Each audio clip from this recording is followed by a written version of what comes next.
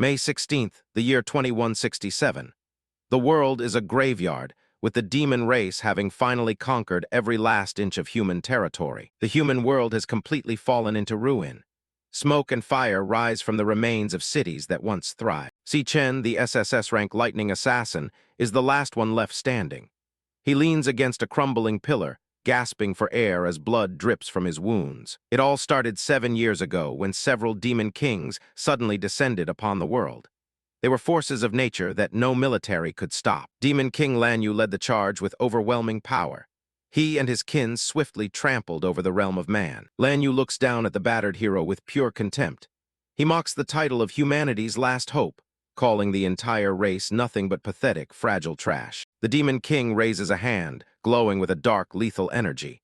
He tells Si Chen it's time to fulfill his only remaining purpose, to die. A sphere of concentrated red power crackles between the demon's claws. The air itself seems to scream from the pressure. Lanyue demands that the assassin become his food and his power. He's ready to swallow the last spark of human resistance. An explosion of red and white light tears through the darkness. The two forces clash in a violent display of energy. Si Chen refuses to be consumed. He grits his teeth, forcing his exhausted body to channel every last drop of mana he has left. He thinks of the faces he'll never see again. His sister, his comrades, his master, all of them were slaughtered by these beasts. The memory of their deaths fuels his final stand. He doesn't care if it's the last thing he does. A blinding light begins to emanate from his chest. He vows to take the Demon King down to hell with him. He screams the name of his suicide move as he ignites his soul. Lightning arches across the sky, turning the night into day. He activates his SSS ultimate skill, Terminus Arc. A massive, devastating sphere of lightning erupts from his position. Lanyue is caught in the epicenter, his expression shifting to pure shock. The demon finds himself paralyzed, unable to escape the blinding surge. Si Chen's body begins to fragment, glowing with an intense white heat. He stares forward with a calm, empty expression as he starts to dissolve. Fragments of his life flash before him like shattered glass. He sees his sister, bloodied and broken in the rain. He remembers the silhouette of his master. It's a lonely, fatting image in the void of his mind. Then a happier memory appears. His parents and his sister when they were still a family. It's a world that feels like a lifetime ago. With his final breath, he whispers that they'll see each other soon.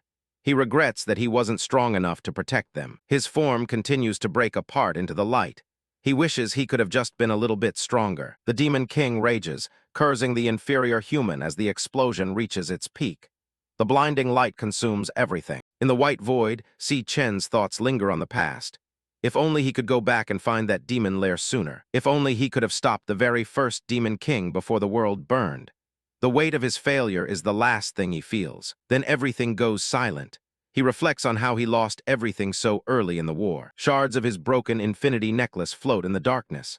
The light of his sacrifice slowly fades away. A single beam of light illuminates a bed in a dark, quiet room. It's a jarring contrast to the battlefield. Si Chen's eyes snap open. He's lying down, a small bandage across the bridge of his nose. He stares blankly at the ceiling, his hands resting on his stomach. He's completely still, as if he's afraid to move. He sits up, his eyes wide with disbelief. He touches his chest, feeling the steady beat of a heart that should have stopped. He looks around the small, sterile room. He's alone, and the sounds of a busy world drift in from the hallway. He slowly walks toward the window, leaning against the frame. He's still wearing a simple collared shirt and bandages on his arms. Outside, students are walking across a sunlit campus. The sign on the building clearly reads, School Infirmary Hospital. He's stunned to see the world intact. All these people are alive, and there's no sign of the demon invasion. He catches his reflection in the mirror, touching the bandage on his nose. It takes him a long time to accept what he's seeing. The realization hits him like a physical blow. He hasn't just survived. He's returned 10 years into the past, back to his university days. Suddenly, a high-pitched digital sound rings in his head. His eyes dart toward the corner of his vision. A system window flickers into existence before him. It announces that the integration for the power of gluttony is complete. A phone on a nearby table displays the date, May 16th, 2157. It's exactly 10 years before the day he died. He stands by the bedside, staring at the phone. He's back before it all began, and this time things will be different. Si Chen is visibly shaken as the realization hits him. He's back 3 years before the descent of Demon Kings, changed everything. 3 years from now, in 2160, the first Demon King named Wrath will descend. It will be the beginning of the end for humanity. It was Wrath who opened the gates of hell, allowing the other Demon Kings to follow him into the human world one by one. That moment was the starting point of the apocalypse. Si Chen remembers the total destruction and the reason he lost everything in his previous life. The memory is a dark shadow over his current surroundings. He looks at his hands, open and trembling with a mix of shock and hope. He is finally back in a time where he can make a difference. A fierce determination burns in his eyes. If he can defeat Wrath, the first one to appear, he can prevent the gates from ever opening and change the future for everyone. A digital notification floats in front of him, announcing that the integration for the power of gluttony is now finished. The white lines of the interface hum with energy. Si Chen stares at the floating window, wondering about this power of gluttony interface. It's been following his every movement ever since he opened his eyes. He reaches out, his palm hovering beneath the glowing digital shards of the interface as he tries to make sense of the situation. His eyes widen as the interface expands, revealing a complex set of windows and data points. He's startled by the sheer amount of information suddenly presented to him. The system displays his stats. Level 1 with all attributes like strength, speed, and spirit balanced at 100. He wonders if these represent his current potential in this new life. He stares intently at the game-like data, his expression unreadable. He's never encountered anything like this system in all his years of fighting demons. In the past, he only relied on his awakened power to survive. He knows that in this world, only 1 in 10,000 people are lucky enough to become an awakener. The school he's currently attending is the National Awakener University, which only recruits those with the potential to awaken. It's an elite institution with high stakes. He remembers his original timeline, where he failed to awaken during his university years.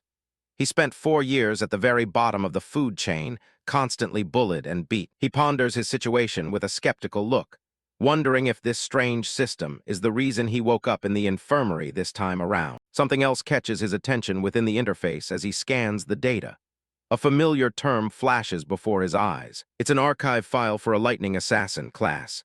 The screen lists powerful abilities like Lightning God and Lightning Blade, which use electricity to paralyze and destroy. He recognizes it immediately as his class from his previous life. He wonders if this is more than just a coincidence. A surge of power begins to flow through his body, much more than he should have at this age. He questions if his past strength was somehow inherited along with his memories. He wonders if he has awakened early this time. A second-class card, the Devourer, appears in the glowing interface. Si Chen decides to test the limits of this new power. The interface displays a switching class message as it begins to process his request. He snaps his fingers to finalize the command. The system hums with a sharp digital sound. Suddenly, a student with glasses bursts into the room, looking surprised. This is Ma Long, a rank E flower chanter. Ma Long rushes to Si Chen's side, relieved that his buddy is finally awake. He frantically asks if his body is feeling okay after the beating he took. Si Chen realizes that he's the only one who can see the system interface floating between them. He reassures Ma Long that he's feeling fine. Ma Long is completely shocked, looking Si Chen up and down. He can't believe that all the injuries from yesterday's beating have already vanished. Ma Long is Si Chen's university roommate. He's always been an anxious type, especially given his low rank. Si Chen reflects on his roommate's past fate. Ma Long was a bottom-tier awakener who died tragically just 3 days after the Demon Kings arrived. Seeing him alive and well right in front of his eyes is a surreal experience. Ma Long adjusts his glasses, convinced that his friend has somehow grown stronger. Si Chen smiles faintly as he takes in the sight of his old friend. In this moment, he truly feels that he has returned to the past. Ma Long reminds him that they can't waste time because tomorrow is the rank test. He insists they get back and start preparing immediately. He drags Si Chen toward the door, emphasizing that the graduation evaluation is crucial even if he hasn't awakened yet. The roommate is full of nervous energy. The sun sets over the National Awakener University, casting a warm glow over the sprawling campus. It's a peaceful scene that feels like a dream. Students are gathered in groups across the campus, chatting and practicing their minor abilities. It's a lively environment filled with normal life. On the training field, a student demonstrates his strength by kicking a ball with such force that it creates a shockwave. Si Chen watches, taking it all in. Si Chen walks through the crowd, admitting to himself that it's been a very long time since he's seen so many living people.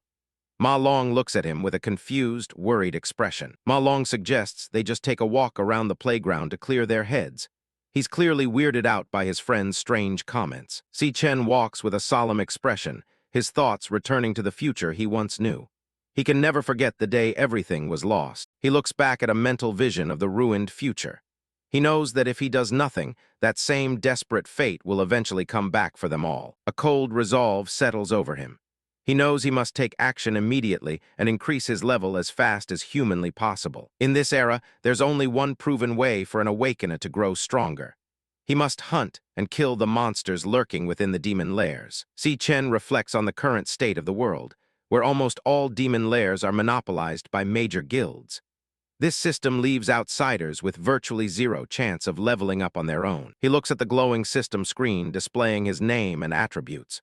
If these are indeed his current stats, he wonders how he measures up against other awakeners and the monsters he'll face. To regulate the distribution of power, the government has classified both awakeners and monsters into ranks. The hierarchy goes from S at the highest down through A, B, C, D, and E at the lowest. He notes that the vast majority of students at the university never progress past E rank. Only the occasional genius or those with substantial guild backing manage to reach D rank. Although he can estimate his strength based on his memories, he wonders what official rank he would be assigned today. The question of his current potential lingers as he walks. Si Chen glances at Ma Long, who is looking at him with a confused and curious expression. He is confident that his own power is already far beyond that of his roommate. Without warning, a soccer ball streaks through the air and strikes Ma Long directly in the face with a sickening thud. The impact is forceful enough to send the boy reeling. Ma Long collapses onto the ground, his glasses shattered and blood spilling from his nose. He groans in pain, clutching his face while the world around him blurs. A group of students watches from the nearby stairs, their laughter ringing across the courtyard. One of them shouts out, mockingly identifying Si Chen and Ma Long. The leader of the group is Gong Cheng, a muscular student with a buzz cut and dog tags hanging from his neck. He leans back with a smug grin, nodding that the two of them recovered surprisingly fast. Ma Long looks up at the group in pure terror, the realization of who they've encountered sinking in. He stammers about their terrible luck as he recognizes Gong Cheng. Si Chen remains silent, his back to the camera as he stares at the bullies. He recognizes these faces from his past, the ones who made his university life a living hell. Gong Cheng laughs, boasting to his friends that he knew these two were tough enough to handle a little fun. His eyes are fixed on the pair below with predatory interest. His tone turns sharp as he demands to know why they didn't bring him any drinks when they knew he'd be playing ball here. He expects absolute submission from those he deems weaker. Panic-stricken, Ma Long immediately begins to apologize, his voice shaking. He offers to run and buy the drinks for them right now, just to avoid further violence. Si Chen steps forward, his eyes burning with a cold fire as he tells Ma Long that he isn't the one at fault. He looks directly at Gong Cheng, refusing to back down. Chap 2, Gong Cheng watches from his seat on the stairs, surrounded by his laughing lackeys. He enjoys the feeling of power that comes from intimidating others. He repeats his comment about their fast recovery, his words dripping with a malicious edge. He's clearly looking for an excuse to start another fight. Ma Long is still trembling, his face a mask of fear as he laments their bad luck. He's already defeated in his own mind, conditioned by years of abuse. Si Chen doesn't look away from the group sitting above them. He knows exactly what kind of people they are and what they are capable of. Gong Cheng smirks at his companions, reaffirming his belief that these two are the perfect targets. He treats their suffering as nothing more than a source of entertainment. Si Chen's red eyes glow intensely as memories of the past begin to surface. The sight of Gong Cheng triggers a flood of dark, buried images from his previous life. A traumatic memory flashes back. Si Chen is underwater, bubbles rising as he struggles to breathe.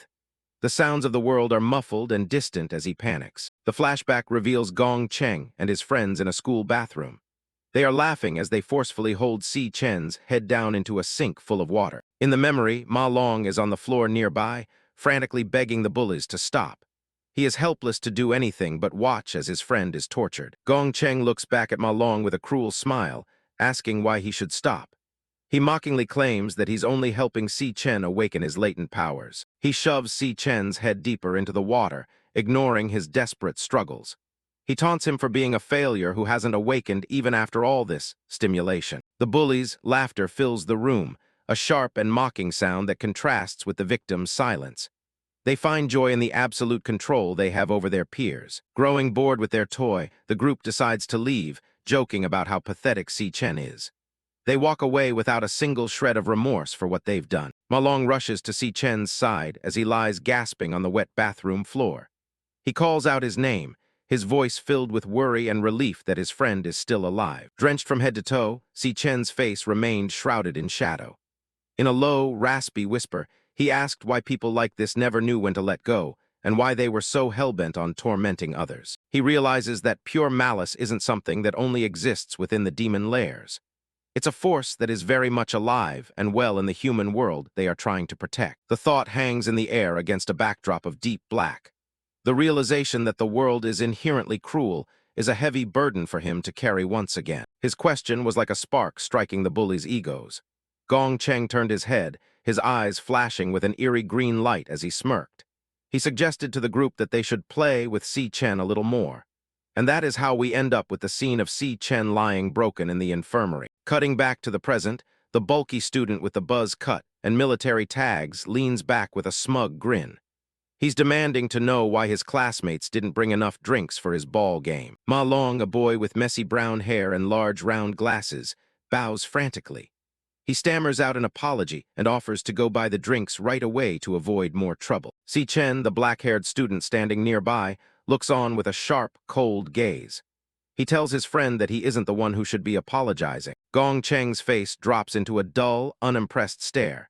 He can't quite believe what he just heard from someone he considers a nobody. Ma Long is visibly sweating, his eyes wide behind his glasses. He's terrified that Si Chen's sudden backbone is going to get them both into a world of pain. Gong Cheng steps forward, his body glowing with a sickly green energy as he activates his E-rank flower warrior ability. His arms transform into rough, bark-like wood, crackling with a primitive power. Si Chen's eyes flash a dangerous red as he focuses on his opponent. He doesn't look intimidated by the supernatural display at all. Gong Cheng is the type who only picks on the weak because his older brother is the student council president. He stands tall, showing off his transformed limbs to the gathering crowd of students. Despite his big talk, Gong Cheng's own abilities aren't actually that impressive compared to a true warrior. He starts walking towards Si Chen, ready to make a brutal example of him. The surrounding students start whispering, anticipating the usual beatdown. They fully expect Gong Cheng to stomp the two most useless guys in the school. It looks like a total mismatch. A low-rank awakener facing off against a weakling and a guy who hasn't even awakened yet. The onlookers can already see the outcome in their heads. Gong Cheng looms over Si Chen, his shadow stretching across the ground. The difference in their physical builds is massive, but Si Chen doesn't move an inch. Gong Cheng tilts his head back, glaring down at Si Chen with pure arrogance. He asks what exactly he just said, daring him to repeat it to his face. Si Chen looks him straight in the eye, his expression flat and unimpressed. He tells the bully simply not to come bother them ever again. That's all the excuse Gong Cheng needs to snap. He swings a massive, wood-armored fist towards Si Chen's head, determined to put the unawakened loser back in his place. A loud crack echoed across the court as the punch connected, but not with its intended target. Si Chen punched straight into the giant, wood-armored fist, stopping it dead in its tracks. A counterattack that was on a whole different level, executed with the ultimate cool of a young man. The impact sent a jolt of pain through the bully, forcing him to stumble back in agony. The crowd is stunned into silence, their eyes popping at the sight. No one can believe that an unawakened nobody just blocked a direct hit from Gong Cheng. Si Chen stands his ground, looking completely unfazed by the exchange. He watches the bully struggle to find his footing, his mind already calculating the next move. Gong Cheng's face twists in rage, unable to accept that he was just pushed back.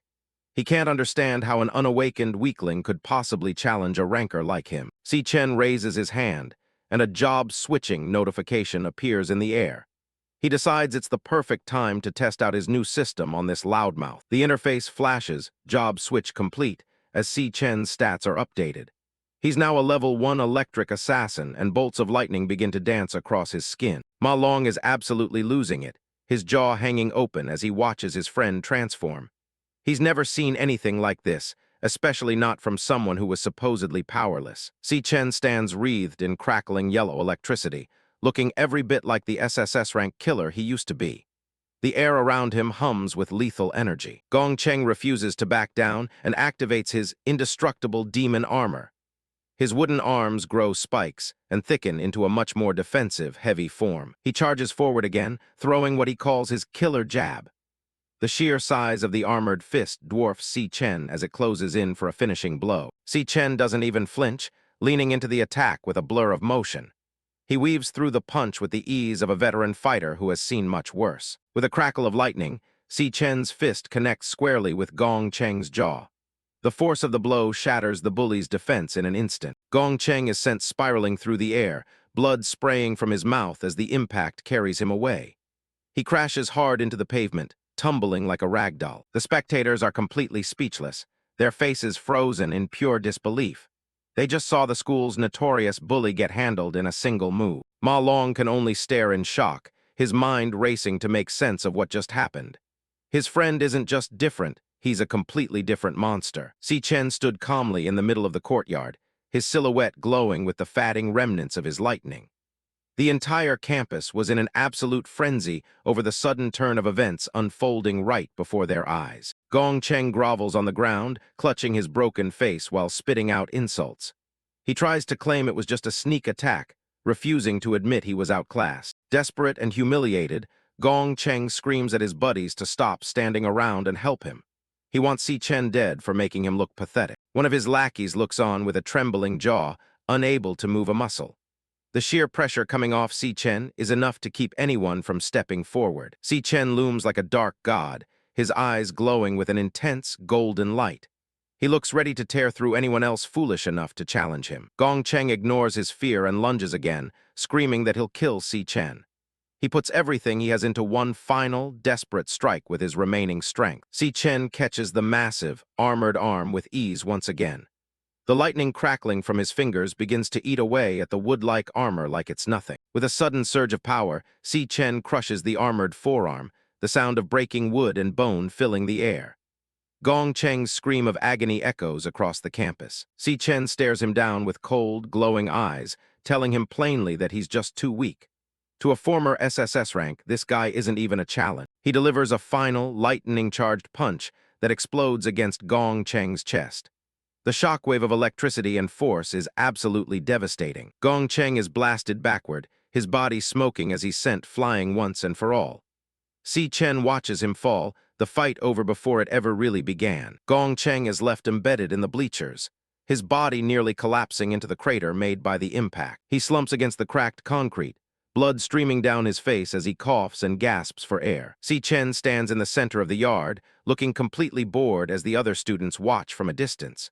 Ma Long can only kneel nearby, stunned by the sudden display of power. Ma Long's brain is struggling to process what he just saw, his eyes wide and sweat pouring down his face. Si Chen stares at the blood on his knuckles, his expression as cold as ice. Ma Long can't help but wonder when his friend became such a monster. Si Chen scans his system window, nodding his level and flat stats of 100 across the board.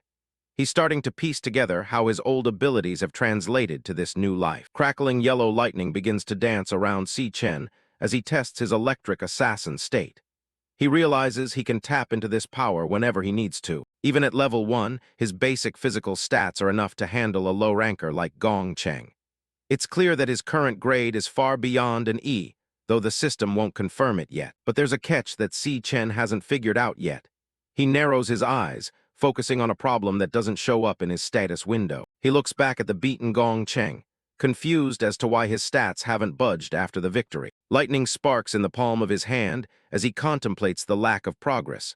Something about the way he's gaining power in this timeline is different. Ma Long and the others are in a state of pure panic, yelling for Si Chen to stop before things get even worse. Si Chen doesn't listen, grabbing a terrified Gong Cheng by the throat while bolts of electricity arc across his arm. His eyes glow with a lethal, yellow light as he wonders if the method for gaining experience is the same as in his past. He raises a fist, the air humming with high-voltage energy as he prepares to deliver another brutal blow. A woman in a sharp blazer and black skirt approaches, her heels clicking against the pavement as she calls out to him. Lanyue, the vice president of the student council, steps in with a playful but firm smile.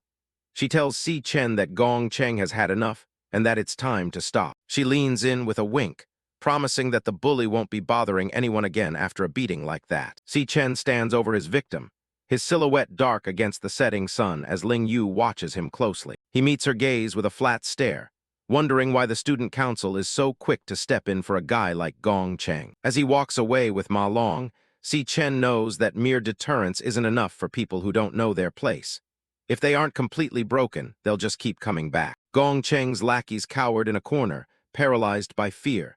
They didn't even dare to look Si Chen in the eye, whispering to each other about how terrifying his expression was. Ma Long hurries after him, still trying to wrap his head around the fact that the school's biggest loser just became its most dangerous student. Lanyue stays behind, her purple eyes fixed on Si Chen's back with a look of genuine curiosity. Later that night, the campus of the men's dormitory falls into a quiet, uneasy calm. Inside their room, Ma Long is practically vibrating with excitement, shouting about how Si Chen has finally awakened. He tells their other roommates that the school gangs are going to think twice before messing with them now. Xiang Zhuo, a roommate with an undercut and a bad attitude, listens with a look of pure boredom. He pokes Ma Long in the head, mocking the idea of an awakener needing to do basic cardio in the rain. Across the room, Xiang doesn't even look up from his computer, convinced that Ma Long has finally lost his mind. Xiang Zhu reminds them that they're all in this bottom-tier dorm for a reason.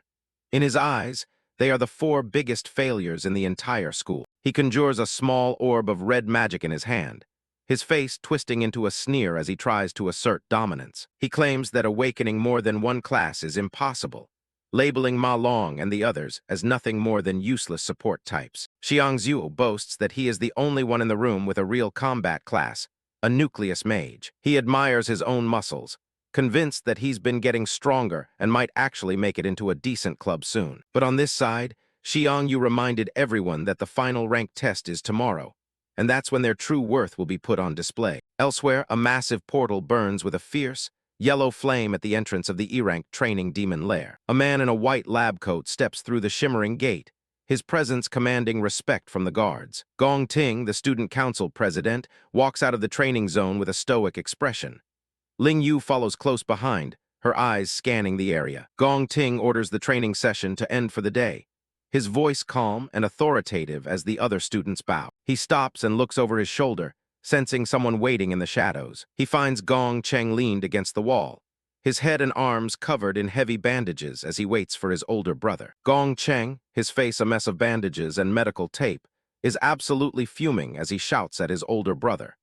He can't stand the humiliation and demands that Gong Ting take care of the guy who did this to him. Gong Ting remains perfectly stoic, his eyes fixed on some distant point while his brother rants about how he was bullied in front of everyone. After a long silence, Gong Ting's yellow eyes narrow as he gives a simple, cold response, promising to handle the situation personally. The sharp blade of a steak knife glides effortlessly through a thick, rare piece of meat, the juice pooling on the white porcelain plate. Gong Ting and Lanyue are seated at a long, candle-lit dining table in a room that screams old-school wealth.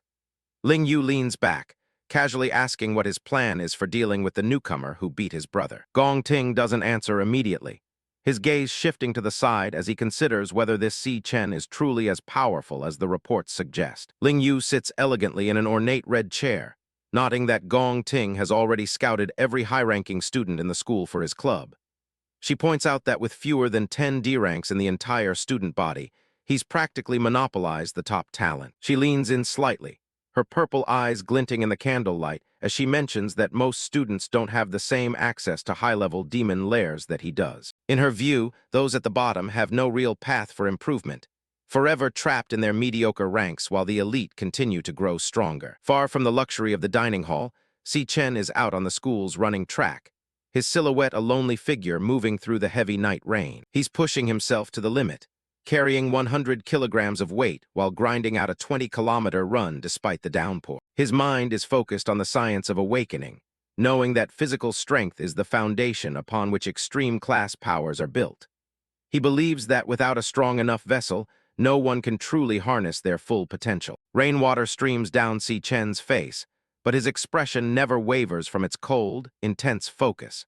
He knows that his current level of training is still nowhere near what he needs to face the horrors of the future. His thoughts drift back to the year 2160, a time of utter despair when the Demon King known as Wrath emerged from the demon lair to bring ruin to the world. In his memory, the sky is a hellish shade of red, filled with the massive, writhing tentacles of the Demon King as it begins its slaughter of humanity. The most painful memory is of his sister, Si Chen, lying lifeless in his arms under a gray, rain-slicked sky.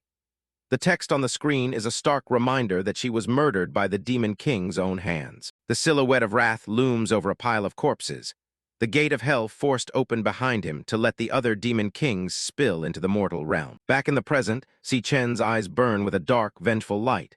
He has set a singular, absolute goal for this first stage of his new life. A demonic, star-marked eye stares back from the darkness of his memory, representing the monster that took everything from him. His mission is clear. He must kill Wrath. He calculates the time he has left, knowing that there are only 3 years before the Demon King's descent. He has to grow faster than the monster if he wants to change history. Suddenly, the vibration of a phone breaks his concentration, and he looks down to see a name on the screen that shouldn't be there. The caller ID shows a picture of a smiling Si Chen, her hair in pigtails, with the text "incoming call" flashing brightly against the dark, rainy background. Si Chen puts in his earpiece, his hand trembling slightly as he answers the call from the sister he thought he'd lost forever. Si Chen's voice is energetic and loud, immediately complaining about how many times he called her today. Si Chen stands motionless in the middle of the track, listening to her voice like it's a miracle. She excitedly tells him about a competition she's entered, hoping that winning the prize money will finally solve their problems with the rent. Si Chen closes his eyes, his internal monologue revealing how many times he prayed to the heavens in his past life for a chance to start over and save her. Si Chen notices the silence and asks if it's raining on his end, her playful voice a sharp contrast to the cold reality of the stormy night. A small, sad smile touches Si Chen's lips as tears begin to mix with the rain on his cheeks.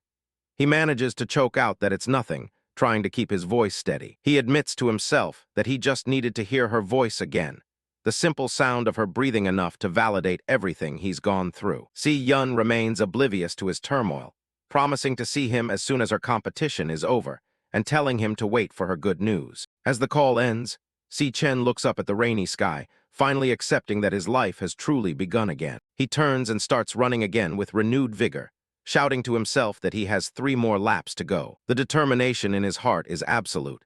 He will become stronger than anyone at any cost to protect the sister he has been given back. 8 hours have passed since his return to the past, and Si Chen finally makes it back to the quiet, dark dormitory where his roommates are fast asleep. He stands under a hot shower, the steam filling the small bathroom as he tries to get used to the feel of his younger, less battle-hardened body. After drying off, he wraps himself in a dark robe and begins to contemplate the biggest obstacle in his path to power. He sits on the edge of his bed, well aware that leveling up in this era is controlled by the powerful guilds who monopolize the demon lairs. Lying back on his pillow, he stares at the ceiling, wondering how a low-rank student like him can even get close to the monsters he needs to hunt for experience. As he drifts into a light sleep, his thoughts turn to the one ability that could bypass all the rules of this world: the power of gluttony. The screen fades to black as a digital interface begins to manifest in the void of his mind, the words "system booting" appearing in red. A loading bar slowly fills up,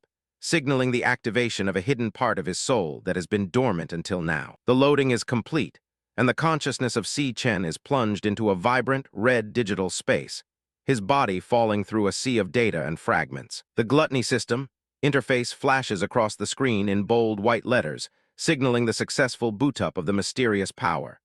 In the background, Si Chen is a tiny, falling figure against the glowing pink gradient of his subconscious mind. As he accelerated through the void, Si Chen's face was filled with shock, his body tensing up in preparation for the unknown transition. The wind from his descent shrieked past him as the digital space began to solidify. He lands with a dynamic crouch, dark energy splashing up from the ground like liquid fire around his legs. The impact sends a shockwave through the thick red mist that blankets the floor of this strange dimension. A colossal, thorn-covered pillar rises from a sea of blood-red water, its jagged peak lost in the swirling purple clouds far above. Si Chen stands at its base, a small black silhouette completely isolated in the middle of this vast, nightmarish landscape. Si Chen looks around in disbelief, his brow furrowed as he tries to piece together how he traveled from his bed to this hellish space. He stands in his dark robe, his red eyes scanning the unfamiliar horizon for any sign of life or an exit. Cutting back to the reality of the dormitory, the roommates wake up to find Si Chen's bed empty once again. Ma Long adjusts his glasses and awkwardly suggests to the others that Si Chen must have headed out for another one of his grueling runs. Si Chen woke up in the middle of a pitch-black void. One moment he was fast asleep in his dormitory, and the next, he found himself plummeting through an endless darkness. He sticks the landing on a vast, blood-red sea. Behind him, a massive, jagged tower of bone and stone pierces the crimson sky. He looks around in total confusion. He was just in his bed a second ago, and now he's standing in a nightmare. The tower looms over him, its surface covered in twisted, demonic carvings. He wonders what kind of place he's stumbled into. Suddenly, something stirs beneath the red waves. A pair of skeletal, pale creatures crawl out of the water, eyes fixed on him. The system identifies them as death hounds. They're only E-rank, but they look hungry enough to rip a man apart in seconds. A screen pops up. The system is switching his class. Yellow lightning begins to spark and coil around his hands. The switch is complete. Si Chen is now a level 1 lightning assassin, and he's not waiting around to see what the hounds do next. The monsters lunge at him from all sides. They're fast, but the lightning surging through his body makes him faster. Si Chen blurs into a streak of electricity. He cuts through the air, leaving nothing but a yellow trail and a dead hound behind him. A fist connects with a hound's skull, shattering it into pieces. A notification confirms he's already picking up loot from the kills. He keeps moving, a whirlwind of strikes and electric shocks. Even with his low level, these monsters can't even touch his clothes. One more strike and the last hound falls. For Si Chen, dealing with E-rank fodder like this is basically child's play. He watches the blood drip from his hands. The smell, the texture, it's too vivid to be a dream. A golden light washes over him as he levels up. He realizes that this place isn't just real, it's a literal goldmine for experience points. His stats jump by 5 points across the board. The feeling of power returning to his body is intoxicating. A grin spreads across his face. He's basically found a secret dungeon that he can farm all by himself. The ground trembles as a massive shadow falls over him. It's an E-rank boss, the Death Forest King. The beast lets out a roar that sends a blast of energy forward. Si Chen doesn't flinch. He's ready to see how far he can push himself. He dodges the attack and delivers a series of lightning-fast counters. Each hit drains the boss's health, and the experience points start rolling in. The boss goes down, and another golden light signals his third level up. He's climbing the ranks faster than anyone in history. The victory screen pops up, showing off his new loot. He's got fangs, crystals, and a whole lot of progress. He checks his status window again. Level 3 in just a few minutes. At this rate, he'll be a monster in no time. He stands over the massive corpse of the boss. Suddenly, a bright red tag appears over the body. Devourable. Si Chen stares at the notification, his eyes narrowing. He's never seen a prompt like this before. He wonders if this is a unique part of the system he's awakened. He reaches out his hand, and a strange, pulsing energy begins to glow. His eyes flare with a sinister red light. He thinks back to the legend of the power of gluttony. A violent vortex of dark energy erupts from his palm. It latches onto the boss's corpse and begins to tear it apart from the inside. The entire monster is sucked into the vortex, condensing down into a single point of light in his fist. The process is finished, and a blue hologram card appears in front of him. It's the Death Forest King, condensed into a usable form. He realizes he can actually take the powers of his enemies and turn them into his own classes. His eyes widen as he reads the card's description. The ability it gives him is beyond anything a normal human should have. A vision of Demon King Lanyue flashes through his mind.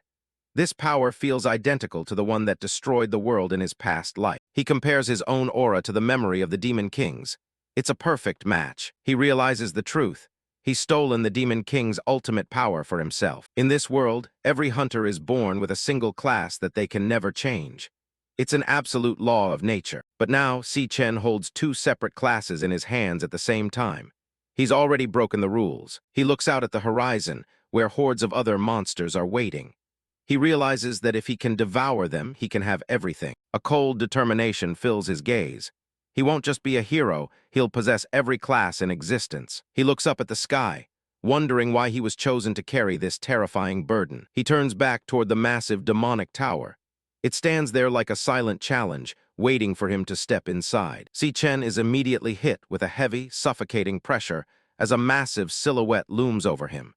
He can barely stand under the weight of the raw power radiating from the figure. He looks up, sweating, as he realizes he's outclassed. He wonders what could possibly be generating this much killing intent in a place like this. A towering figure in tattered robes emerges from a burst of purple flames. It tells him that it's been waiting a long time for his arrival. The system identifies the entity as Purgatory Rakshasa. The name itself is glitched, a chaotic mess of data that hints at its true, terrifying nature. A massive shockwave tears through the air as the two clash. The government's ranking system flashes in his mind. This thing is a world-class threat. Si Chen is sent tumbling back as the Rakshasa attacks with blinding speed. He barely manages to get a hand down to steady himself as blood spatters the ground. He clenches his teeth, lightning sparking around his fist.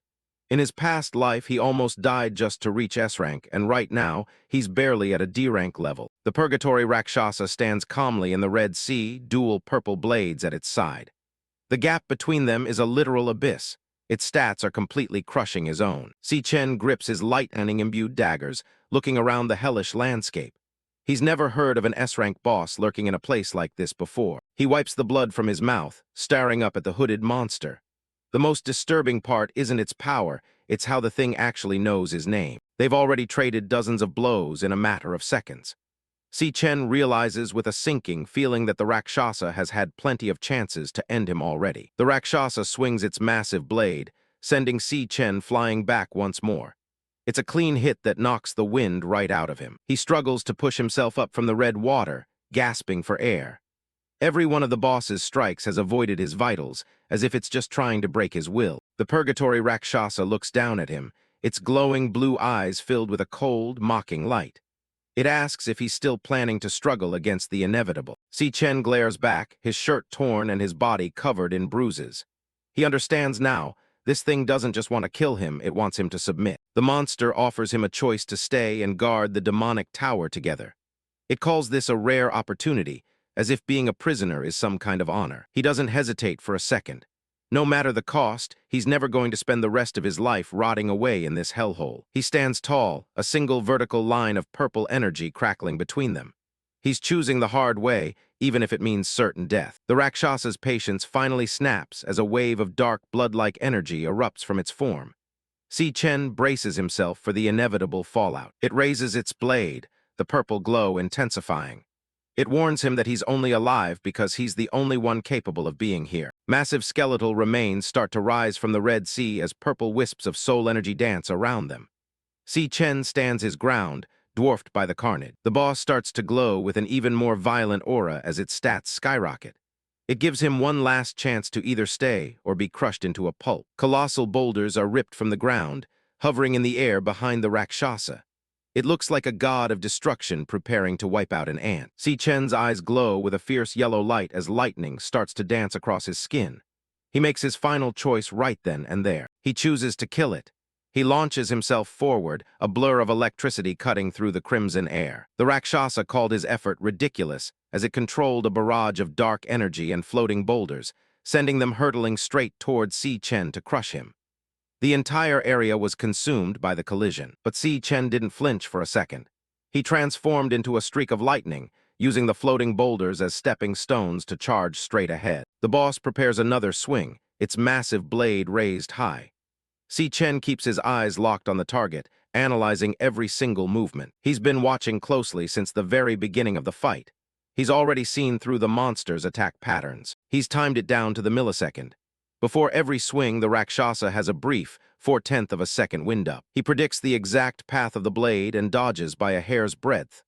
The massive weapon misses him completely, crashing into the ground behind him. More importantly, he's spotted a second flaw, a 2/10 of a second recovery lag after every strike. That's all the opening he needs. The Purgatory Rakshasa is momentarily defenseless. Si Chen leans in, lightning gathering in his palm for a final, desperate strike. He unleashes his lightning blade, a focused burst of electricity aimed straight for the boss's heart. He knows a D-rank can't kill an S-rank, but that's not his goal. The strike connects, and a paralyzed status icon flashes over the boss. This full power burst should be enough to hold it in place for just a few precious seconds. Si Chen activates his ultimate movement skill, Lightning God. It infuses his entire body with electricity, boosting his movement speed by 10 times. These few seconds of paralysis are his only chance to escape. He turns into a bolt of pure lightning, streaking across the Red Sea. He's been scanning the area during the entire battle. He heads straight for the only light source in this dark dimension. He reaches out a hand, his fingers almost touching the glowing exit portal. This is it. He's finally out of here. But just as he's about to pass through, the light source completely vanishes. He's left suspended in midair, a look of pure shock on his face. The Rakshasa looms behind him as the purple energy flares up again. It tells him that the exit was just an illusion it left behind. The monster's terrifying form towers over him once more, its eyes glowing with newfound interest. It's impressed that he could find the flaws in its attacks so quickly. Purgatory Rakshasa stands tall, its form wreathed in violet soul fire. It looks down at the human, acknowledging that he is the one who can finally bring hope to this void. The boss's voice resonates through the empty space, repeating the conviction that Si Chen is the hope it has been waiting for. Si Chen stares back, a cold sweat breaking on his brow. He recognizes this monstrous appearance.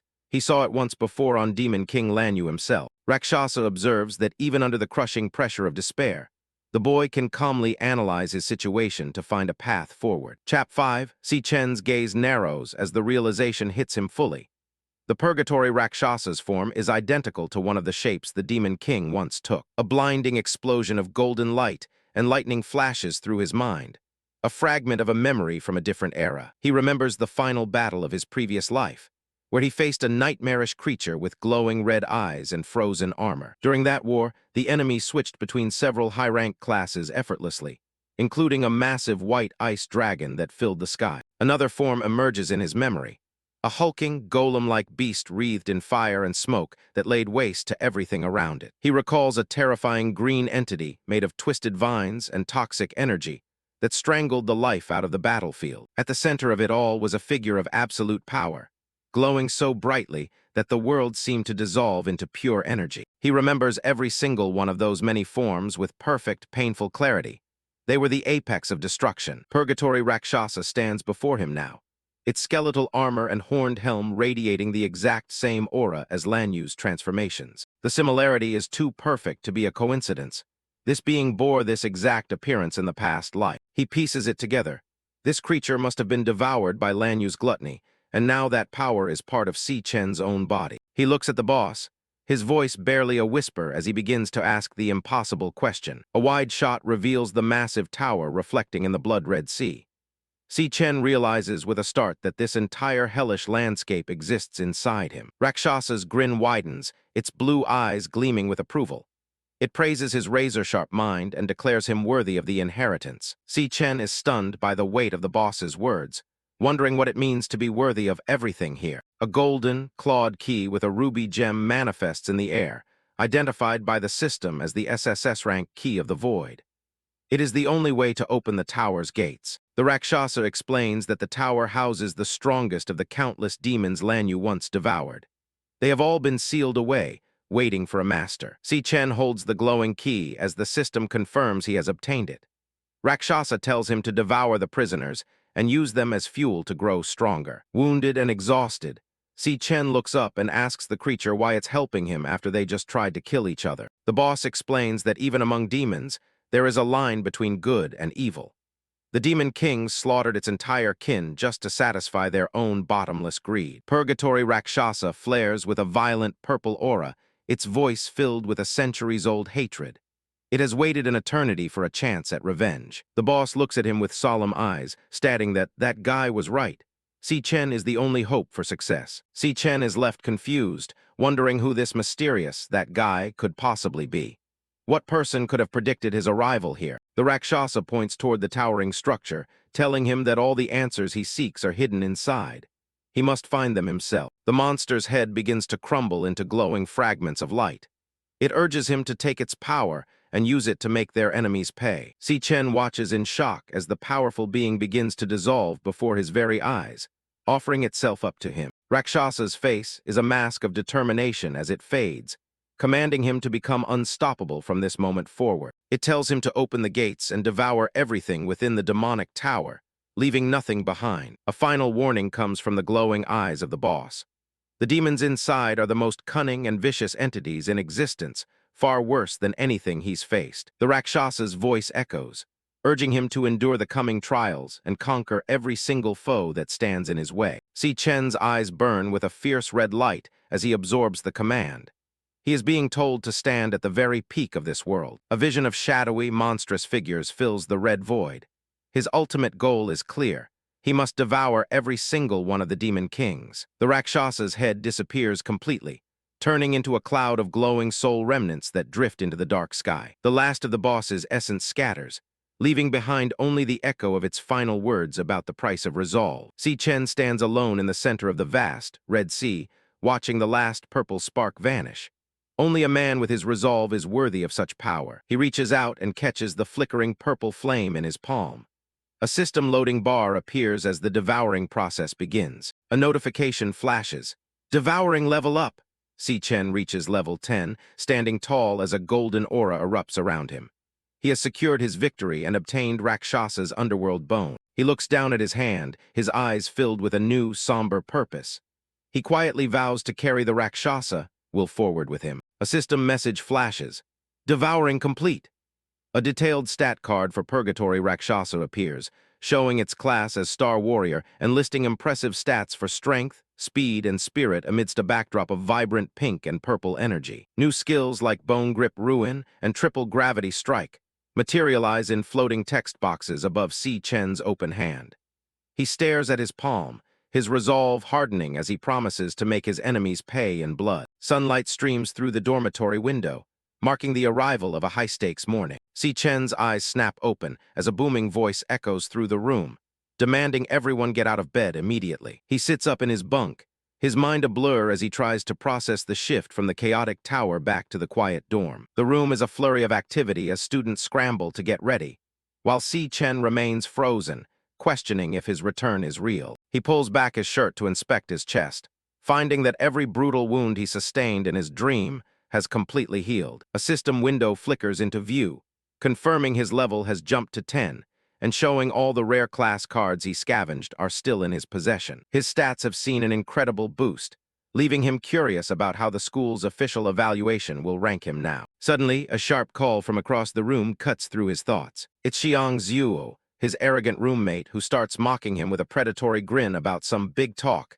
he supposedly gave last night. Ma Long watches from the side, looking visibly nervous as the tension between the roommates begins to spike. Xiang Zhu leans in with a wide-eyed, crazed expression, challenging Si Chen to try and take his spot as the top dog of the dormitory. Si Chen just stares back with a cold, unwavering gaze, his eyes flashing with a hidden power. Later, on the way to the ceremony, Xiang Zhu casually munches on a snack while leading the group down the steps. He reminds the others that even though they're all E-ranks, the hierarchy between them is set in stone. He brags about his mid-E-rank status, looking down on low tiers like they're beneath his notice. A mental comparison chart illustrates the massive gulf in power between each tier, fueling his ego. He scoffs at the possibility of Si Chen improving and runs off with a cocky laugh to find a spot for the test. Ma Long leans in, encouraging Si Chen to aim for D-rank and really give their roommate a shock. Si Chen remains calm, his focus directed ahead as they approach the center of campus. They join the massive crowd of students flowing toward the main evaluation grounds. Xiang Zhu looks back,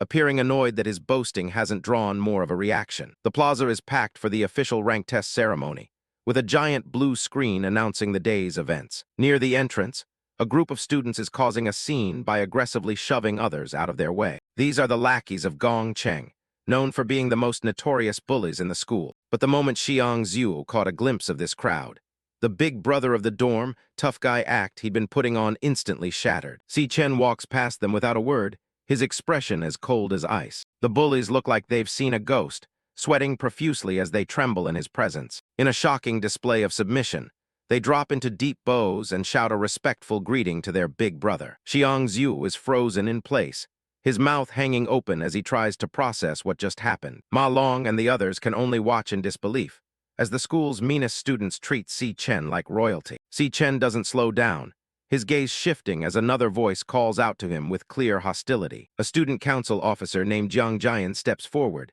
sporting a smug smile and a loud, floral shirt. He mentions an incident from the day before, making it clear he's here to remind Si Chen of his place. The surrounding students start to panic, recognizing the high-ranking officer in their midst. Xiang Zhu and Ma Long whisper among themselves, terrified of Jiang Jian's reputation as a D-rank powerhouse. The air feels heavy with pressure as the officer closes the distance between them. Jiang Jian leans in, claiming his sense of smell is sharp enough to detect a true powerhouse from miles away. He gets right in Si Chen's face, his expression twisting into pure contempt as he continues his taunt. He repeats his boast about smelling true strength, making sure everyone around can hear him. Then he drops the insult, telling Si Chen that all he smells is the sour stench of a permanent bottom feeder. Si Chen doesn't flinch, looking him dead in the eye and asking if he's some kind of dog. The officer's smug mask shatters instantly, his face turning red with explosive rage at the insult. A voice rang out, stopping Jiang Jian in his tracks before the confrontation could escalate any further. Gong Ting, the student council president,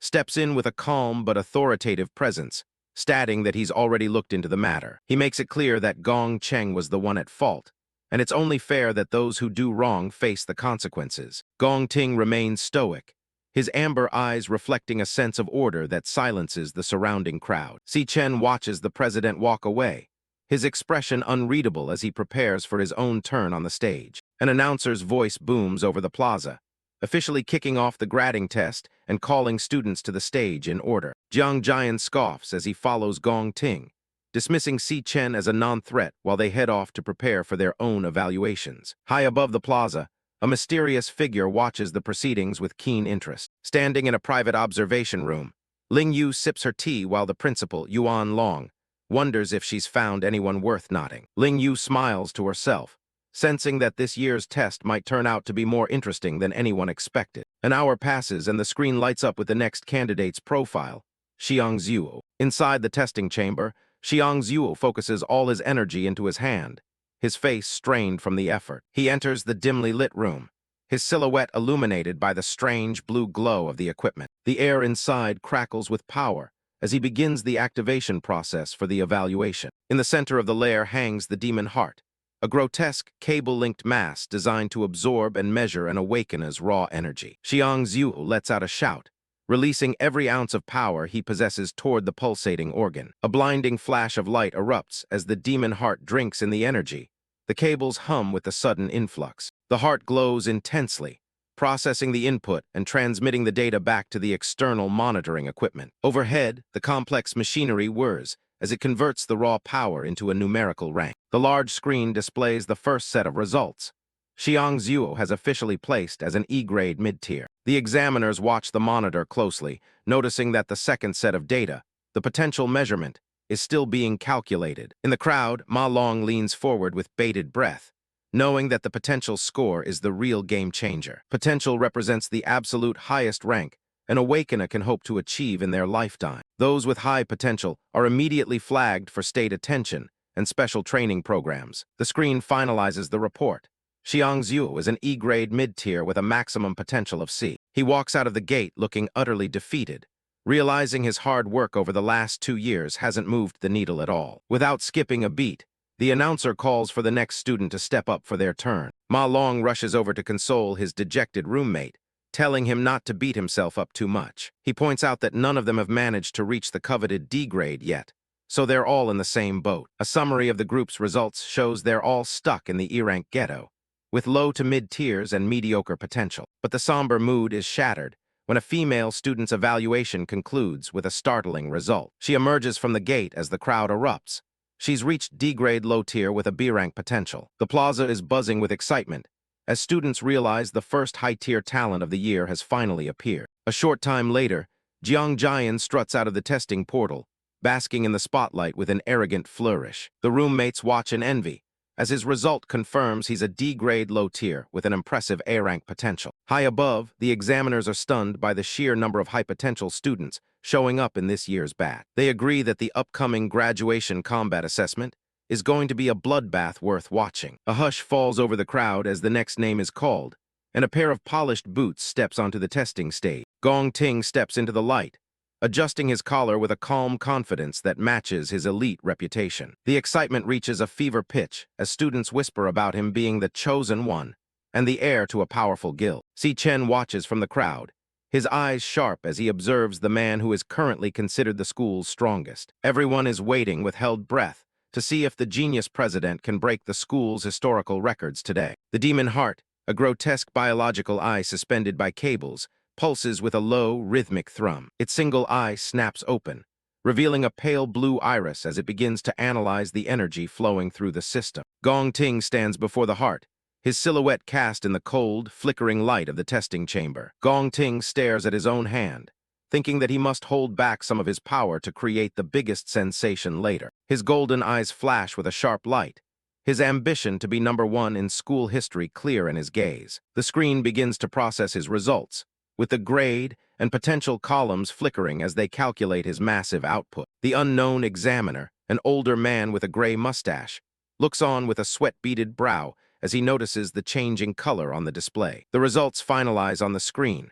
Gong Ting has achieved a D-grade high-tier rank with an unbelievable S-rank potential. A roar of disbelief and excitement erupts from the crowd as this rank flashes brightly, signaling a talent level never seen before. Jiang Jian and other students scream in pure shock, chanting "Long live the president," as they witness what they believe is a historic moment. Ma Long stares at the screen with his jaw dropped, unable to believe that their school has actually produced an S-rank potential user. The examiners are equally stunned, discussing whether they should report this directly to their superiors. The crowd continues to cheer, with many students realizing that Gong Ting will now be considered a national treasure and protected by the state. Gong Ting steps away from the stage, a faint, knowing smirk on his face as he hears the news of his Imperial Guild lineage being mentioned. From the high observation deck, Yuan Long and Lingyu look down at the bustling plaza, noting the sheer number of talents appearing this year. Yuan Long, the National Awakener University principal,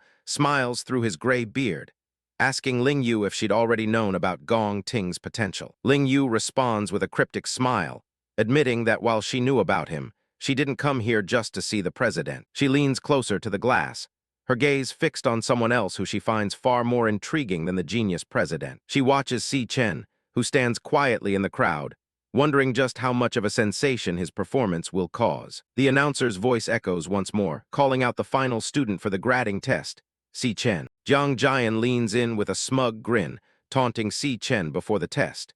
He tells him he'd better bring some actual honor back to their dorm for once. The taunts keep coming, with Jiang Jian demanding that Si Chen doesn't embarrass them all with another pathetic low E-rank result. He breaks out into a loud, mocking laugh.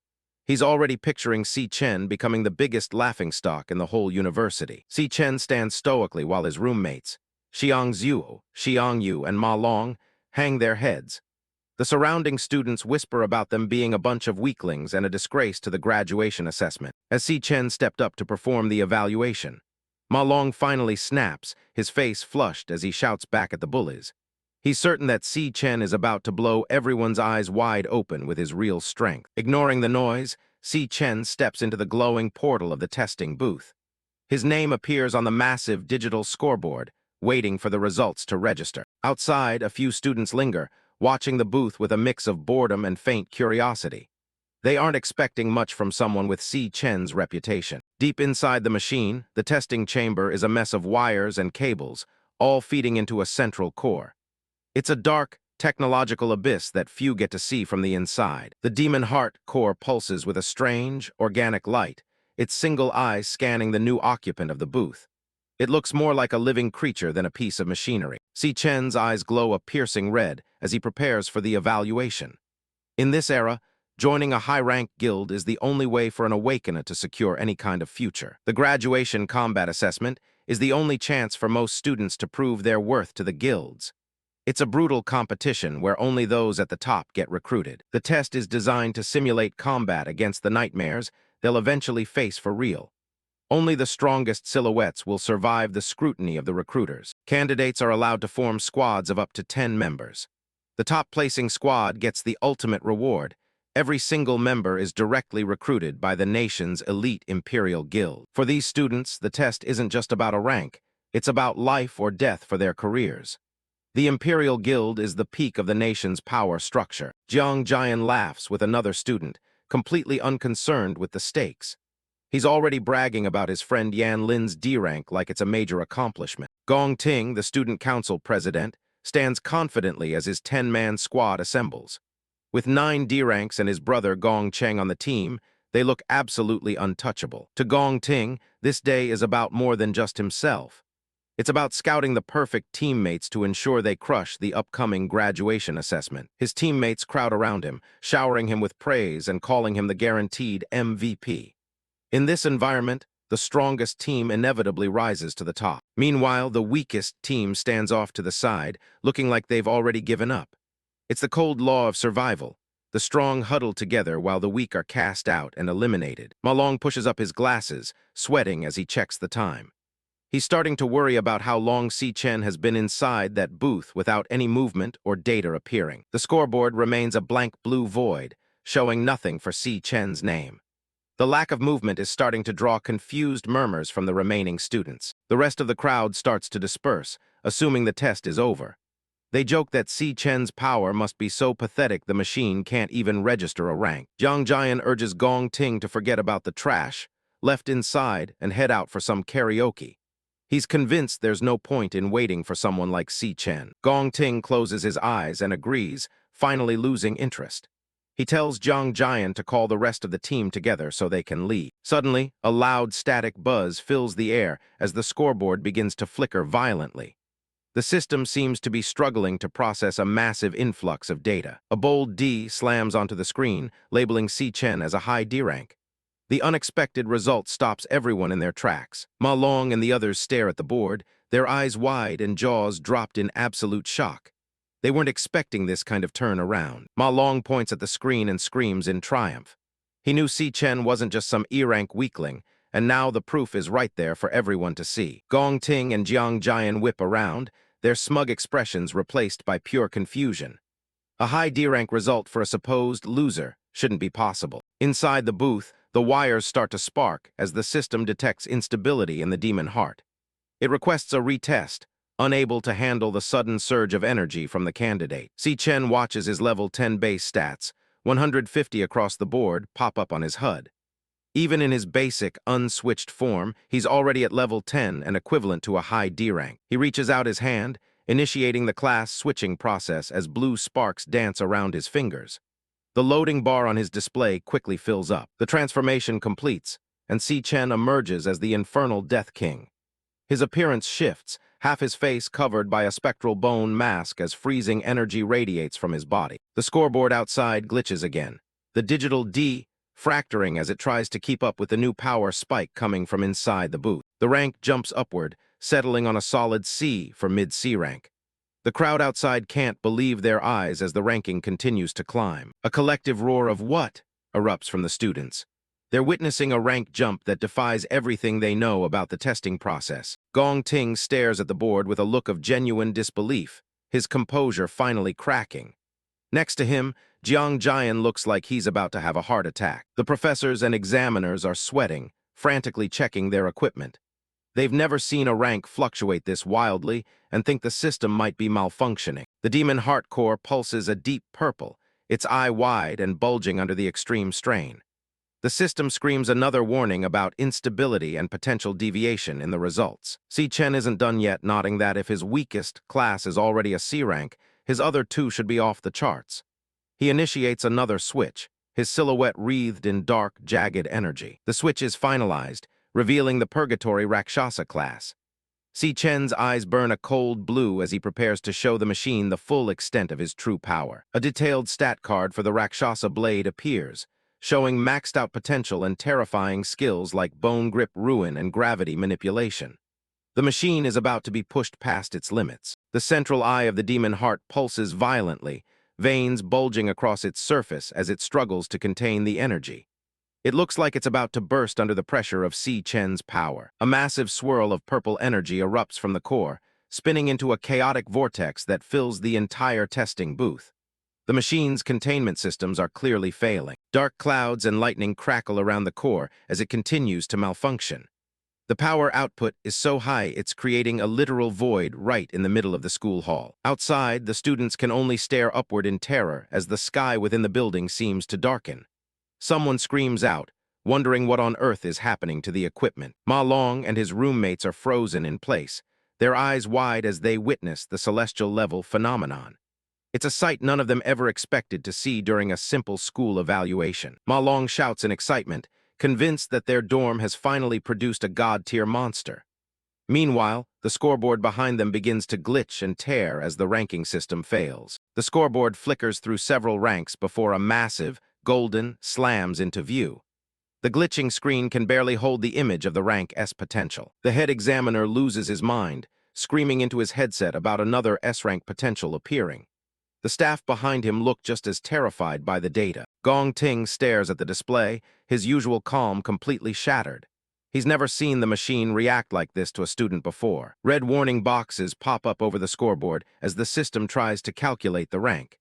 It's clear that the energy level has already bypassed the machine's upper limits. The rank display breaks apart into a mess of pixels as the system error messages become more frequent. The power surge is completely off the charts. A final notification appears. The potential value is undetectable. The machine has officially exceeded its maximum load and can no longer process the test. Jiang Jian let out a horrified scream as the system entered a state of total collapse. His eyes were practically bulging out of his head from the sheer panic. With a deafening roar, the testing booth explodes in a pillar of fire and smoke. The blast sends shockwaves through the hall, throwing everyone back. The examiners scramble through the smoke, shouting for everyone to get back while they try to find Si Chen. They're terrified that the student might have been caught in the explosion. Lightning continued to arc across the space around the destroyed machinery. The head examiner rushed headlong into the wreckage to search for Si Chen, hoping that the student was still all right. The head examiner stares into the center of the machine, his face pale as he realizes what's happened. He can't believe his eyes as he checks the condition of the core. The demon heart has become a shriveled, gray husk, completely drained of life and energy. It looks more like a piece of burnt coal than a high-tech core. While the examiners are preoccupied with the wreckage, Si Chen quietly walks out from the smoke. He looks entirely unharmed, his expression as calm as ever. He glances back, thinking to himself that he might have pushed a bit too hard and accidentally choked the machine to death. But he doesn't seem to regret it one bit. A system message confirms that the devouring is complete. He's obtained the exquisite demon heart, a ranka item that lets him perceive the power ranks of everything within a 100-meter radius. The school hall is still a mess of sparks and debris as the staff try to regain control. Si Chen stands in the middle of it all, hidden by the shadows. He activates the newly acquired item, and his left eye begins to glow with a brilliant teal light. He's ready to test out his new vision on the crowd. Green hexagons appear over the heads of the students, labeling almost everyone as high E-rank. Si Chen notes how convenient it is to finally see the true strength of those around him. He scans the room, his glowing eyes shifting from person to person. He's looking for anyone who might actually be a threat in the upcoming assessment. His gaze lands on Gong Ting, and a pink hexagon reveals his real strength, mid-C rank. Si Chen scoffs, thinking that even the student council president's hidden power is mediocre at best. The examiners announce that due to the sudden death of the demon heart, all testing must be suspended for the day. They tell the remaining students to return tomorrow when a new device is ready. The staff begins ushering everyone out of the building. They explain that Si Chen's earlier rank jump was likely just a system error caused by the machine's impending failure. Ma Long and the other roommates swarm Si Chen, Chibe style, as they celebrate his survival. Si Chen just looks tired and tells them he wants to go back to the dorm. Jiang Jian watches them from behind, his face tight with anger. He's convinced that there's no way a loser like Si Chen could have actually reached C rank or S rank potential. Jiang Jian stomps over and starts screaming in Si Chen's face.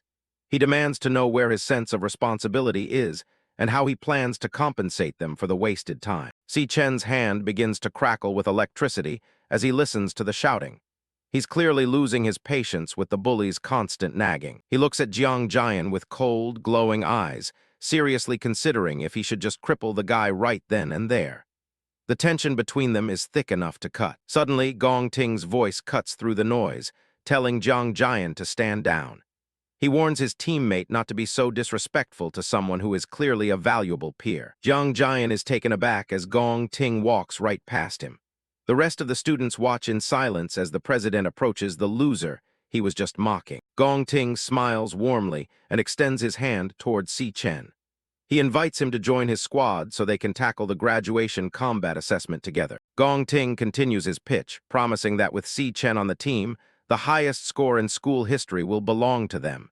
He seems very confident in his choice. The surrounding students are in absolute shock. They can't believe the student council president is personally inviting Si Chen to join his elite team after such a bizarre test. Jiang Jian is fuming, realizing that if Si Chen joins the squad, one of the current members, likely himself, will have to be kicked out. He looks like he's about to explode from the unfairness of it all. Jiang Jian clenches his teeth, knowing that joining Gong Ting's team basically guarantees a first-place finish in the assessment. He can't stand the thought of Si Chen taking that spot from him. Si Chen stares back at Gong Ting with an unreadable expression. He doesn't look particularly impressed by the offer or the prestige that comes with it. Despite his rage, Jiang Jian realizes he has to give face to Gong Ting and can't openly object. He reluctantly backs off, even though he's clearly planning something in the back of his mind. Jiang Jian forces a pained smile, his face twitching as he tries to hide his growing irritation. He welcomes Si Chen to the team with a hollow laugh, though his eyes tell a completely different story. Si Chen doesn't even slow down, throwing a blunt refusal over his shoulder without looking back. Gong Ting and the others watch in silence as he makes it clear he has no intention of joining them. Jiang Jian's expression snaps into one of pure, unadulterated shock. He can't believe a student like Si Chen just walked away from an invitation from the student council president. Gong Ting's eyes narrow, the golden light in them sharpening as he watches Si Chen's retreating figure. He remains perfectly still, absorbing the weight of the public rejection. Jiang Jian erupts, pointing a finger at Si Chen and yelling about the prestige of their #1 ranked team. Si Chen continues to walk away, stating simply that the team's strength has absolutely nothing to do with him. Si Chen's profile is cast in shadow, one eye glowing with a faint, dangerous red light. He tells them they are far too noisy and orders them not to bother him from this point on. Jiang Jian is literally steaming with rage, his face turning a deep shade of red as he clenches his teeth. He watches Si Chen leave, his body trembling with the urge to strike back. The surrounding students are abuzz with whispers, shocked by the sheer audacity of someone refusing Gong Ting. They look at each other in disbelief, wondering where Si Chen found the guts to pull such a move. Si Chen walks away with a steady, confident stride, ignoring the eyes of the crowd. The onlookers assume he must be aiming for the first-place spot entirely on his own, emboldened by his recent test results. Ma Long and his roommates can't help but laugh at the situation, finding the arrogant team's defeat hilarious. They mock the way the elites were acting so high and mighty just moments ago. Gong Ting maintains his composure, telling his team it's okay, and that Si Chen clearly has his own way of doing things.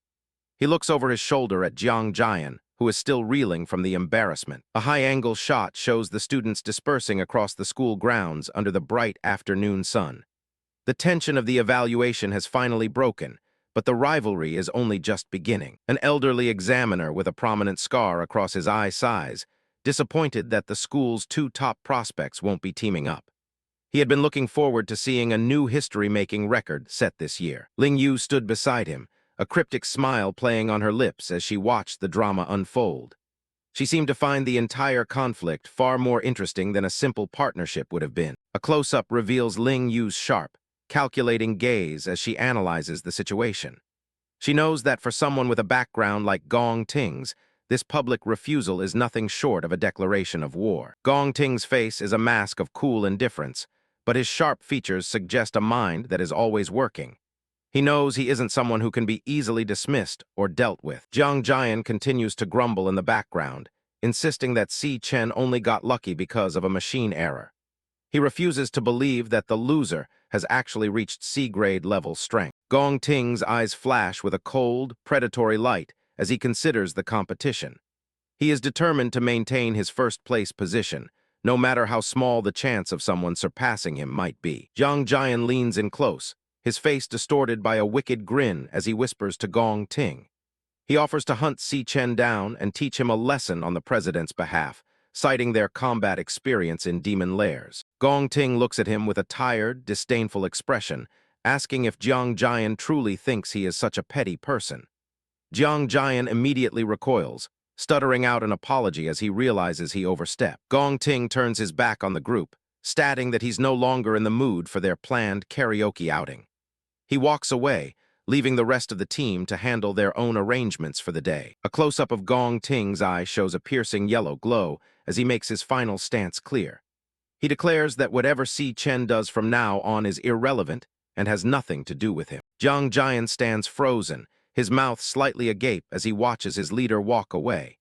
He feels the weight of the rejection, but his mind is already turning toward a different path. The shadow returns to Jiang Jian's face as a wide, sinister smile spreads across his lips. He whispers to himself that he understands, clearly interpreting Gong Ting's words as a green light for his own revenge. 10 minutes later, a white-haired student finds Jiang Jian sitting on a set of stairs outside. He reports that Si Chen has already left the school premises. The white-haired underling confirms that he overheard Si Chen saying he was going home for a bit. He adds that Si Chen didn't even stop to eat before heading out. Jiang Jian crushed an empty soda can under his boot with a satisfying crunch. He laughed to himself, feeling as though the heavens themselves were granting him a once-in-a-lifetime opportunity. Jiang Jian's eyes bulge with a manic intensity as his grin widens further. He's thrilled by the fact that Si Chen is now outside the protection of the school grounds. Si Chen walks calmly with earbuds in, unaware of the eyes on him, or perhaps simply indifferent. He reflects that being away from the school makes it much more convenient to deal with pests ruthlessly. He strolls along a chain-link fence, the urban landscape of the city stretching out around him. He seems focused on a goal far beyond the petty squabbles of the academy. A flashback reveals Si Chen's memories of his past life, where a peak guild team was conquering a demon lair in Saint He country. The ground is cracked, and the atmosphere is heavy with dark energy. The silhouette of the guild team is shown entering a massive, cavernous demon lair. Inside, they encountered a powerful entity that no one had ever seen before. A giant, swirling pink eye of pure malevolence fills the frame, pulsating with a terrifying power. This is the demon known as Wrath, one of the greatest threats from Si Chen's previous existence. Massive, multi-eyed tentacles erupt from the ground, effortlessly tearing the elite guild team apart. It was a complete annihilation, with the demon eventually descending upon the human world to wreak havoc. Si Chen considers the limited information he currently possesses about Wrath's location and arrival. He knows he must act quickly if he wants to change the future. Standing alone in the present, Si Chen begins formulating a plan to locate the demon lair early. To start this plan, he realizes he first needs to secure a specific resource. Si Chen arrives at a large, classical-style building with a gold sign reading Mithril Monster Exchange. He acknowledges that his first priority is to acquire a large sum of money. He walks through the grand entrance, nodding that this exchange will eventually become the largest material hub in the country. For now, it's just a place for him to offload his loot. The interior is filled with racks of medieval-style weapons, shields, and armor pieces for sale.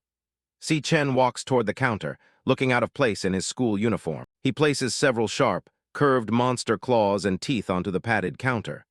These are the drops he managed to scavenge, and they are his ticket to quick cash. The appraiser, a man in a bow tie and glasses, stares at one of the claws through his lens in absolute shock. He looks up at the student, demanding to know where such a high-quality item came from. Si Chen stands calmly at the counter, explaining simply that the items were dropped by a monster. The appraiser and his assistant exchange confused glances, unable to believe a student would possess such rare materials. Little Li, the pink-haired assistant, identifies the item as a drop from an E-grade cloud-type monster. She recognizes the material as Sangson's Fang, a common but useful monster part. The appraiser waves his hand dismissively while lecturing little Li on the uses of the Fang. He explains it can be used for scepters or ground into powder, but he clearly thinks it's beneath his expertise. He continues his haughty lecture, adjusting his red bow tie with a gloved hand. He boasts about the exchange's VIP system and how he usually only handles high-grade goods of D-grade and above. A close-up shows the appraiser's eyes narrowing behind his glasses as he laments the lack of high-grade customers recently. He's obsessed with his promotion to supervisor and sees Si Chen as a waste of time. Si Chen looked down at his phone with a look of pure boredom, completely ignoring the appraiser's posturing. even as the man continued to stare at him and lament his own bad luck for constantly running into troublesome pests who offered zero benefit to his promotion plans. The appraiser turns his back and walks away, carelessly tossing the responsibility of finishing the transaction to little Lee. He gives her a backhanded encouragement, telling her he has high hopes for her while he ducks out of the minor task. Little Lee leans over the counter and hands Si Chen a sleek black bag with Mithril Monster Exchange, printed in gold. She politely hands over the payment and asks if there's anything else he needs assistance with. Si Chen stares at the digital display on his phone, showing a balance of $18,000 for 18 fangs. He knows this sum is exactly what he needs to solve his immediate rent problems. He raises his hand, and a surge of pinkish-white digital energy begins to gather around his palm. He prepares to bring out his real reason for visiting the exchange today. With a sharp sound, Si Chen summons a massive, jagged greatsword with a purple glowing blade that hums with power. He asks Little Lee to take a look at this next item, catching her completely off guard. Little Lee's eyes go wide, and her jaw drops as the sheer weight and aura of the weapon fill the room.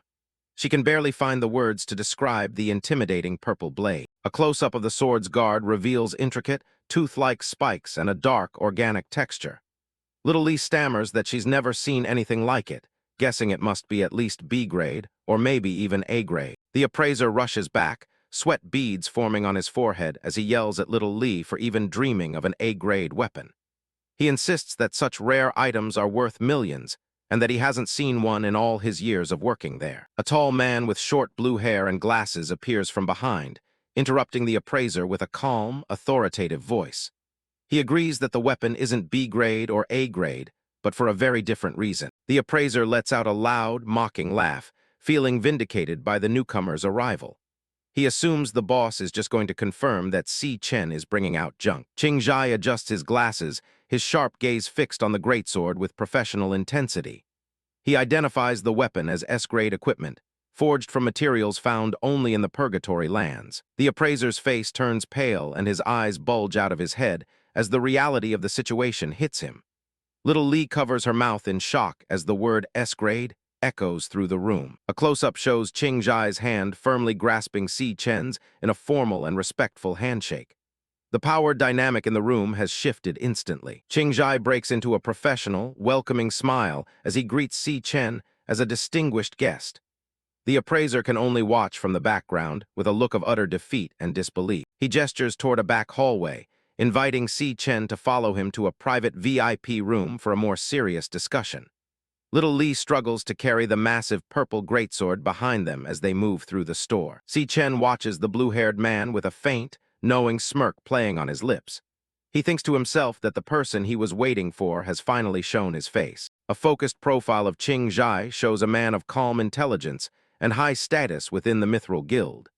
He is the key to the next stage of Si Chen's plan to prepare for the coming apocalypse. Steam rises from a freshly poured cup of tea. Inside the luxurious private lounge of the Mithril Exchange, Qingzhai sits across from the young man. He leans forward, eyeing the massive, jagged sword on the table as he asks for the price. Si Chen doesn't blink, stating a price of exactly 1 million. The manager freezes, staring at him in utter disbelief. He points at the weapon, explaining that even a rank gear goes for millions, while an S-rank like this could fetch tens of millions on the open market. Si Chen clarifies his intent. He's not selling, he's using the blade as collateral for a 1-month loan. Qingzhai adjusts his glasses, wondering if this is the kind of logic a typical university student would have. He realizes the kid has no intention of parting with the sword permanently, and likely plans to wield it himself later. Si Chen calmly takes a sip of his tea, while the manager tries to figure out if he's a runaway rich kid or a genius hiding his true power. Either way, it's clear to him that the person sitting on his couch is anything but ordinary. Si Chen sets his cup down, offering to pay a 10% interest rate if the loan carries into a second month. Sensing a massive opportunity, Qingzhai dismisses his assistant, Zio Li, to discuss terms in private. He sits back, his gaze sharpening as he begins to piece the puzzle together. He calls out Si Chen's school as the National Awakener University, nodding that the seniors are right on the verge of graduation. He mentions the annual examination scheduled for exactly 1 month from now, where the first-place prize is a cool $1 million. Everything lines up perfectly with the repayment date,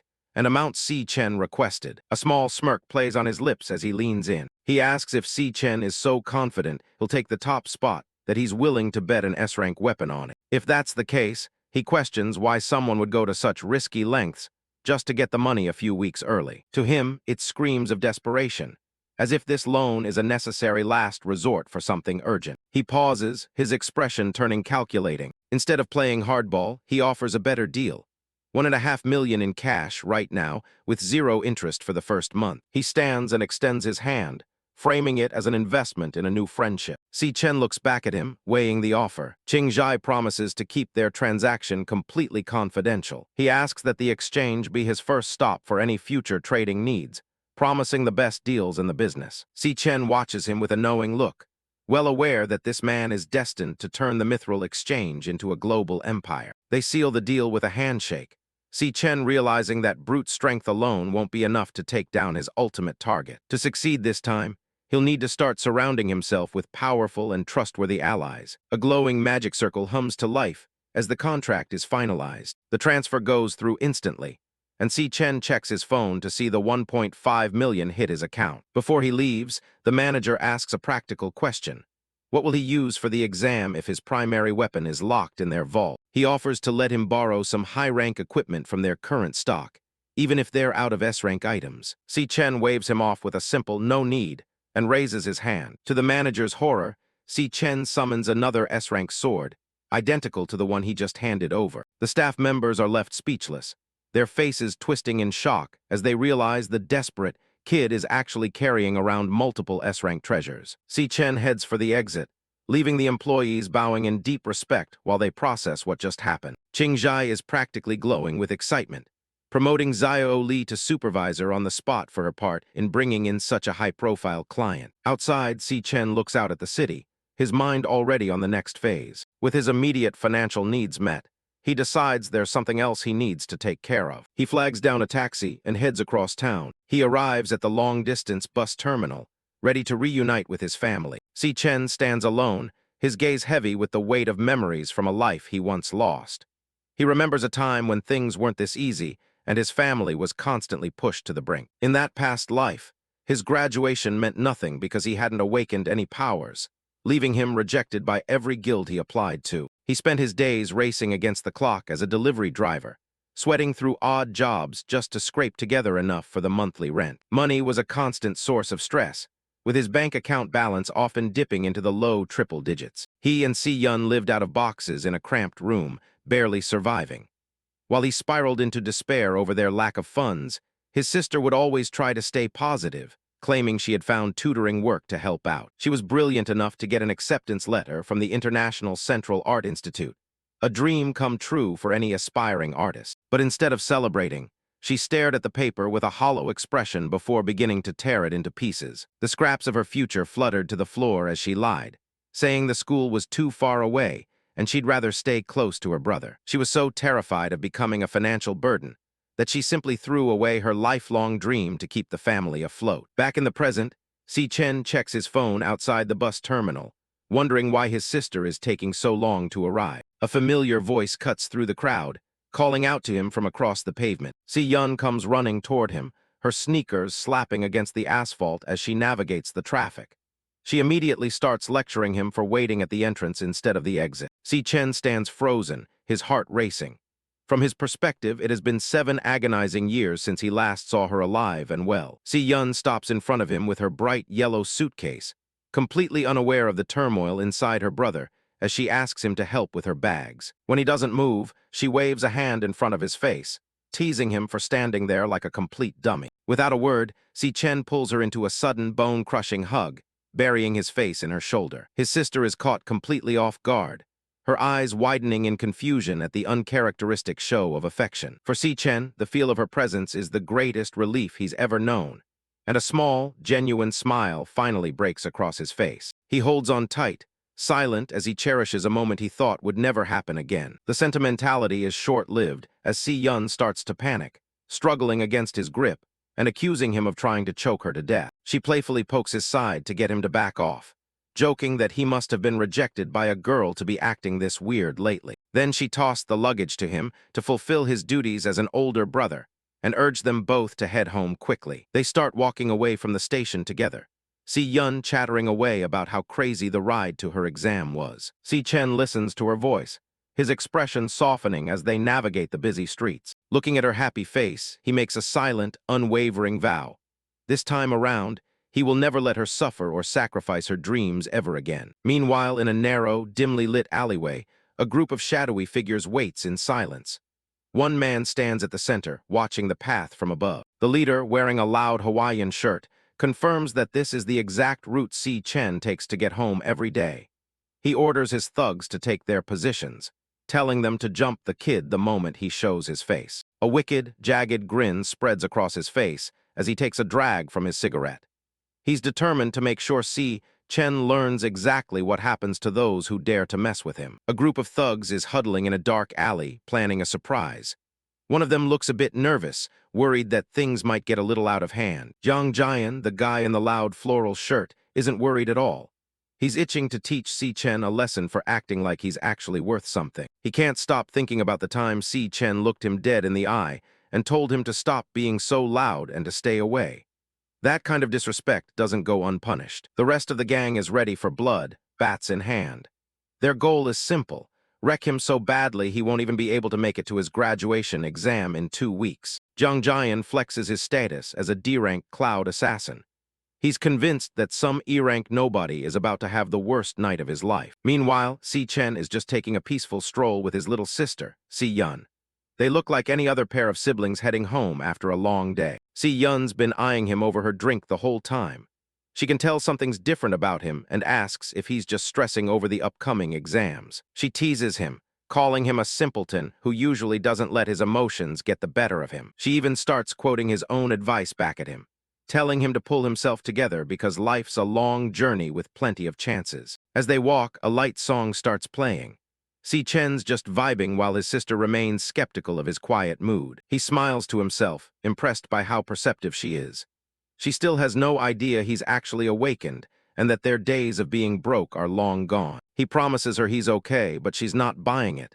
She figures it's just his male pride talking. Si Chen keeps pouting, teasing him about getting older and building up emotional walls. From the shadows of the nearby buildings, a dark figure watches their every move. The thugs spot them from the darkness.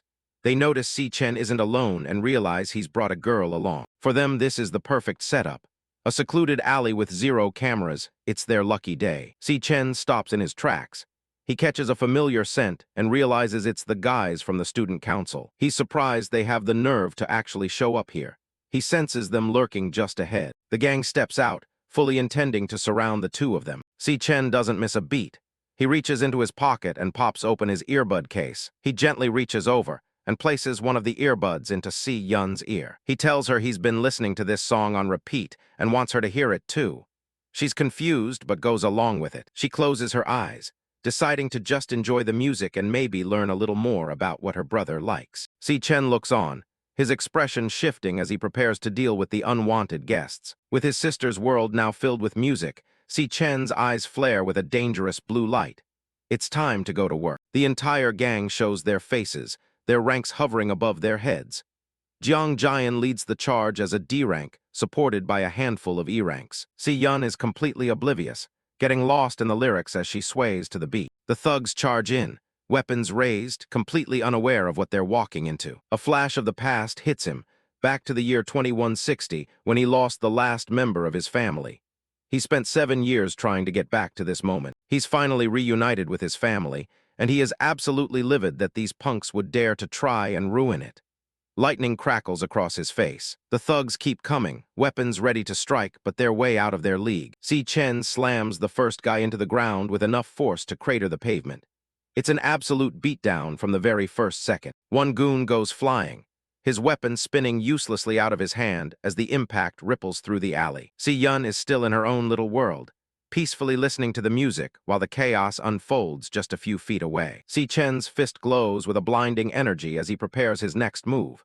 These guys never stood a chance. The other thugs can only watch in absolute terror as their companions are dismantled one by one. One of them lets out a panicked cry. It's a masterclass in violence.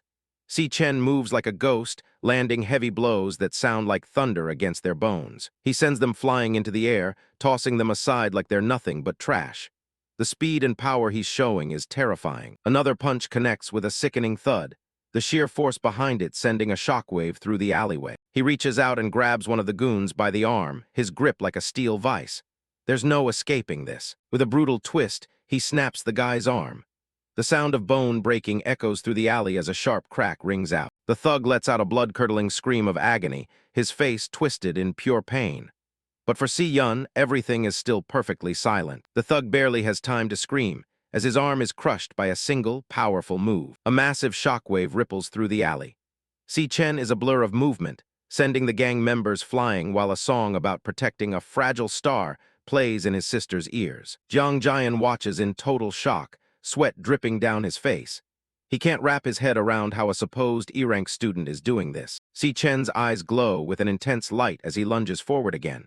The sound of bones cracking fills the narrow space. He lands another brutal punch, sending a thug spiraling backwards. He follows up with a heavy strike that levels another attacker instantly. Desperate and terrified, Jiang Jian pulls out a combat knife. He screams at the top of his lungs, trying to convince himself that as a top cloud-type assassin, he still has a chance. He lunges at Si Chen with the blade, swearing and lashing out in a blind panic. Si Chen delivered a final, decisive strike right to the loudmouth's face.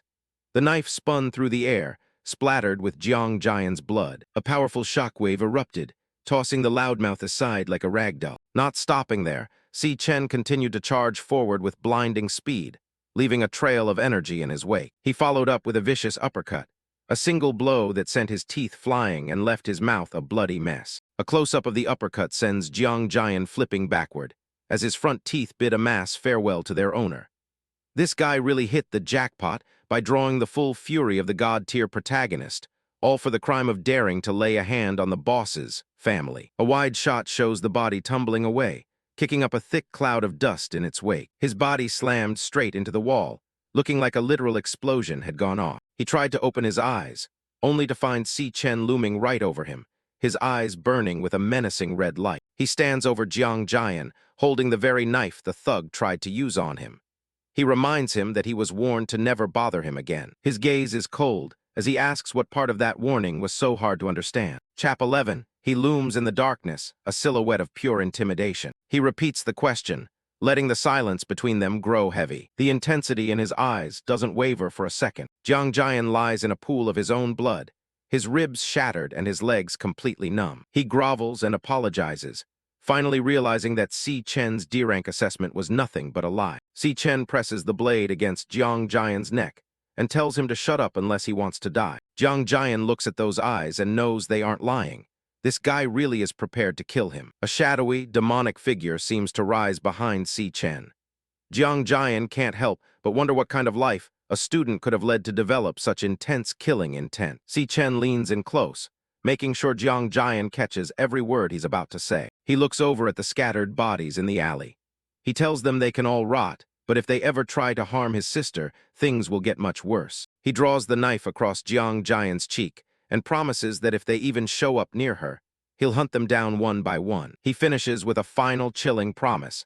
He'll make every single one of them disappear permanently. Jiang Jian can only nod frantically as the blade nicks his skin, tears streaming down his face. Si Chen turns his back on the broken gang and walks away as the song in Si Yun's ears comes to an end. Si Yun is still swaying to the music, but the lyrics about a lonely sky are hitting her harder than she expected. The song talks about shadows disappearing at dawn, mirroring the melancholy she feels. Tears start to run down her cheeks. She doesn't understand why a simple song is making her feel so much grief. Suddenly, she thought about how much he had changed in just a few days, as if he were someone who had lived through an entire lifetime of hardships. It hurts her to think he could feel so lonely when she's been by his side this whole time. She calls out to him, her voice breaking as she asks if he's taking a joke too far. Si Chen has returned. His cold expression vanishes in an instant. He turns back to her with a warm smile and holds out a small red box. He calls her Yunny and offers her the gift, his eyes showing none of the killer intent from moments before. She's stunned to find a high-end magic holographic pen inside. It's the latest model, exactly what she's been wanting. Si Yun stares at the high-end pen, her eyes wide with shock at the massive price tag. Si Chen leans back comfortably, a faint smile playing on his lips as he watches her stunned reaction. She clutches the pen, her gaze dropping as a mix of emotions crosses her face. Behind his calm mask, Si Chen reflects on the failures of his previous life, where he couldn't protect her or her aspirations. His hand, hidden behind his back and stained with the blood of the men he just crushed, clenches into a tight fist. He is determined that this life will have a different ending. The scene shifts back to the dark alley, where the broken bodies of the thugs lie scattered on the ground. Despite the violence he just committed, Si Chen's thoughts are purely on his vow to safeguard his sister's future. Si Yun carefully touches the tip of the pen to the open air. A vibrant, glowing holographic fish materializes and begins to swim through the air. The sight fills her with wonder, momentarily wiping away the stress of their difficult lives. Back in their small apartment, Si Chen eats a bowl of noodles with obvious enjoyment. He praises her cooking, declaring that her fried egg noodles are second to none. Si Yun looks down at the expensive pen, her mind returning to their financial reality. She's still worried about how they'll manage the basic costs of living after such a big purchase. Si Chen matter-of-factly informs her that he's already paid the entire year's rent. Si Yun stands in stunned silence, her eyes practically popping out of her head. He laughs awkwardly and rubs his neck, spinning a tale about a successful business venture he started with a friend. Si Yun isn't fooled for a second, her expression turning flat as she tells him he's an awful liar. She folds her arms and stares him down, her suspicion only growing. She finds the whole situation incredibly fishy and dislikes that he's hiding things from her. She studies his face, looking for any hint of what he's really been up to. However, seeing the pure, happy smile on his face makes her soften. She realizes it's been a very long time since she's seen him look this genuinely at peace. She places a gentle hand on his shoulder, the tension between them easing. She tells him that no matter what happens, he needs to make sure he doesn't push himself too hard. Si Chen meets her gaze with a calm, steady gaze and a simple acknowledgement. The setting changes to a massive, dimly lit aquarium where various fish glide through the water. A report notes that Jiang Jian has suffered catastrophic injuries, with over 60% of his bones fractured. A lone figure stands before the towering glass wall, silhouetted against the blue light. The man observes that the extent of the damage is so severe that medical professionals won't be able to fully heal him within a month. Gong Ting watches the fish, his face cold as he thinks about Jiang Jian's stupid decision to challenge someone as dangerous as Si Chen. A woman in a green dress sits nearby, listening as Gong Ting concludes that Jiang Jian will be forced to miss the graduation exam. He speaks with total indifference, stating that his team will be better off without any deadweights dragging them down. The sound of footsteps signals the arrival of another person in the quiet room. Gong Xuan, the National Awakener University's Director of Career Services, enters the scene. He's already well acquainted with the trouble Si Chen seems to cause. Fish drift through the coral. As the director reveals, he's confirmed the results of the latest internal ranking assessment. Gong Xuan leans closer to the glass, his eyes sharp behind his glasses. He informs Gong Ting that Si Chen is officially a C rank, making him the only student in the entire school with a higher rank. Gong Ting's expression hardens, a spark of intense rivalry flaring in his eyes at the news. Gong Xuan mentions that the Alliance's vice chairman will be attending the graduation examination to personally inspect the students. He warns Gong Ting to make sure no one else takes the spotlight away from him. He turns his gaze toward the woman sitting quietly in the back of the room. He asked Lingyu if she would be willing to fill the vacancy in Gong Ting's squad left by the injured Jiang Jian. Instead of answering, she simply gave a calm, confident smile. Gong Ting dismisses the director's warnings, telling him he's making a mountain out of a molehill. His eyes flare with a sharp green light as he asks if the director truly believes he was using his full power during the assessment. Inside the aquarium, a shark lunges forward and swallows a small fish whole. Gong Ting promises that when the combat examination arrives, everyone will finally see who the strongest truly is. He stares ahead, his predatory gaze fixed on some distant goal. The clock strikes 11:00 p.m. at the men's dormitory.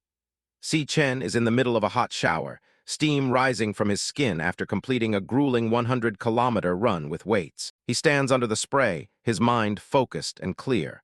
Now that his immediate financial needs are met, he's ready to move forward with the next phase of his plan after graduation. His target is set on the 1 million yuan prize money offered at the upcoming graduation examination. It's the only way he can fulfill his side of the bargain, and repay the debt he owes to the mysterious Qing Zhai. He lies back on his bed, exhausted but determined, nodding that there's less than a month remaining before the exam begins. He closes his eyes and prepares for sleep, knowing he still needs to gain a few more levels before he's truly ready. A system interface flickers into life in the darkness.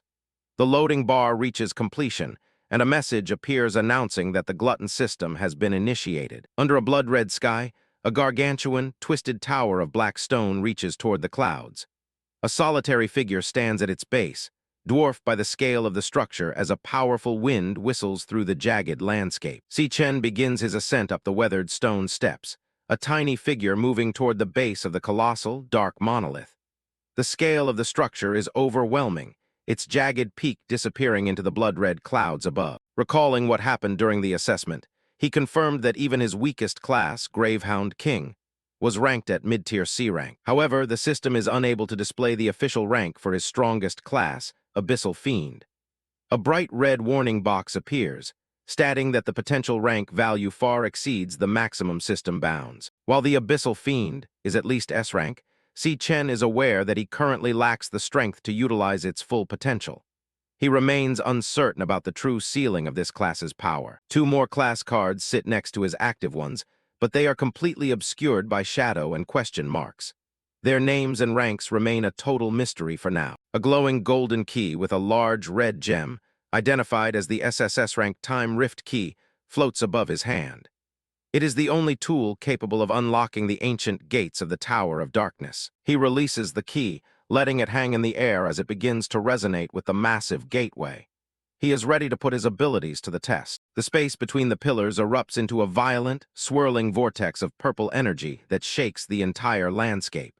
He stares into the rift, questioning what kind of world awaits him on the other side. The violet light consumes him completely, as he is pulled into the heart of the tower with a sharp rush of wind. Si Chen's eyes burn with a brilliant red light as he takes in the sight of his new surroundings. He stares forward in shock, his breath hitching as he recognizes the place he has been transported to. We open in a desolate realm known as the Fallen Star Wastes, where a lone figure stands beneath a vast, purple galaxy. Suddenly, Si Chen is jolted by a strange sensation, his eyes widening in confusion. An immense force slams down on him, forcing him to his knees with a pained grunt. His eyes glow red as he fights against the crushing weight, realizing the gravity here is insanely exaggerated. A system note confirms the surface gravity is 10 times that of Earth's. He quickly assesses the situation. The door I came in through has vanished. It seems I must eliminate this floor's boss to open it again. Forced to sit and catch his breath, Si Chen calculates his chances. In this environment, I can unleash 30% of my strength at most. I need to adapt to this place as quickly as possible. Just as he thinks this, a colossal glowing foot descends from the sky, shaking the very ground he sits on. The boss of this floor reveals itself, a B-rank star warrior known as the Phantom Lion. Realizing he's outmatched, Si Chen activates a system command. Loading, switching class. As he pants for breath, golden lightning begins to crackle violently around his hand. A notification declares the process finished. The class switch is complete, designating him as a level 10 Lightning Assassin. Now overflowing with power, Si Chen's stats have been boosted significantly. He glares at the beast and says, "So the enemy of this floor is you." Holding a newly formed lightning dagger, Si Chen prepares to face the pouncing Phantom Lion. The beast lunges with ferocious speed, but Si Chen, enhanced by his new class, narrowly dodges the attack. He grits his teeth trying to counterattack, but the intense gravity is still a major issue. My body feels so heavy. He pushes through the pressure, thinking, I must end this quickly. He thrusts his dagger at the lion's chest, but the attack misses its vital point, failing to paralyze the beast. His eyes widen in disbelief. I missed. While the lion lands gracefully, Si Chen realizes the flaw in his plan. The high gravity has severely impacted my speed and attack precision. The assassin class has lost all its advantages. The Phantom Lion roars, completely unfazed by the environment. Si Chen watches in frustration, thinking, but this guy is moving with ease. As the monster's cosmic energy flares for another attack, Si Chen understands the massive power gap. Is this the monster strength level inside the Purgatory Magic Tower? It was clear his current class wasn't going to cut it. Realizing his mistake, Si Chen doesn't hesitate. He initiates another class switch and the system confirms, Class switch complete. Surrounded by a new, violent aura of pink and blue energy, his eyes glow with power. He declares, "Then I'll switch to Purgatory Rakshasa." His level remains 10, but his class is now something far more sinister. The Purgatory Rakshasa class card appears. A demonic, horned star warrior with immense strength and stamina, a stark contrast to the speedy assassin. This class comes with two powerful skills: Myriad Bones to Void, which absorbs power from corpses, and Triphase Gravity Calamity. His stats are completely reallocated, with his strength tripled and his stamina quadrupled. With this new power, Si Chen understands the path to victory. Different classes have different core advantages. Close quarters combat must rely on the warrior class with its high strength and stamina bonus. He leaps high into the air, activating his new ability. Gravity stacking to the max, increased downward impact force to the limit. He throws a punch, now infused with raw, destructive energy. As his fist plunged downward, the impact force amplified exponentially, surging from 200% to 400%, and finally reaching a staggering 600%. He roars, unleashing the full might of his new class. In this environment that already has high gravity, the power of my punch is amplified by a full 60 times. The Phantom Lion, once so confident, can only look up in sheer terror as the overwhelming force descends upon it. With a roar fueled by all his might, Si Chen screams, "You!" as the beast is utterly wiped out, crushed into the earth by a focused beam of gravitational energy. Si Chen's voice echoes across the wasteland. "Don't even think about stopping me." The system confirms the skill that delivered the final blow, Triphase Gravity Calamity in super heavy mode. The immense power takes its toll, leaving Si Chen panting, his hand trembling from the sheer exertion. He lies beside a cavernous crater, the only thing remaining of the Phantom Lion. A notification pops up, confirming he has obtained a Phantom Lion bone. The kill grants him 12,000 experience points, instantly pushing him to the next level. He is now level 11. Lying on the ground to recover, Si Chen pants, the intensity of the battle having pushed him to his limits. The system provides an explanation of his abilities. Every star on the card represents a multiplier of the stats. The more stars, the higher the strength after class change. It then compares his two classes. The Purgatory Rakshasa has 11 stars, while the Lightning Assassin only has 9. This means the overall amplification from the Rakshasa is far higher, making it a superior rank. Si Chen reflects on his performance. "But just dealing with a B-rank monster took everything I had. It seems both of my current classes haven't broken through the B-rank limit yet." As he thinks about his classes, another thought suddenly strikes him. He looks at the monster's dissolving remains and wonders, why is it that after killing the monster this time, the system didn't show the devourable mark? He pants, catching his breath as he stands on the desolate landscape, and the gate to the next floor. But then a chilling thought crosses his mind. Could it be? Just as he thinks it, a rift tears open in the fabric of space before him. The rift widens into a massive, swirling black hole, a gateway to something terrible. From the darkness within the portal, countless pairs of menacing, glowing eyes stare back at him. The horrifying truth dawns on him. Could it be that the real Lord hasn't appeared yet? A whole pack of phantom lions pours out from the gate. Si Chen finally understands. The one I just killed with all my might was just a small mob. Before he can even recover from the shock, one of the beasts is already upon him, its claws swiping at his face. He is completely overwhelmed, torn to shreds by the relentless assault of the phantom pack. As he's being ripped apart, he thinks, only at this moment did I understand the true meaning of the Purgatory Rakshasa's words. He remembers the warning given to him. Once the door opens, what welcomes you will be endless pain. The memory continues as a lion roars in his face. But you must endure everything. Bloodied and exhausted, his will remains unshaken. It isn't just about enduring anymore. The warning echoes once again. You must conquer everything. With a grunt of pain, Si Chen jolts awake, drenched in sweat. He sits up in his dorm bed, breathing heavily. The brutal fight was all a hyper-realistic nightmare, a training simulation within his own mind. His roommate below is startled by the sudden movement. He clutches his arm, the phantom sensation still fresh. Muscles tearing, skin separating from bone, the pain in my dreams, is all incomparably real. His face hardens with resolve. To become stronger, there are no shortcuts. This lonely and arduous road of purgatory has only just begun. The scene shifts. It is May 20th, 2157. We are at the National Awakener University's Grand Auditorium for the Graduation Combat Assessment Team Formation Ceremony. On stage, seated at the main table, Director Gong Xuan casually sips his drink, a smug look on his face as his plan unfolds. A nervous buzz fills the auditorium as students whisper amongst themselves. The word has spread that not only are the higher-ups of the Guild Alliance watching live, but the rules for this year's assessment have suddenly been changed. Another student chimes in, "No wonder the rules for this year's assessment have changed." "Yeah," his friend agrees. In the background, Si Chen sits alone, eyes closed, seemingly unfazed by the chatter. In previous years, there were no minimum requirements for team size or rank. But this time, every team must have at least 5 members, and at least one of them must be high E rank or above. One student speculates, is this change to improve the entertainment value? Another simply replies, who knows? Director Gong Xuan taps his thermos, clearing his throat to get the student's attention. He announces, the rank information of all students in this batch has already been sent to everyone's wristbands. Please check your wristbands and complete your team formation as soon as possible. Immediately, the students activate their wrist devices, and holographic displays of the rankings light up the auditorium. The list reveals Gong Ting at the top as a D-rank high tier, with a long list of other D and E ranks below him. One of Si Chen's friends, a boy with glasses, scrolls through the list and cries out, something's wrong. His friends are all listed as E rank, but what's shocking is the last name on the list.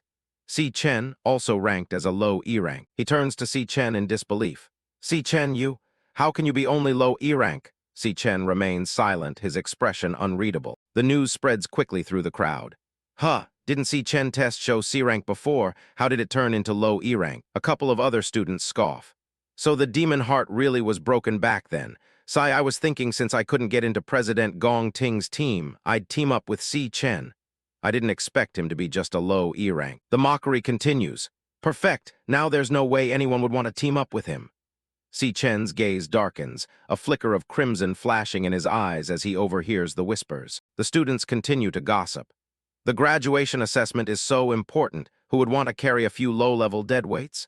That kid Si Chen refused Gong Ting's invitation back then. He must be regretting it to death now. Gong Ting, a handsome student with yellow eyes, glances over at the commotion, his expression stoic. He looks up at his uncle, Director Gong Xuan, who sits on the stage with a satisfied smirk, his plan clearly working. The director thinks to himself, my disappointing nephew. When will you learn how to truly utilize power and human nature? His glasses gleam as he continues his internal monologue. Let Uncle teach you a lesson. Your opponents won't even have the qualification to compete. Back on the floor, students are rushing to form teams. The name President Gong Ting echoes as people clamor to join the top student. A crowd gathers around Gong Ting, begging him, please let me join your team. Pick me, pick me. The crowd grows more desperate, with students shouting their qualifications. President, I've been in the student council for 3 years. I definitely won't drag you down. A female student pleads, President, my healer class will surely be a great help to the team. While another simply begs, President, let me be your dog. One of Gong Ting's current teammates tries to control the crowd, yelling, hey, too loud, get back all of you. We can only add one more person at most. Half an hour passes. All across the auditorium, teams are finalized as students sync their wristbands, signified by a glowing, team-formed notification. Groups of students congratulate each other, wishing their new teammates luck on the assessment. In the midst of all the activity, Si Chen stands alone in a corner, isolated from the rest. One of Si Chen's dorm mates sighs in defeat, complaining, we asked around several times, no one wants to join us. The mood is grim as the students realize their predicament. We only have 4 people so far. Don't tell me we won't even be able to participate in the graduation assessment. Another teammate can't believe the results. This is too strange. How could Si Chen's performance result be the lowest rank? Si Chen looks on with cold eyes, understanding the trap laid for them. Registration requires at least 5 people and at least 1 high E rank. It feels like they are deliberately targeting our dorm. He knows exactly what's at stake. The graduation combat assessment is everyone's only chance to show their worth. Only by getting a high score with your team can you have good employment prospects. An explanation of the rules appears. In the final assessment, the number of monsters in the Devil's Cave will be determined by the number of team members. The infographic continues, illustrating that more team members simply mean more monsters to fight. It's not that the more people you have, the easier it is to get a high score. For Si Chen's group, the situation is dire. So even if they can't squeeze into a strong team like Gong Ting's, no one is willing to group up with low-ranked people. The truth of their situation is displayed for all to see. The three lowest E-ranks in the entire school, Ma Long, Xiang Yu, and Si Chen, are all in their dorm. If this continues, they're doomed. Suddenly, a voice cuts through the tension, calling out, "Hey, Xiang Zuo!" The fourth roommate looks up, surprised. Another team tries to recruit him. "We're only missing one person. Come join our team. Surely you don't want to group up with those three low E-rank trash from your dorm? Otherwise, you might not even qualify for the graduation assessment." As Si Chen watches, his thoughts darken.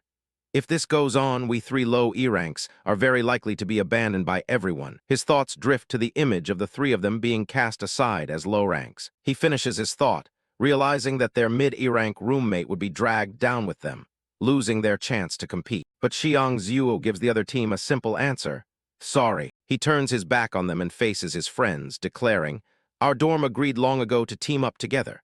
I won't abandon my roommates." The recruiters are furious. "Suit yourself. We only asked you to fill the numbers anyway. Rejecting us, you really don't know what's good for you." But Xiang Zhu retorts, "Don't look down on people." Meanwhile, the clock is ticking, and the team roster fills up with check marks, leaving fewer and fewer spots available. One of the teammates points to the screen in a panic. "Almost everyone has finished forming teams. There are barely any high E-ranks left now. We're clearly just missing one person, but no one is willing to come." As his teammate panics, Si Chen remains silent, but a cold determination flashes in his eyes. His thoughts drift to the man pulling the strings, the director of the employment office, Gong Xuan. Si Chen notes that he shares the same surname as his rival, Gong Ting, confirming he's from the powerful Gong family. Si Chen mentally lays out the director's scheme, changing the rules and tampering with his rank to isolate him. He scoffs internally. Does he think I'm a threat to Gong Ting? People with power really do whatever they want. But Si Chen's resolve only hardens. "I am definitely participating in this graduation assessment." As a switching class notification appears before him, he thinks, "Since you are targeting me so blatantly." The class switch completes, and golden lightning erupts around Si Chen. With a dangerous glint in his eyes, he finishes his thought. "Then there's no need for me to be polite either." He has a plan. After all, assessments aren't the only way to prove one's strength. The sudden surge of energy from Si Chen startles the proctors overseeing the assembly. His own teammates are caught completely off guard. One of them shouts in a panic, "Hey, brother, what are you doing?" The narrator explains that Awaken schools have a special tradition to facilitate students' mastery. The other students are in shock, wondering what Si Chen is planning. The rule is simple and absolute. In any setting, students can initiate a 1v1 challenge. Si Chen's actions are a clear provocation, but it's the most direct way to show his true power. While many would refuse such a sudden challenge, he knows his target, the prideful Gong Ting, definitely won't. Si Chen stares down his rival, Gong Ting, his plan laid out in his mind. "As long as I defeat him, people who want high scores will surely come to team up." But just as he's about to make his move, a new voice calls out from the auditorium entrance. "Si Chen, is your team still missing people?" A mysterious student walks down the aisle, their voice laced with amusement. "I also want to participate in the school's graduation assessment this year, Tilda." The figure is revealed to be a striking young woman with short blonde hair. She confidently states, "I reached D-rank back in middle school. Joining your team shouldn't drag you down, right?" Si Chen's teammates are absolutely stunned. One thinks to himself, holy crap, when did Si Chen hook up with Lanyue?" Another simply cheers, "Awesome." The shockwave from Lanyue's announcement hits Gong Ting's group hard. One of them turns to his cousin, stammering in disbelief. "Cousin W, what is she saying?" Her words stun the entire hall into silence. Even director Gong Xuan, the architect of Si Chen's problems, is left completely speechless as his scheme derails in an instant. Lanyue confidently walks through the stunned crowd, the sound of her heels echoing in the silent auditorium. The students break into whispers, unable to believe what they are seeing. "Vice President Lanyue wants to team up with Si Chen's bunch of noobs." The murmurs continue as she approaches Si Chen's group. Her background has always been mysterious. "I heard she's a super genius girl from the Saint He Kingdom." Gong Xuan, furious at this interference, decides to step in. "Student Lanyue, as an exchange student, technically you aren't qualified to participate in our school's graduation assessment." He continues, laying out the regulations he intends to use against her. "Since you transferred here, you've never taken a rank test. Your participation is completely against the regulations. Suddenly, an imposing figure with a large scar over his eye appears in a flash of purple light. He speaks, but his voice is interrupted by a panicked proctor yelling, Principal, when did you appear? Director Gong Xuan is horrified by the unexpected arrival, thinking, why is the principal here too? The principal addresses Ling Yu with an amused tone. Ling Yu, you're only here at our school for a short exchange. What are you doing joining in on the fun here? Si Chen is shocked by the principal's entrance, thinking, I remember the principal's class is warrior. How can he have teleportation abilities? The principal and Ling Yu engage in a battle of wits. He claims her participation would be unfair, but she retorts with a sly smile. Oh my tilde, what a pity then tilde. Si Chen watches the two powerhouses interact, a bead of sweat forming as his own power senses flare. He tries to use his ability to gauge their strength, but comes to a shocking conclusion. I can't detect the ranks of those two. Director Gong Xuan, seeing a chance to get back in control, eagerly agrees with the principal's initial stance. The principal is right. Our school has such a good reputation because we've always followed the rules, but the principal ignores him, instead addressing the entire hall. He reminds them that the university's purpose is to cultivate superclass awakeners and give them a stage to shine. His voice booms as he speaks of the graduation assessment, calling it a decades-old tradition and one of the most important turning points in a student's life. The principal's gaze becomes sharp as he delivers his final point directly to Gong Xuan. If a student loses this opportunity due to some special factors, how can the school afford that responsibility? Gong Xuan breaks out in a cold sweat, the principal's veiled threat hitting its mark. Is this old thing hinting at me? Did he realize I secretly tampered with things? The director looks from the principal to Ling Yu and then to Si Chen, finally understanding the situation. Is it for that kid? Realizing he's been caught, Gong Xuan decides to retreat. HMPH, forget it. No need to butt heads with the old thing. He consoles himself with the thought that he has already done enough damage. Gong Ting, uncle can only help you this far. The high-ranked students have all formed their teams, leaving Si Chen dragging 3 trash teammates to compete. This time you should be able to win easily. Gong Xuan immediately changes his tune, bowing to the principal. Oh, principal, you are right. It was our employment office's lack of consideration. One of the proctors takes the stage to make the official announcement. I announce, teams with fewer than 5 members or teams without a high E-rank member can also submit their registration. The gates of the graduation combat assessment are forever open to everyone. With the rules changed, Si Chen's team is officially formed as their bracelets light up in unison. His roommates erupt in celebration. Yay, we can successfully participate in the assessment. They immediately turn to Si Chen, unanimously deciding, Si Chen, you be the captain. The principal observes the scene, then turns to the mysterious girl beside him. Ling Yu, your interest in Si Chen is much stronger than I imagined. He muses on the coming battle. On one side, the strongest team in school history led by Gong Ting. On the other, Si Chen and his 3 lowest-ranked roommates. A smile spreads across the principal's face. It makes me curious. What devil's cave will they choose, and how many points will they score in the end? The proctor announces the next phase. After team formation is complete, the captain can proceed with the devil's cave selection. Before he can even finish his sentence, a notification chimes. Ding dong, submitted. The proctor is stunned. A team has already selected a devil's cave so fast. The crowd erupts in confusion as the choice is broadcasted. Ah, it's Si Chen. Si Chen's team has already selected a devil's cave. One of the students screams in utter disbelief at the screen. Holy shit, what they chose is actually. Even Si Chen's own teammates are sent into a panic, grabbing him and yelling, Si Chen, are you crazy? Retract it, retract it. My ancestor Si Chen, oh God. As his teammates scream, do you know what you chose? Si Chen simply stares forward, his red eyes glowing with an unshakable and terrifying confidence. The graduation battle examination marks the first time that students form teams in order to enter a real dungeon. Students earn credit by defeating mobs and monster lords inside the dungeon. For dungeon completion, a maximum score of 10 points can be earned. Slaying all monsters within the dungeon earns 10 points, while each surviving monster deducts 1 point. Defeating the dungeon's boss earns 20 points for the boss slayer category, with no penalty for failure. And for completion time, finishing all tasks within 1 hour earns another 20 points. Every 5 minutes over the time limit deducts 1 point. Different dungeon ranks represent varying degrees of difficulty, with corresponding score multipliers. An F-rank dungeon has a score bonus of 1.5 times for a maximum of 75 points.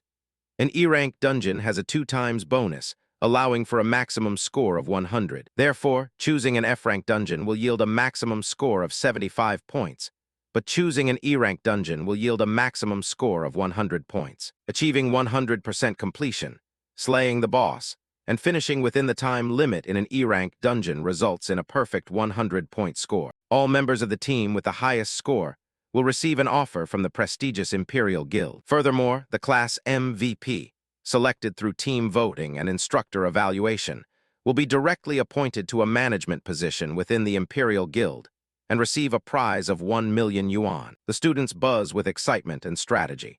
One mentions, the highest score ever recorded in the graduation examination was 90 points. It was set by a genius former student who is now the leader of Imperial Guild.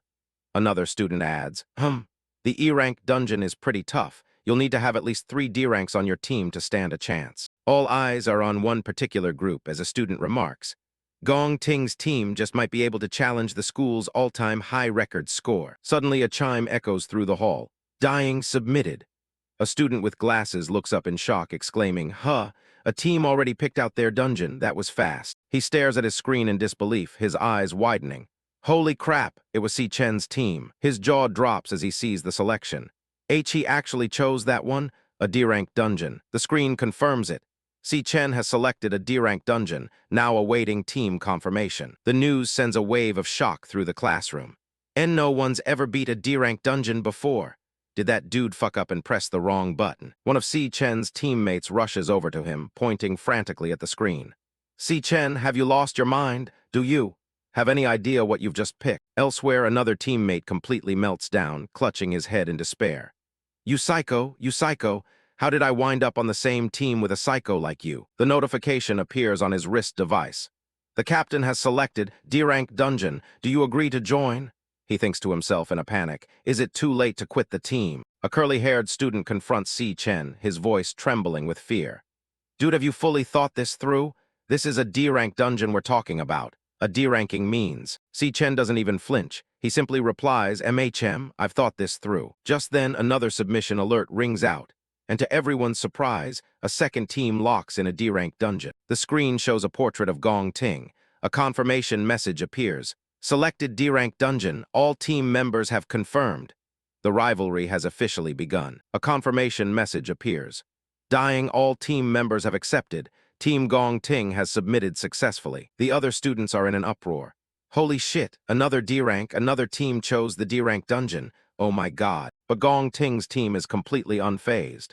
Leaning back in his chair, he smirks and says, this year's going to be entertaining. A blonde girl on his team scoffs at Si Chen's group. Tilda, what's with that team trying to act all tough? They're not even thinking about their own abilities, Tilda. She continues, looking over at Si Chen's team huddled in the distance. They know they're gonna be dead last anyway, so they're just doing this for attention. She laughs mockingly. It's a D-rank dungeon. There's no way his teammates will even agree to join. They should just switch teams already while they still have the chance to quit. The team that was just barely put together is already gonna fall apart. Too bad, so. Back in Si Chen's group, the student with the curly hair and glasses stares intently at his leader, a silent resolve forming on his face. He thinks to himself, Si Chen's expression. He's completely determined. When did he start having such a powerful aura around him? You used to completely lean on me for the entirety of our time at school. He reflects on their shared past, his gaze unwavering. With a grunt of determination, he slams the confirm button on his wrist.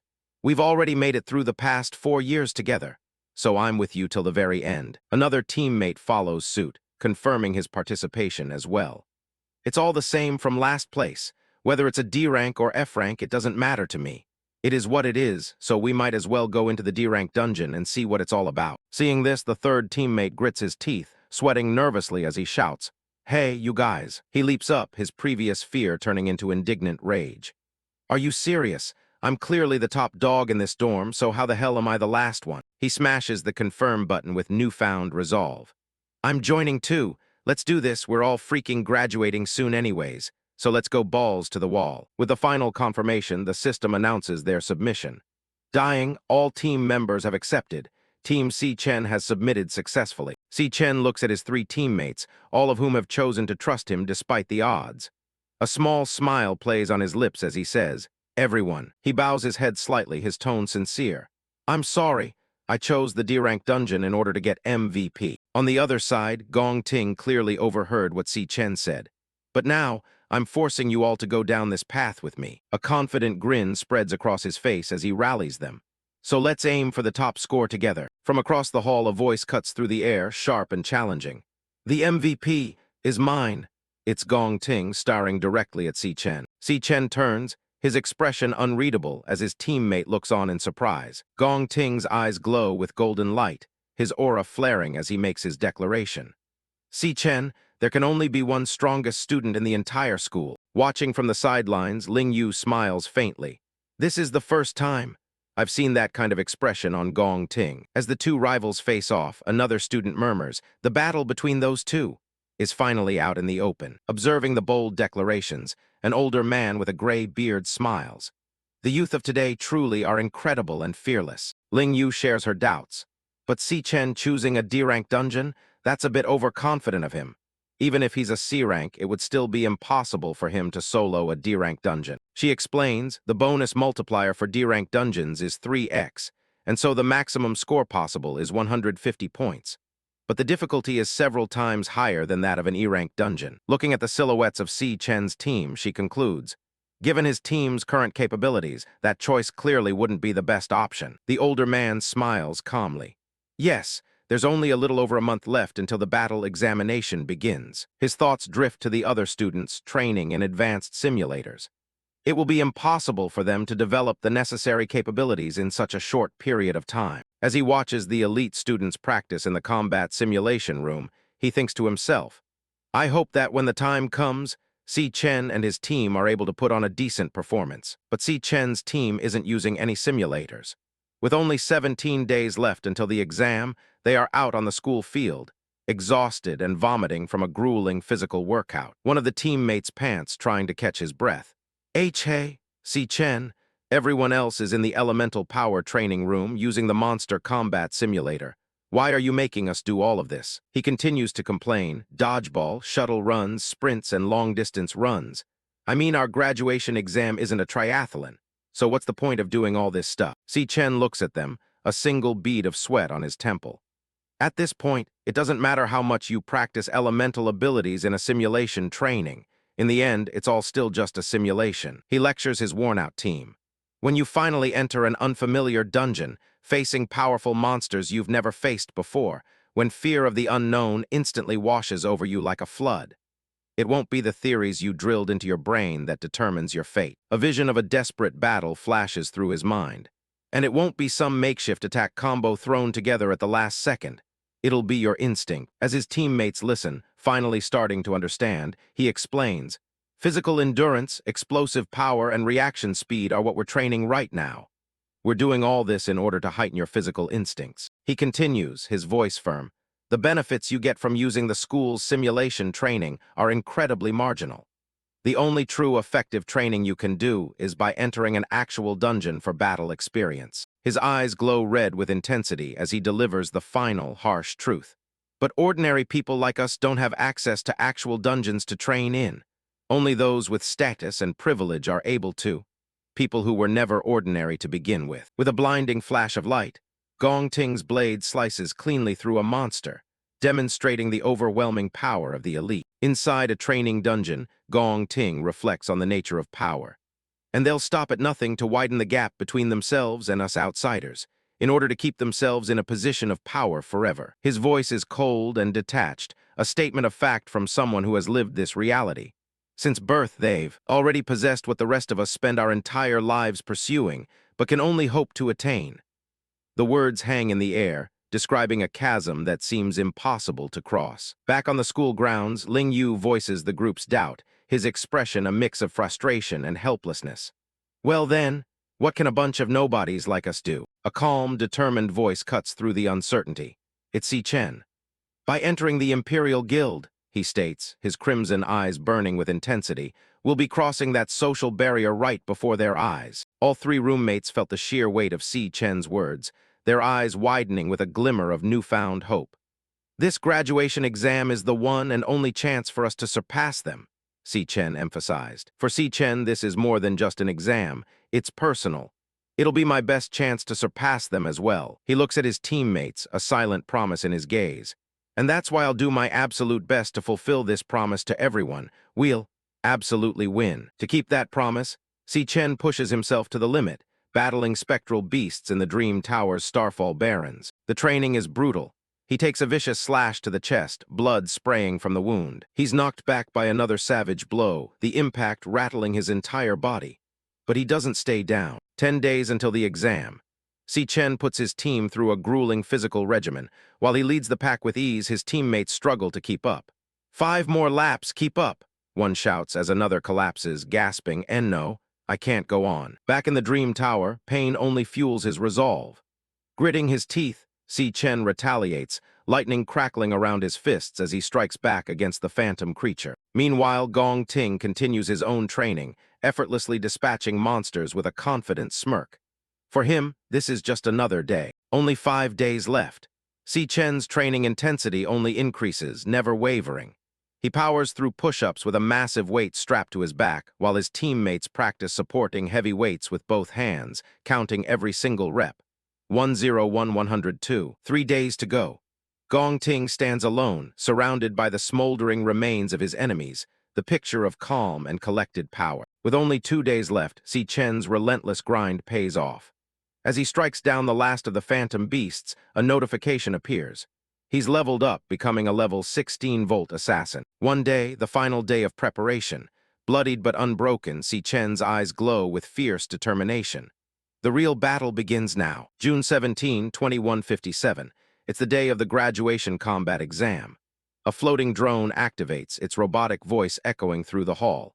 Beep, beep. Hello, examinees. I'm your escort drone for this exam. In the waiting area, a figure in a dark, hooded jacket calmly fastens his combat gloves, making final preparations for the battle ahead. Si Chen stands confidently among the other students, his equipment gleaming. The drone gives its final instructions.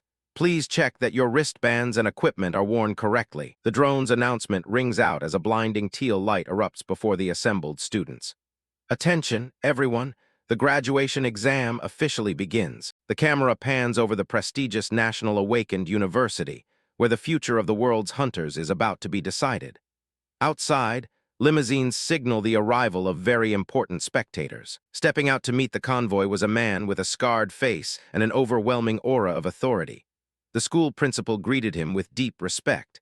It has been a long time, Chairman Gong. This distinguished man is Gong Lin, co-founder of the Imperial Guild and Gong Ting's father. He greets the principal with a smile. Sorry to keep you waiting, principal. Watching from the windows, the students couldn't hide their amazement. That's one of the founding members of the Imperial Guild. He looks so incredibly sharp. The onlookers buzz with excitement and confusion. Huh, who's in the car behind them? To think even an Imperial Guild founder and the principal came personally to invite them out. A bodyguard opens the door to the limousine, and a man with pinkish-red hair dressed in an elegant suit steps out. Adjusting his cufflinks, the man's identity is revealed, sending a shockwave through the crowd. He is Carl Cavendish, the vice chairman of the World Guild Alliance. The teachers are floored, their jaws dropping in disbelief. The Alliance vice chairman. The Guild Alliance vice chairman actually came to our school. One of them continues, still reeling from the shock. Damn, people like that you might never see once in your life. No wonder they cleared out the whole admin district today. The stakes of this exam have just been raised to a global level. The Guild Alliance is the most powerful organization in the world right now, if they notice you. As the VIPs are escorted inside, the onlookers can only dream of the possibilities. The live broadcast of the graduation combat exam is about to begin. Please head inside. And no, even just getting in contact with the Guild Alliance, your whole life could change in an instant. Inside the observation room, the vice principal begins the briefing. This year, 184 students are participating in the graduation combat exam, divided into 28 teams. He continues, standing before a wall of monitors showing the students' choices.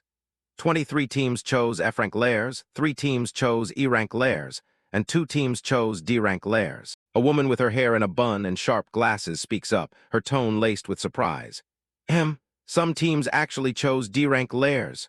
This is Sigrid, the Secretary General of the Guild Alliance. She turns to the school staff, her expression serious. Even for pro-guild parties, D-rank lairs are considered dangerous. Did you properly warn the students about how dangerous lairs are? All the while, Carl Cavendish relaxes, seemingly unimpressed. The vice principal reassures her. Of course, we explained everything clearly in advance. Since they rarely get real combat, the vast majority of students are lowly rank E. They can barely handle normal mobs in F-rank lairs. To illustrate his point, a scene from an F-rank lair plays out, showing a student taking on a Thornjaw salamander, a basic F-rank Volt warrior. But they struggle quite a bit against the lair lords. The students are shown giving their all just to face a large Thornjaw salamander, proving that a lord's strength far surpasses regular mobs of the same rank. Students have to give everything they've got to defeat an F-rank lair lord, but E-rank lairs are on a completely different level. Inside one such lair, a team of students looks terrified. Every mob in an E-rank lair is as strong as an F-rank lair lord. The reason for their fear becomes clear as hordes of stag beetle spiders, E-rank flora assassins, crawl towards them. One student sweats profusely, his face pale with terror. How is an E-rank lair this hard? This is way beyond what we expected. The vice principal concludes, so for most students, clearing an E-rank lair is basically a mission impossible. Sigrid presses further, concerned for the students' well-being. If a student runs into danger, what safety measures are there? The vice principal's expression is firm and reassuring. Rest assured, Secretary General, students are our most valuable resource. He explains the precautions. Outside each lair, armed Imperial Guild personnel are standing by. If an extreme danger is detected, they'll intervene immediately. Plus, the examinees' wristbands already have a teleport function. Even as a monstrous bug attacks, the students have a way out. When faced with overwhelming danger, a student can simply quit. We see one scream in terror, I quit the exam, pressing the button on his wristband, which immediately flashes with a withdrawn notification. As soon as a student chooses to give up the combat exam, the principal explains, they'll be teleported out of the lair immediately. On screen, a team reappears in a safe room, shaken but unharmed. That was terrifying, wah. Sigrid seems impressed despite her concerns. Even so, there are still 2 teams that chose the higher difficulty D-rank lairs. Your school is really full of talent. I'm looking forward to seeing their performance. The vice principal's reply is grim, his eyes narrowing slightly. Yeah, I want to see how long they can last. He watches the live feed of Si Chen's team trekking through the snow, his skepticism clear. HMPH, those kids will bail out soon enough. The team enters the D-rank lair, the high-risk cloud forest summit. It's a treacherous, icy landscape of massive trees with shadowy figures lurking on the branches. One of the teammates stammers, what the hell is that thing? Perched on a cliff edge is a ghost bat monkey, a D-rank cloud assassin. Its grotesque features and sharp claws are enough to terrify anyone. That thing looks creepy as hell. Si Chen, however, remains calm, analyzing the threat. Ghost bat monkey cloud-type monster, specializes in group attacks with extremely fast aerial dash speed. You have to watch out for their dive attacks at all times. From above, the monsters have already spotted their prey, their shadowy forms looming over the unsuspecting students. Without warning, a whole swarm of ghost bat monkeys dives down from the trees, screeching as they descend upon the team. Si Chen's eyes sharpen.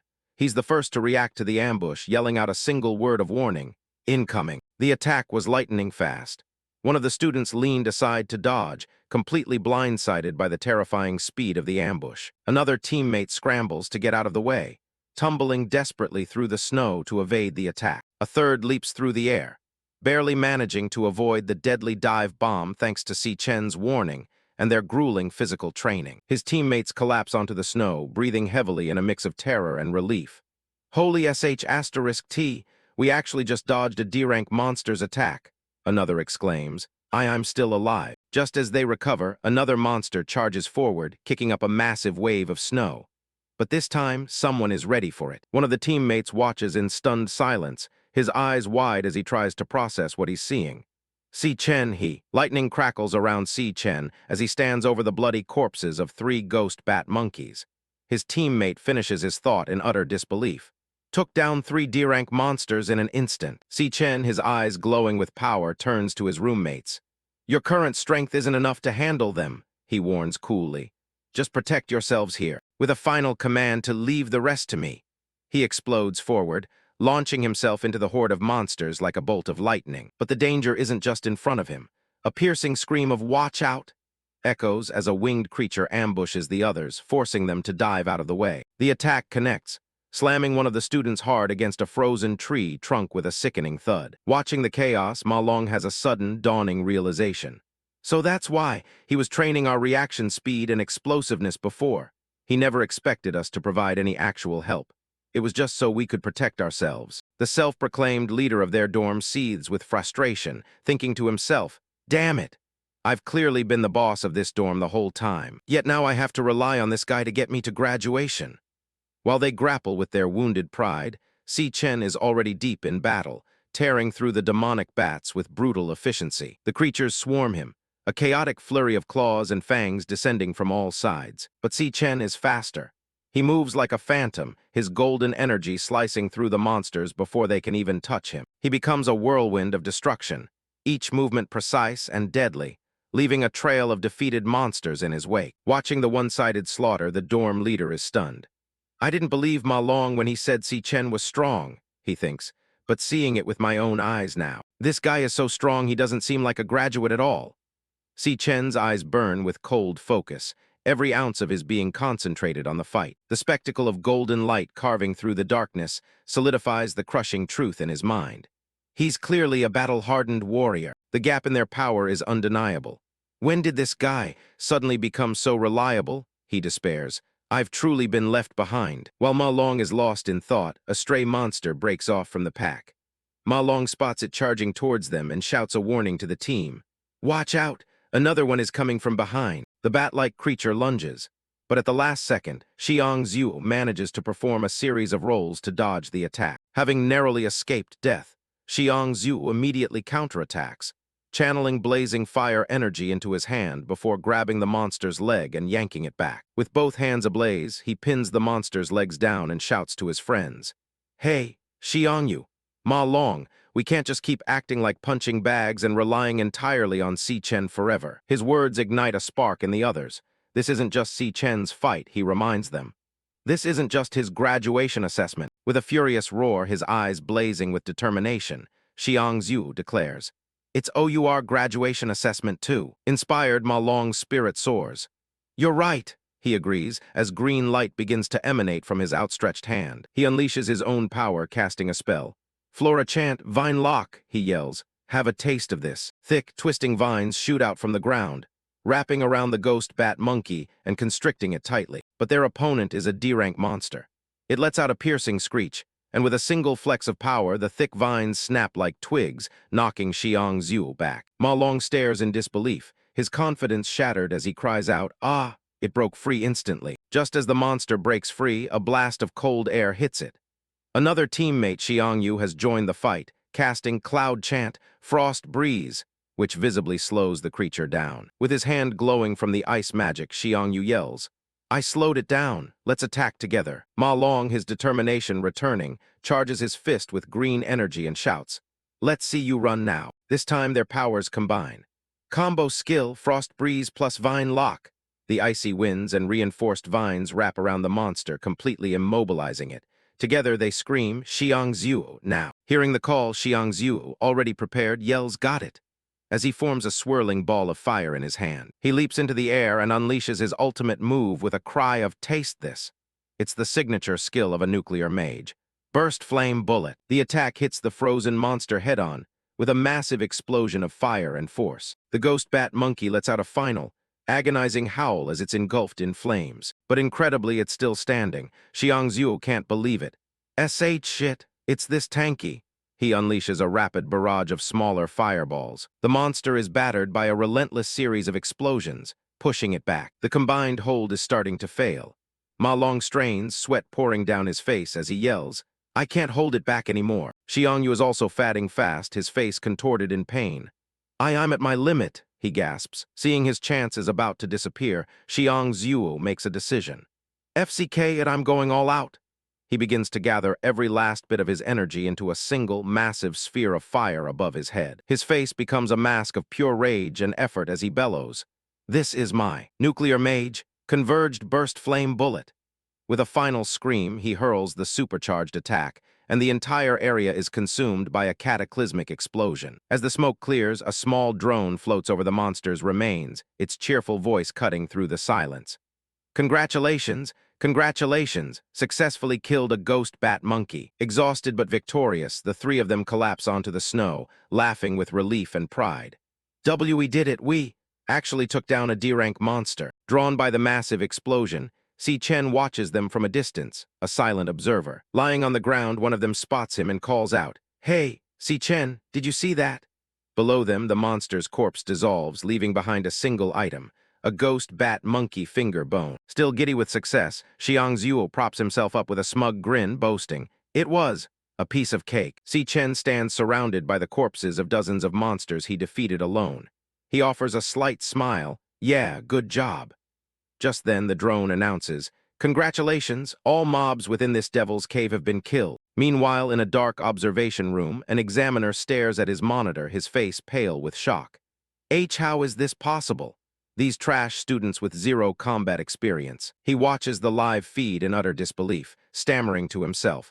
Actually killed a D-rank monster above their level. Behind the frantic examiner, other, more imposing figures watch the same screens in silence, their expressions unreadable. One of them, a relaxed young man with pinkish hair named Carl Cavendish, finally breaks the silence. He muses. This young man is performing quite excellently. His eyes are fixed on the screen showing Si Chen's face. He continues, and a small, knowing smile plays on his lips as he finishes his thought, a statement that hangs heavy in the air. He looks a lot like an old acquaintance. Carl Cavendish leans against the wall, a slight smile playing on his lips. He finally remembers where he heard that name before. It was Si Chen. Gong Lin stares at the monitors with intense focus. His face couldn't look more displeased with the way things are playing out. Gong Chuan observes from the side, his expression filled with anxiety. He realizes that if Carl continues to focus only on Si Chen during the exam, the Gong family's plans will be completely ruined. "Look, everyone!" Gong Chuan shouted, pointing excitedly at one of the main displays. He drew everyone's attention to a team that was making record-breaking time. The screen shows Gong Ting's team already halfway through their D-rank dungeon. Their combat efficiency is staggering, leaving a trail of defeated monsters in their wake. A female examiner adjusts her glasses, impressed by what she's seeing. Their coordination is so flawless it's as if they're a professional guild raid team rather than just students. Carl Cavendish finds the whole display quite interesting. He notes that this year's graduating class is proving to be much more impressive than previous ones. Gong Chuan smiles with smug satisfaction, having successfully drawn every eye to the Gong Ting team's battle. He knows that the real show hasn't even begun yet. Inside the Gloomven Grotto, the team faces off against a swarm of noxious toadstools. These D-rank monsters are known for their toxic spores and aggressive nature. The team's flower chanter strikes a pose and unleashes her withering hymn. The sound waves ripple through the air, instantly debuffing the monster's strength, stamina, and speed. "Gather 'em!" The Star Mage received the command and immediately clapped his hands together.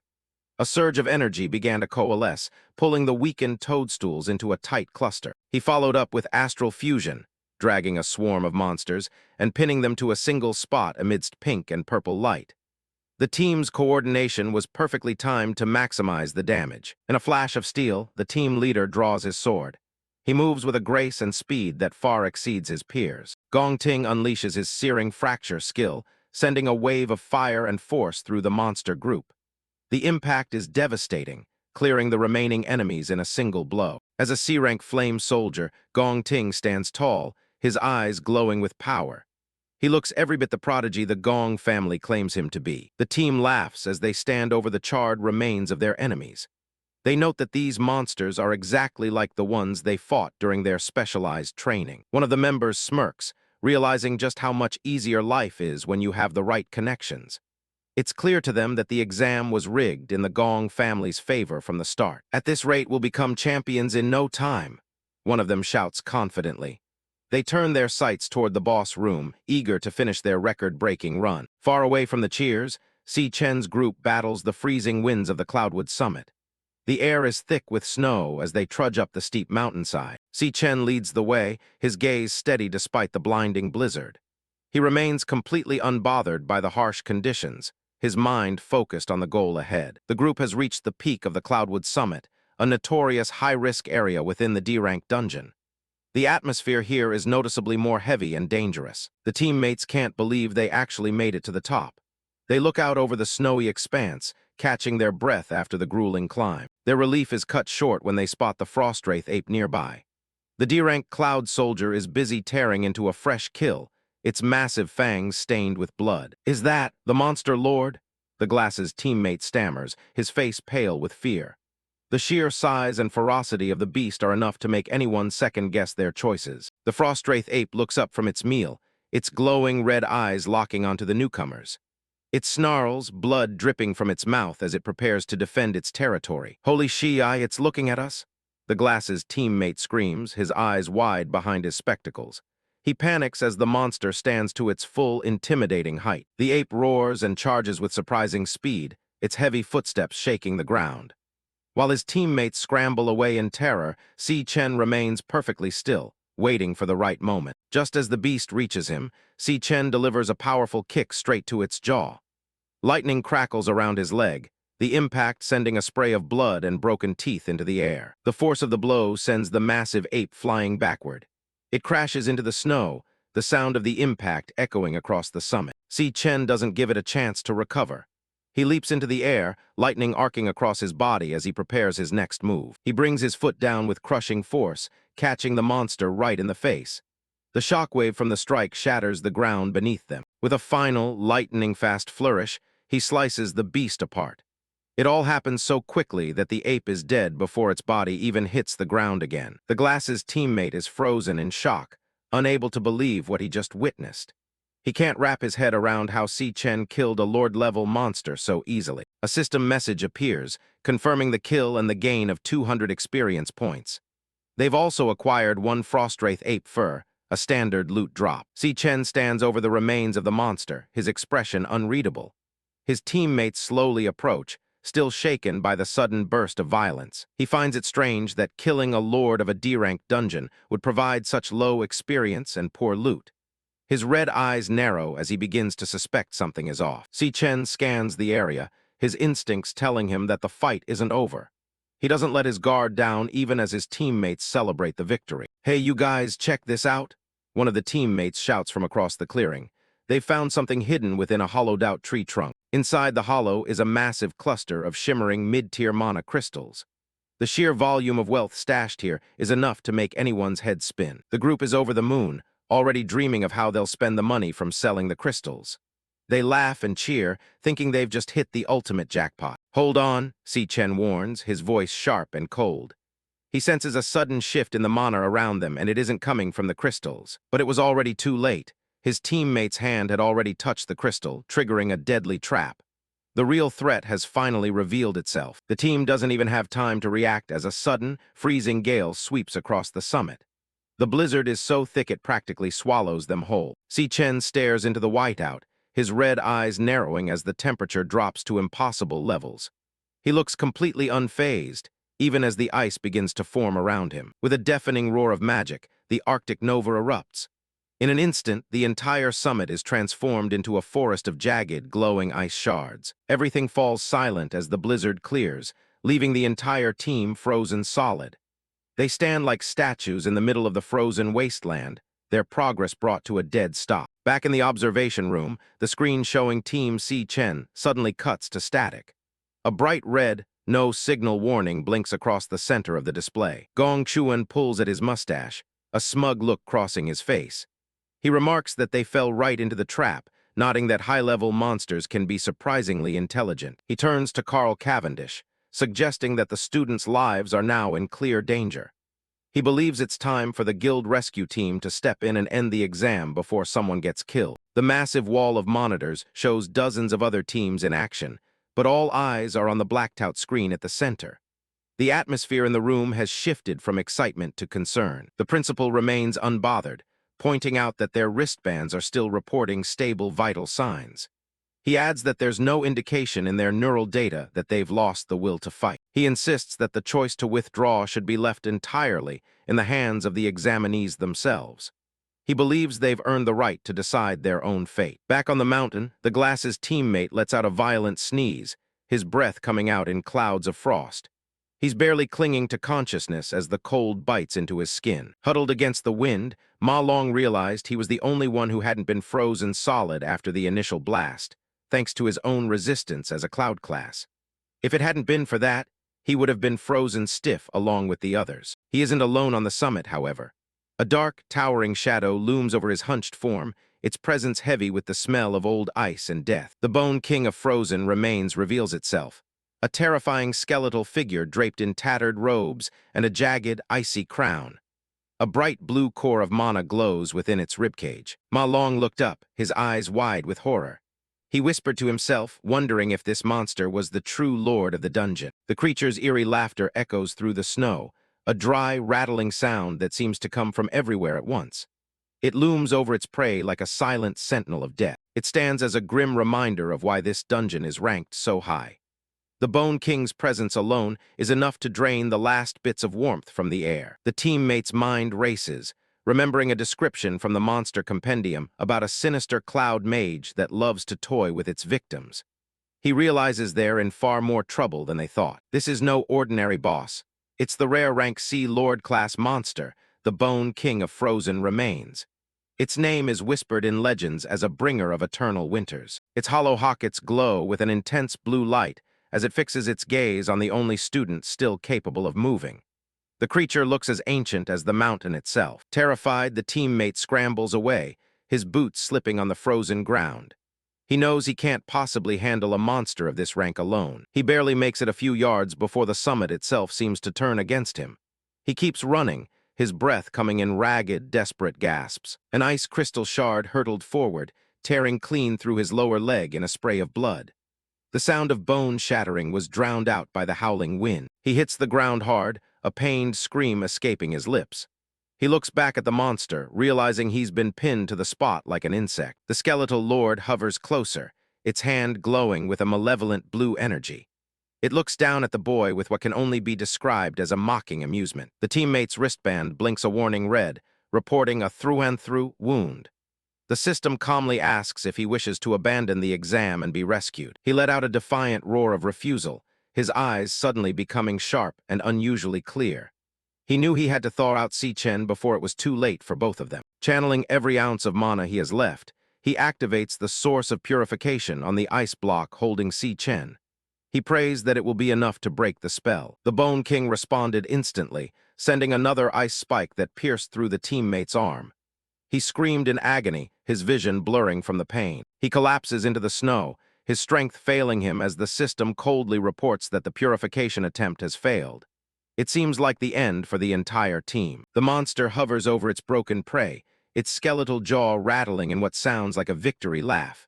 It looks like it's savoring the moment of their total defeat. It gathers its magic once more, forming dozens of smaller ice bone spikes around its body. The creature is preparing to finish the job once and for all. Slumped in the snow, his heart rate spiking and his body covered in wounds, the teammate looks like a ghost of himself.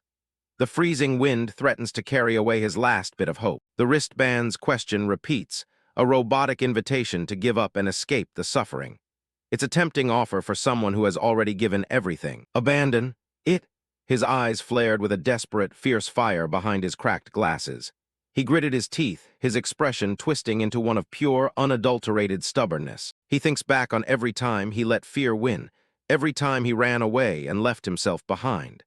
He's tired of being the one who always gets left in the dust. He remembers the bullying, the laughter, and the years of being treated as nothing more than a burden. The memories burn hotter than the freezing cold around him. He thinks of all the times he was too weak to stand up for himself or those he cared about. He refuses to let this be another one of those moments. He remembers his team and the promise they made to change their fates together. They fought too hard to make it this far just to fail now. I absolutely won't just give up like this, he screams, his voice cracking with the strain. His resolve is harder than the ice that's trying to kill him. With a final, agonizing effort, he lunges forward and slams his hand against Si Chen's icy prison. He ignores the spikes in his body as he pours the last of his mana into the skill. Source of purification, he bellows as a blinding blue light erupts from his palm. The sheer power of his will begins to shake the entire summit. Behind Ma Long, the Bone King raised its hand, commanding a volley of ice crystals that hurtled forward with ear-piercing shrieks. Beneath his palm, The thick ice holding Si Chen captive begins to hum and crackle with a sudden surge of internal power.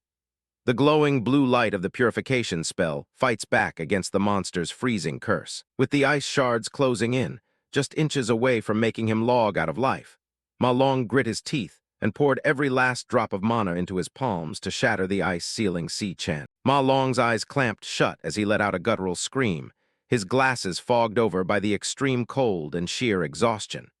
He was determined to push past everything to break the weakling jinx, giving his all for his ideals and his friends in this very moment. Deep within the darkness of the broken ice, Si Chen's eyes snap open, burning with a fierce and predatory golden light. The air around him seems to vibrate with a sudden, overwhelming pressure. A massive shockwave of blue mana and ice debris erupts from the center, blowing back the surrounding snow as Si Chen fully awakens. The sheer force of his awakening clears a wide circle on the mountain peak. The Bone King's skeletal jaw hangs open, its glowing blue sockets flickering with what can only be described as shock. It clearly did not expect its prey to break free so violently. Moving with blinding speed, Si Chen catches his falling teammate, his silhouette wreathed in a strange, golden-hued energy. He stabilizes the injured boy before the frost can claim him. The teammate manages a weak smile, looking up at his leader through the haze of his exhaustion and relief. He whispers that Si Chen managed to break the control all on his own. Si Chen looks down with calm, red eyes, his voice steady as he asks if the other boy's injuries are life-threatening. The teammate reassures him, nodding that the bleeding has stopped for now. Shivering and clutching his side, the teammate warns him about the monster, a rank C cloud-type lord known as the Bone King of Frozen Remains. He stresses that they cannot let it freeze them again. Si Chen listens in silence, his expression hard and serious as he turns his gaze toward the skeletal monarch. A low hum of power begins to emanate from his body once more. Infuriated by the interruption, the Bone King conjures a massive sphere of jagged ice above its head, the devastating Ice Burst Bomb. The spell crackles with an intense, freezing mana. The colossal orb of frozen energy looms over the summit like a small, pale moon, casting a deep and chilling shadow over the two survivors. Si Chen looks up, seemingly unbothered by the scale of the attack. The monster's skull splits into a wide, maniacal grin as it lets out a rattling laugh. It prepares to unleash the full, crushing weight of its magic to end the exam then, and for all. Terror returns to the teammate's face. He shouts that the attack is too large and fast for them to possibly evade in their current state. He braces himself for the inevitable impact. With a flick of the Bone King's wrist, the Ice Burst Bomb hurtles toward the ground, accelerating with terrifying speed. It leaves a trail of frost in its wake as it screams through the air. A blinding flash of white light consumes the entire peak as the explosive spell impacts the center of the mountain. The sound of the explosion is deafening, shaking the very foundations of the dungeon. The Bone King floats calmly in the aftermath, its tattered robes fluttering in the freezing wind as it stares down at the smoke-filled crater. It waits for the dust to settle, certain of its victory. Suddenly, the creature's glowing blue sockets flare. It senses a presence within the wreckage that should have been extinguished. It leans forward, its skeletal hand trembling slightly. Si Chen stands perfectly still in the center of the blast zone, his body encased in a shimmering blue aura. He appears completely unharmed, having absorbed the elemental essence of the attack. A partial skeletal mask has formed over his face, and his status screen reveals he has attained a frost body. He is now a cloud warrior, immune to the very cold that once trapped him. The Bone King shrieks in a mix of fury and confusion, its mouth agape as it witnesses its own elemental mastery being turned against it. The air around Si Chen begins to boil with conflicting energies. From the sidelines, the teammate watches in utter disbelief, confused by the strange, icy power emanating from a teammate he thought was a Volt assassin. He can't wrap his head around what he's seeing. He wonders aloud if Si Chen is one of the legendary dual-class awakened, a 1 in 10,000 individual capable of holding two distinct roles at once. The realization leaves him speechless. Si Chen looks over his shoulder, the bone-white mask giving him an increasingly demonic appearance amidst the swirling snow. His red and blue eyes pierce through the haze of the battle. He apologizes for his miscalculation, admitting he shouldn't have put the three of them in such a dangerous position. A class switching in progress loading bar appears before him. His clenched fist begins to glow with a dark, purplish fire as he declares that the monster's reign ends here. The icy blue aura of the frost body is quickly being replaced by a more sinister heat. A system notification confirms that the class switch is finished. The environment itself seems to recoil from the sudden spike in dark, necrotic mana emanating from the protagonist. Si Chen stands fully transformed into the Purgatory Rakshasa, wielding a massive scythe that pulses with pink and purple energy. He has reached level 17, and his intent to kill is palpable as he stares down the Bone King. Si Chen stands amidst swirling energy, apologizing to his team for the danger his misjudgment caused. A class change loading bar appears before him as he prepares to escalate his power. His eyes glow with a sharp blue light. He declares that the struggle ends now. The system confirms the process is complete. The class change is finished. Si Chen emerges in his abyssal fiend form, clutching a massive, glowing energy blade. He promises to finish the fight in an instant. The glasses-wearing teammate can only stare, his jaw dropping in absolute disbelief at the transformation. Normally, an awakener is limited to a single class throughout their entire life. There's only a 1 in 10 million chance that someone can awaken a second. These rare individuals are known as dual classers. Once discovered, these talents are immediately hunted and recruited by every major guild in the world. The teammate screams in shock, realizing that Si Chen isn't just strong, he's something else entirely. 1 class, Lightning Assassin.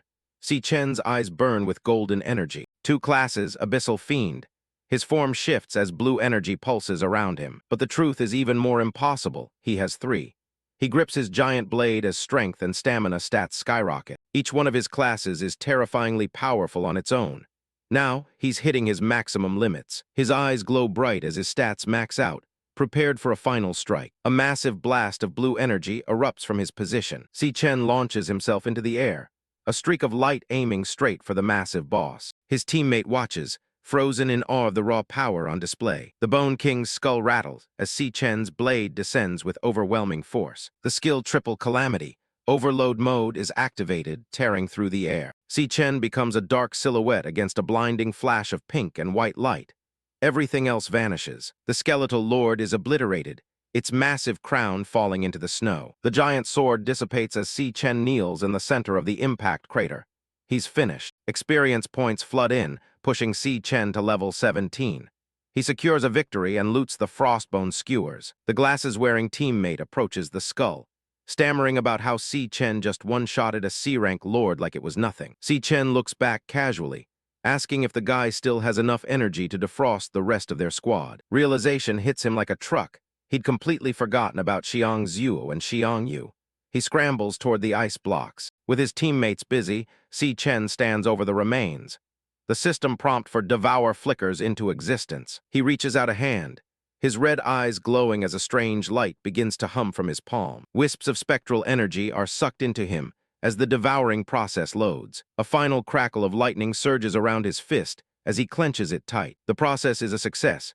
He receives the Frostbound Lick King card, granting him the Cloud Mage class. Si Chen notes that this is the first time he's gained a new class outside of the Dream Realm. He stands silently in the snow, looking completely unfazed by his growing arsenal. He realizes the Robocam was likely frozen by the Arctic Nova earlier, so his secret should still be safe from any onlookers. In the distance, his teammate is hard at work using his powers to free their frozen allies while the broken drone lies nearby. A sudden buzzing sound draws Si Chen's attention as a system glitch effect appears over his chest. His Lightning Assassin class reaches 100%, and he's awarded a star to allocate to his stats. The reward is unexpected, leaving Si Chen momentarily confused by the floating icons. Meanwhile, in the Gloomven Grotto, Team Gong Ting is facing a very different struggle.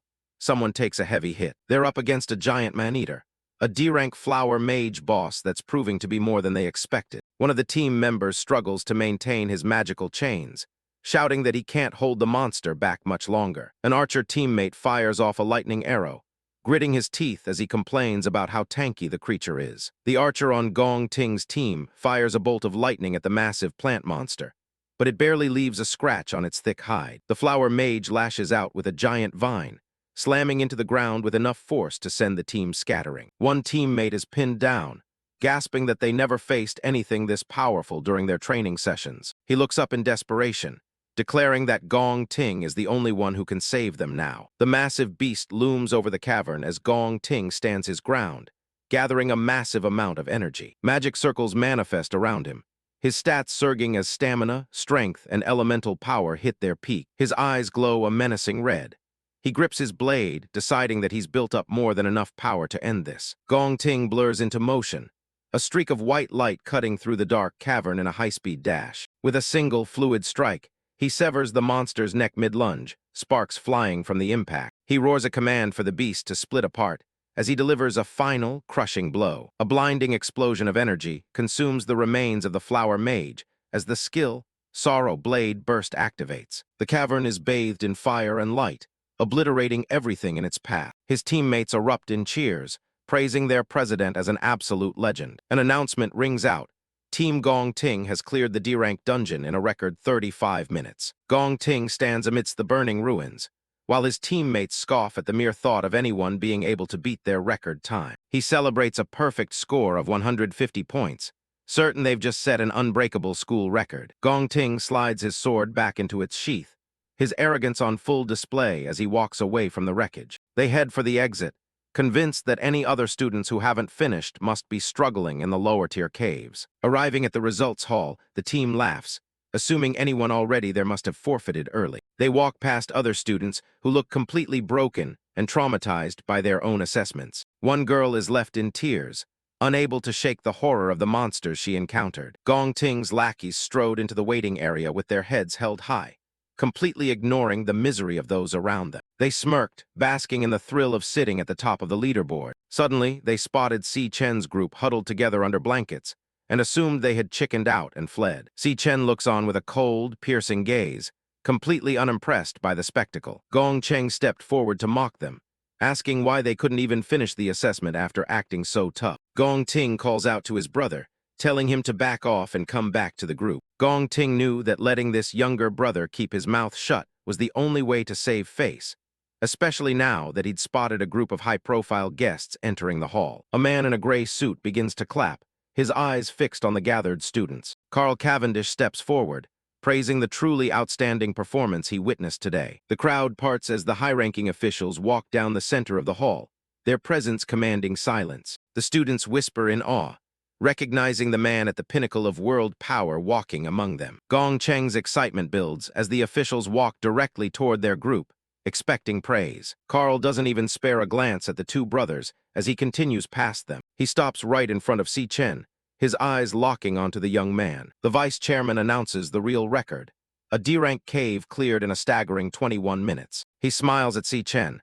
calling the feat truly brilliant even for a professional raid team. Gong Cheng's face twists into a mask of pure shock, his jaw dropping as the announcement sinks in. Si Chen remains silent, but his teammates lean in with smug smiles as the tables turn. Si Chen studies the man, recognizing Carl Cavendish as the second most powerful figure in the world. Carl addresses Si Chen by name, pleased that his trip turned out to be worthwhile after all. He offhandedly mentions that Gong Ting also performed quite well, before focusing back on the real star. Gong Lin smiles and bows slightly, thanking Carl Cavendish for the flattering words about his son's performance. He remains silent for a moment, his eyes hidden behind his glasses as he watches the students in the hall. Carl Cavendish decides it's time to conclude his visit, nodding that the hour is getting late. Carl walks alongside the principal, teasing the old man for hitting the jackpot with 2 rare prodigies in a single year. Gong Xuan wipes a bead of sweat from his forehead as he steps forward to announce the official assessment results. He declares that since there is a tie for a perfect score,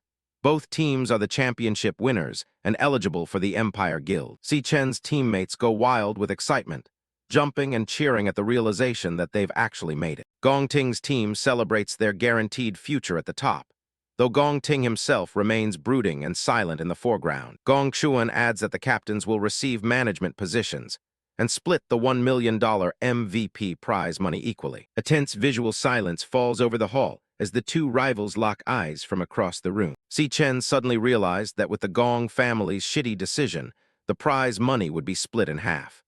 He crunched his numbers, worrying that he wouldn't be able to pay off his debt to Than Kai with only half the reward. Gong Tin spoke up first to break the tension, as even an arrogant man like him couldn't stomach this result.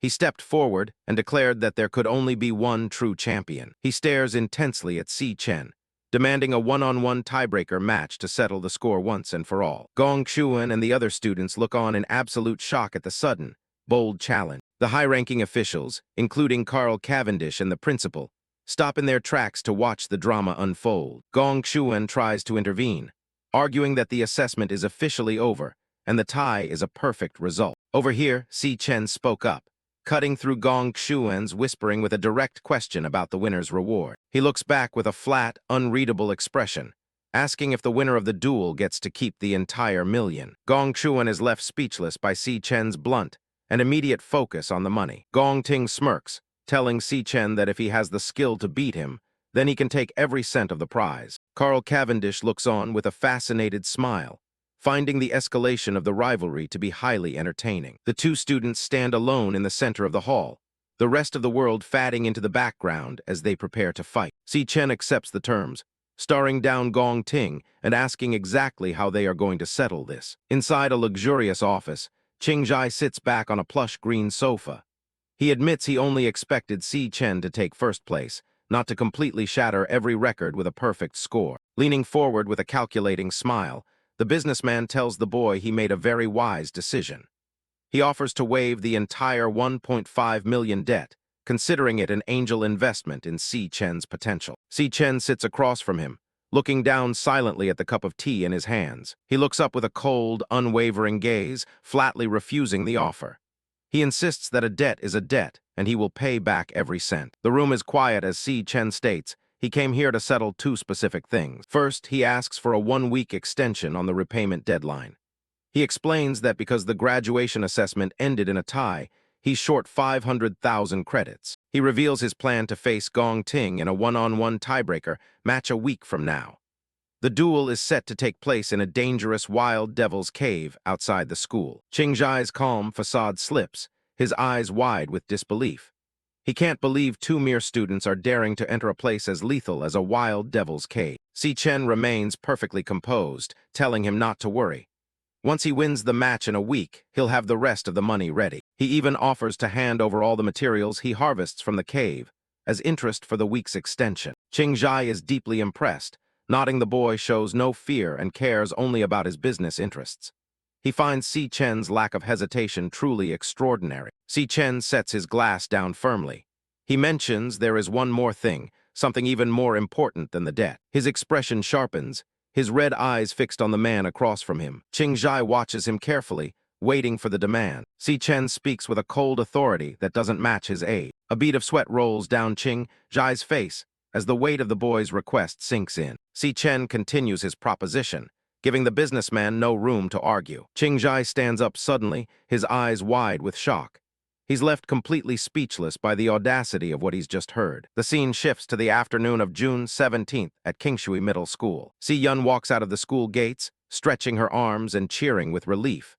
Final exams are finally over, and summer vacation has officially begun. She checks her phone as she walks, a small, hopeful smile appearing on her face. A realization hits her, and her expression softens as she stops in her tracks. Her phone's wallpaper shows a happy photo of her and Si Chen together.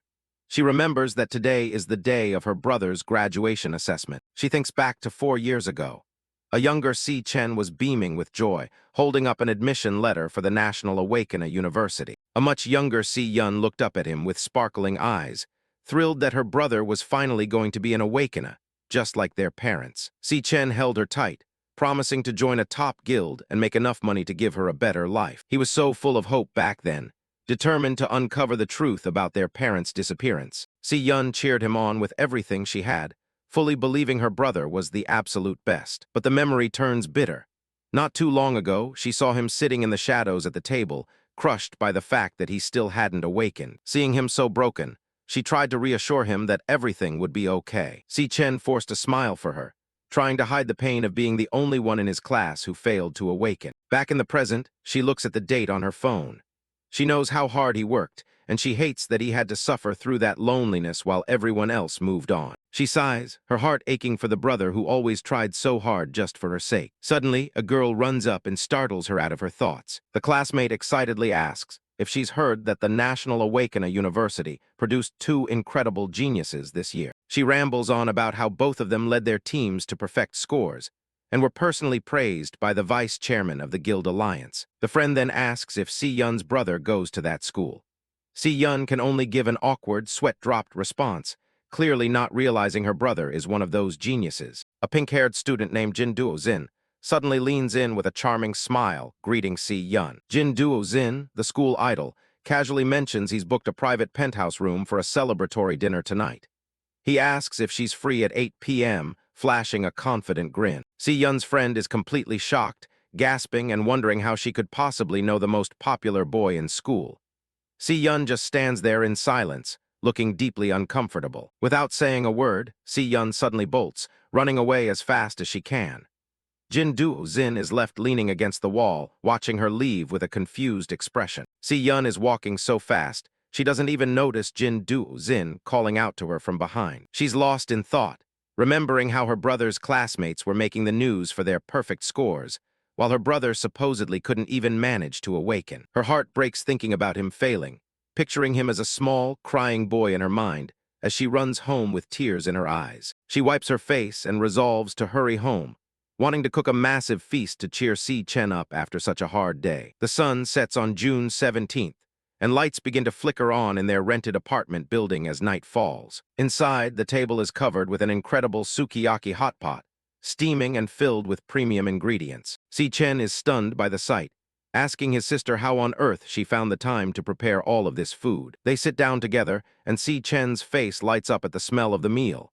Si Yun watches him silently, her expression a mix of pity and concern. In the background, the evening news begins with a report on the successful graduation combat assessment at Dongsin National Awakener University. Si Chen starts eating happily, as the news anchor mentions that Vice Chairman Carl Cavendish was there in person to interact with the students. Si Yun watches him, convinced he's just putting on a brave face to avoid worrying her after failing his assessment. The broadcast continues, reporting a highly rare dual champion outcome and the discovery of twin geniuses. On the TV, Carl Cavendish is seen praising the assessment to the media, specifically singling out one team leader for praise. The reporter's voice echoes through the room as she says the name, Student Si Chen. The shock hits Si Yun like a physical blow, and her bowl and chopsticks slip from her hands in slow motion. Si Yun's eyes are wide with shock, sweat beads forming on her brow, as she repeats the name in her head. Meanwhile, in a dimly lit room, a thick black whip lies coiled on the floor next to splatters of blood.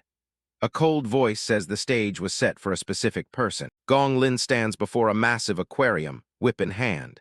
He turns toward a wounded man, saying he even invited an audience to witness the failure. Gong Lin's face is cold and filled with disappointment as he scolds the person before him for botching the performance. Gong Ting is standing there, shirtless and covered in red scratches, his breath coming in ragged gasps as his father yells that he lost to some no-name brat. Leaning in close, Gong Lin tells his son that from now on, he won't be making any of his own decisions. Gong Ting hangs his head, sweating and frustrated, as his father looms over him and mentions a combat tiebreaker in a week. Gong Lin's eyes are sharp behind his glasses, as he declares that first place can only belong to the Gong family, by any means necessary. Back on the TV, the news continues to report on the rare twin prodigies that have emerged. Carl Cavendish is back on screen, repeating his high praise for the student who led their team to a perfect score. Si Yun stood frozen, her eyes glued to the TV as the name Si Chen echoed in her ears. Suddenly, she stands up so fast that her chair almost flies back, making a loud swoosh. She stares at the TV with an expression of pure, unadulterated shock. A perfect score? Her brother. The vice chairman on the screen says the performance was impressive, and hopes the country continues to produce such talent. Si Yun points a trembling finger at the TV and looks at her brother, asking if that Si Chen they just mentioned is actually him. Si Chen looks up calmly, his mouth full of rice, and just gives a casual, "Yeah, what about it?" as if it's nothing special. The shock finally breaks Si Yun, and her spoon hits the floor with a loud smash. Outside, a massive bolt of lightning cracks across the sky, echoing the explosion of news inside the apartment. Si Yun is speechless, her eyes bulging, her own flesh and blood. A genius in the graduation exam. She explodes with excitement, shouting that he got a personal shout-out from the vice chairman of the Guild Alliance. Si Chen just sits there quietly, completely unaffected by her outburst as they continue their dinner. After the initial shock wears off, Si Yun's eyes well up with tears again, but this time they are tears of joy. She leans her head on her hand, a soft, proud smile on her face as she tells him he actually went and did it. Si Chen stops eating for a moment, looking at his sister with a slightly surprised expression. Later that night, Premium Wagyu beef is stabbed with a toothpick in a different luxury setting. Carl Cavendish, now in a casual red shirt, is enjoying his high-end dinner, thinking that nothing beats premium Wagyu. He looks off to the side with a knowing smile, asking someone how things are looking on their end. In a quiet, upscale restaurant, Kite sits with her eyes closed, listening to the ambient noise.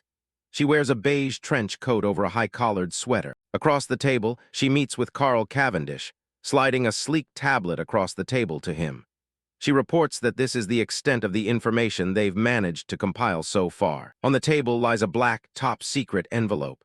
Inside, documents labeled the Glutton reveal that the subject hasn't left even a single footprint over the past year. The file contains cryptic notes about the Glutton, suggesting that the entity may have already figured out that they are watching. Carl Cavendish leans back, looking at the file with a neutral expression. He acknowledges her hard work and tells her to eat her meal first. Kite doesn't touch her food yet, instead leaning in to mention that there is one more thing she needs to report. She reveals that she's had her eye on someone suspicious lately, someone who recently crossed paths with Carl. Carl raises an eyebrow, his interest piqued. Kite explains that the speed at which this individual's abilities are increasing is completely off the charts, far beyond what should be possible. Meanwhile, deep within the mental realm of Dreadspire, a massive, twisted tower pulses with an eerie red glow against the dark sky. Si Chen stands in the desolate white wasteland of the tower's first floor. He's been grinding here for 2 weeks, reaching level 17 and nearly wiping out every monster on the level. His status window displays his growth, showing massive boosts to his strength and speed. He has now fully adapted to the punishing 10x gravity environment. A system notification announces a class proficiency increase.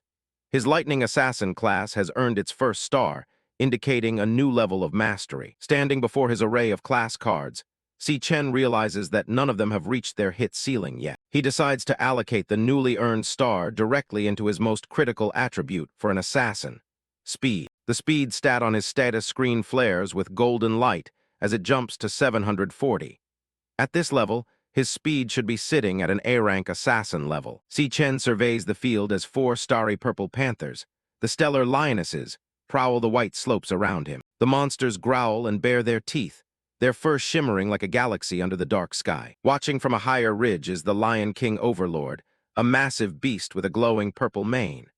Si Chen admits he still can't land a single hit on this floor's boss. 2 of the lionesses suddenly lunge at him from different angles, their jaws wide as they leap through the air. Si Chen remains calm, his eyes glowing with intensity as he activates his specialized skill, Flash God. With a burst of yellow lightning, he blurs across the battlefield, leaving a jagged trail behind as he weaves between the attacking beasts. He closes the distance in an instant, charging his hand with lightning to strike the Lion King Overlord directly. Just as his blow is about to land, the massive lion blinks out of existence with a sharp swish. The Overlord reappears instantly on a distant ridge, standing beside whichever lioness is currently farthest from Si Chen. The monsters are constantly shifting their positions to adapt on the fly, but their core formation never changes. Si Chen stops to analyze the battlefield. 2 lionesses are always assigned to keep him busy at close range, while 2 others wait on standby. Through it all, the Lion King Overlord maintains the maximum possible distance, refusing to engage him directly and watching from afar. Si Chen narrows his eyes, frustrated by the Overlord's strategy of letting everyone else do the dirty work. He stares at the majestic purple beast, wondering what kind of class or ability it truly possesses to be so elusive. Another lioness charges at him from the side, its form a blur of starry purple energy and bared teeth. Si Chen doesn't look away, instead thrusting his lightning-charged hand out to meet the beast's lunging attack. His fist connects with the monster's face with a heavy thud, sending a shockwave of electricity through its body. But his slash still sliced through nothing but empty space. He realized they were using that same old trick again to toy with him. Just as Si Chen was about to launch his counterattack, the lioness vanished into a dark portal, disappearing from his sight in a split second. She instantly pops back up right beside the Lion King Overlord on the high ground, safe from his reach. The moment Si Chen stops moving, another lioness charges in to bait him into swinging his lightning blade again. Electricity crackles violently around Si Chen's body as he gathers more power, his hair standing on end from the intensity. He launches into a series of lightning-fast slashes, his trails weaving a complex web of purple and yellow energy across the white terrain. From an overhead view, the battlefield is a mess of portals and moving shadows. Si Chen notes that their coordination is so iron-tight it's almost beautiful. The high-speed chase continues across the cratered landscape, with the panther-like monsters constantly teleporting to stay out of reach. One of the lionesses swipes a claw at Si Chen's head, but he parries the attack with his own lightning-infused fist. He lashes out with a powerful lightning blade, but his target once again vanishes into thin air before the blow can connect. The panther-like monsters continue to reposition themselves across the snowy slopes, keeping a strategic distance from their target. Their forms flicker with starry energy as they move. Si Chen prepares for another strike, his eyes fixed on the nearest beast as it lunges through the air. He readies himself to attack again, refusing to let the pack overwhelm him. With a sudden burst of speed, Si Chen charges forward, his movement leaving a jagged trail of golden light. He aims a decisive blow at the monster, only for it to vanish once more into a dark portal. The cycle continues as the panthers leap and teleport in an endless loop, slowly grinding Si Chen's stamina down. He stands alone on the white field, surrounded by shadows that refuse to stay still. Si Chen pants heavily, sweat dripping down his face as he realizes the futility of his current approach. His brow is furrowed in concentration, his eyes glowing with a sharp, yellow light as he stares down his elusive foes. The Lion King Overlord watches from the ridge, its massive purple form radiating an aura of calm superiority.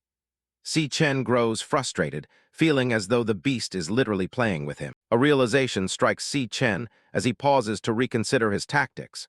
He wonders why he is even trying to beat these monsters at their own high-speed game. As a panther lunges toward him with a sharp swish, Si Chen leaps high into the air, narrowly avoiding its glowing claws.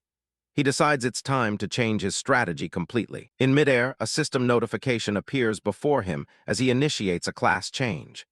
Brilliant blue energy erupts from his body, swirling around him as the interface begins loading. Si Chen decides that if the monsters won't meet him head-on, then he will simply force the engagement. His form begins to shift as ice shards crystallize in the air around him. He vows to pull out his mage class and tear them all apart from long range. His eyes turn a piercing icy blue as the transformation nears completion. The system confirms that the class switch is complete. The golden interface fades, replaced by a chilling aura that freezes the moisture in the surrounding air. Si Chen stands fully transformed into the Frostbone King, his body adorned with sharp, icy armor and skeletal antlers. Large, jagged icicles float around him, ready to be launched at his targets. The Frostbone King class card displays its impressive stats, specializing in elemental power and luck. It lists powerful skills like Frost Spike and Frost Bomb, signaling a major shift in the battle's dynamic. Si Chen initiates a class switch, suspended in a burst of blinding blue light as a loading bar appears above him. He's not just adapting, he's completely resetting the board. Shards of ice begin to crystallize in the air around him. If the enemy won't meet him head-on, he's more than happy to change the rules of the game and strike from a distance. His eyes turn a cold, glowing blue as the transformation finishes. He's pulling out his mage class to start tearing the pack apart from long range, where they can't even touch him. The switch is complete, and he stands as the Frostbone King, a level 17 cloud mage clad in jagged ice armor. The sheer cold radiating from him turns the air into a mist of frost. The system displays his new stat card, showing off high speed and mental stats. This form is built for tactical destruction, utilizing specialized Frost Spike and Frost Blast skills. He hovers high above the arena, unleashing a barrage of razor-sharp ice blades. A massive boom echoes through the chamber as the attack tears through the air toward its targets. The ice shards rain down on the lions below like deadly needles. They scramble to dodge the sudden hailstorm, but there's absolutely nowhere left to hide on the open floor. Explosions of frost erupt across the ground, sending freezing shockwaves through the entire battlefield. The impact is so violent it creates a localized blizzard that blinds the remaining beasts. Si Chen watches from above with a calm, analytical gaze. He knows the secret to winning. Mages might be fragile up close, but at this range, they own the entire battlefield. The Lion King Lord roars in pain as the ice storm clips its hide. It glares up at its attacker, frustrated by a fight it can't even hope to reach. A purple energy discharge sizzles on the ground where the ice hit. The power behind Si Chen's spells is so intense it's actually scorching the floor of the tower. The boss and its minions start retreating toward a dark portal. They've finally realized they can't survive an open fight against a long-range specialist who has them pinned down. Portals open all over the arena as the lions try to reposition, but the ground is already glowing with the marks of the previous bombardment. There's a pattern to their movement that he's already exploited. Si Chen raises his ice-covered hand, his fingers starting to curl in a crushing motion. He's been hurting them this whole time, forcing the entire pack right into his kill zone. The Lion King freezes up, its eyes wide with shock as it realizes it's walked straight into a trap. A single bead of sweat rolls down its fur as the mana in the air thickens. He summons a giant, glowing sphere of ice energy directly above the enemy. This is the Frost Blast bomb, and it looms over the pack like a miniature frozen moon. The sphere is massive, trapping the panicked lions with absolutely nowhere left to run. Multiple shockwaves are already hammering the area as the spell begins its final phase. His eyes narrow through the frosty air as he prepares to detonate. He's made sure there isn't a single corner left in the arena for them to hide in. The Lion King lets out one last, desperate roar as the bomb starts to collapse inward. It knows exactly what's coming, but it can't move fast enough to escape. The sphere detonates, unleashing a blinding explosion of blue and white light that consumes everything in its path. The tower floor shakes under the sheer weight of the impact. A massive shockwave slams through the arena, turning everything white. The force of the blast is heavy enough to momentarily clear the entire battlefield of any visible movement. When the light fades, the lions are left frozen solid in jagged pillars of ice. Cracks are already spiderwebbing across their bodies as the structural integrity of the ice fails. Si Chen doesn't miss a beat and switches classes again, transforming into his level 17 infernal Rakshasa form. Dark, demonic energy swirls around him as he prepares to deliver the final strike. With blue markings glowing under his eye and his hair standing on end, he looks down at his frozen prey. The first floor of the Dreadspire is about to be officially cleared. He glares at the frozen boss, baring his teeth in a savage grin. For these creatures, the fight is over, and there's no coming back from what's next. A vertical beam of purple light slams down from above, crushing the frozen lion into the ground. This is the triple cataclysm in crushing mode, leaving nothing but dust in its wake. Si Chen swings his weapon with a powerful swoosh, sending out waves of dark purple energy. The sheer force of the move clears away the last of the frozen debris and frozen corpses. The battlefield falls silent as the ice fragments finally settle on the floor. Si Chen stands tall in the center of the destruction, his weapon still glowing with residual energy. The boss's spirit begins to fade, dissolving into wisps of black smoke as its physical form vanishes. It's a quiet end for a creature that commanded a pride of hunters. The smoke swirls and disappears into the air with a soft whoosh. The main threat of the first floor has been neutralized, and the way forward is finally clear. Si Chen walks toward the site of the impact, his cape fluttering behind him. The frozen arena he's created is now a graveyard of ice and purple mana. His level shoots up to 24 in a massive jump, and he scores some serious loot. He's earned 4 Phantomane bones and a rare Phantomane heart from the victory. He looks down at the remains of the purple lion. The system confirms what he already knew. The body is ready to be devoured for its power. He stands over the glowing purple core, holding it up as it buzzes with residual energy. The light reflects off his chest as he prepares to analyze the prize he just fought for. He focuses his energy on the heart, demanding it reveal its secrets. He needs to know exactly what kind of class could hide behind its beasts so effectively. The core starts to smoke as it reacts to his mana, releasing a strange, purple vapor. The buzzing sound gets louder as the system begins the extraction process. Dark energy swirls around his hand, while the core continues to pulse and buzz. He's digging deep into the records left behind by the boss's essence. He clenches his fist, the red glow of the heart flaring up between his fingers. He's not just taking the loot, he's taking the boss's very identity and skills. A class card appears, revealing that the Lion King was actually a stellar tamer. It's got specialized skills like Stellar Pact and Stellar Warp, explaining its mastery over beasts. Si Chen stares at the card, surprised to encounter a class he's never seen before. The concept of a tamer adds a whole new dimension to his growing arsenal. It all makes sense now. The boss wouldn't engage him directly because its own stats were trash. It was a classic summoner, letting its contracted beasts do all the heavy lifting. He looks back at the portals the lions used during the fight. They weren't just random jumps, but specialized tamming skills used to protect the master while the pets fought his battles. Si Chen analyzes the tamer skills he just acquired. The teleportation ability, Stellar Warp, stands out as a genuinely powerful tool for battlefield control. He realizes that forming a contract requires more than just a gesture. It hinges on intimidation and a high level of deterrence. He knows he'll have to go in hard to secure a beast of his own. The prospect of forced beast contracting is interesting, even if it relies on fear. He continues reviewing the requirements, noting that a master's death means the end for their contracted beast as well. As the space around him shifts with a powerful whoosh, Si Chen senses a change in the tower's atmosphere.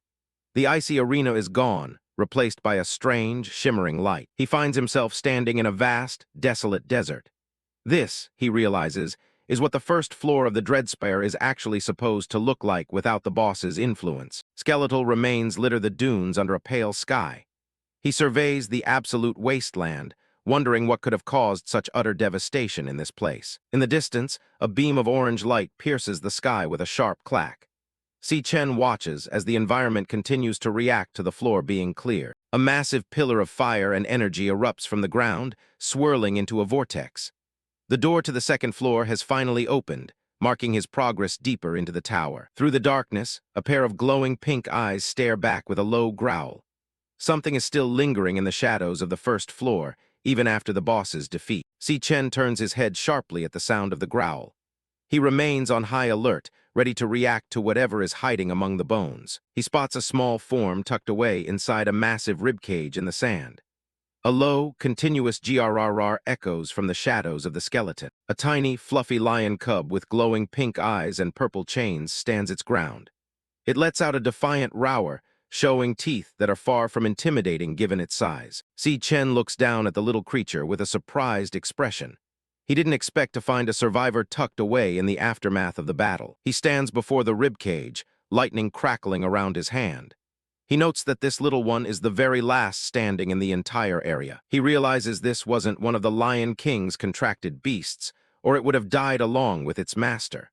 The cub is an independent entity that was trapped here all along. Looking closer, he sees glowing stellar chains wrapped tightly around the cub. He wonders if the Phantomane Lion King was the one who locked it in this cage. The lightning around Si Chen intensifies as he narrows his eyes. He's making a decision about what to do with this tiny prisoner. The cub's eyes widen in fear and shock as the energy surges around it. It cowers slightly, bracing for what it thinks is another attack. Si Chen strikes with a burst of energy, but not at the cub. He shatters the stellar chains, sending purple fragments flying through the air as the cub is knocked back by the force. The cub tumbles across the sand with a plop, the heavy chains finally falling away. It lies there for a moment, stunned by the sudden turn of events. Si Chen stands over it, telling the cub he's giving it back its freedom. He looks down with a calm, almost gentle gaze as the dust settles around them. He acknowledges that this wasteland was once the cub's home. He watches as the small lion shakes off the last of the exhaustion and looks up at him. Si Chen gives a slight, knowing smile. He talks about the pain of watching everyone you know die and seeing everything you love destroyed. He looks the cub in the eye, telling it that he knows exactly how that feeling feels. The cub stares back, silent and seemingly listening to every word. He tells it to stay alive and keep going, despite how much it hurts. With that, he turns away and starts walking toward the portal to the next floor. Suddenly, a sharp buzz of purple energy erupts behind him. He stops in his tracks, looking back over his shoulder at the sudden surge of mana. A system notification appears. A beast contract request is incoming. It lists passive skills that boost stats and provide a shared field of vision if the contract is accepted. Si Chen looks genuinely surprised, a bead of sweat on his face as he stares at the prompt. He didn't expect the cub to initiate the bond on its own. Lion King Leo sits on the sand, looking up with big, hopeful eyes. The system marks it as contractable and waiting for his response. The final prompt hangs in the air. Do you accept? Si Chen is faced with a choice that will give him his very first contracted beast. You want to follow me? Si Chen asks, looking down at the small creature. The white lion cub, Lion King Leo, answers him with a sharp, determined howl. Standing before the glowing portal, Si Chen declares his intent to conquer every floor of the Devil Tower, one step at a time. He looks at the cub with a serious expression, warning it that the path ahead is dangerous and could even lead to death. Lion King Leo doesn't back down, letting out another brave cry to show its resolve. Si Chen closes his eyes, sensing the cub's determination, and decides to move forward. He calls for the creature to consent to the contract, his eyes glowing with an intense purple light. A star-shaped mark appears in Leo's eye as the system confirms the contract is officially established. The system interface updates, revealing the Star Beastmaster class along with a set of powerful passive and active skills. With the bond formed and skills activated, Si Chen signals for his new companion to head out with him. The two approach the massive, swirling pillar of fire that leads to the tower's second floor.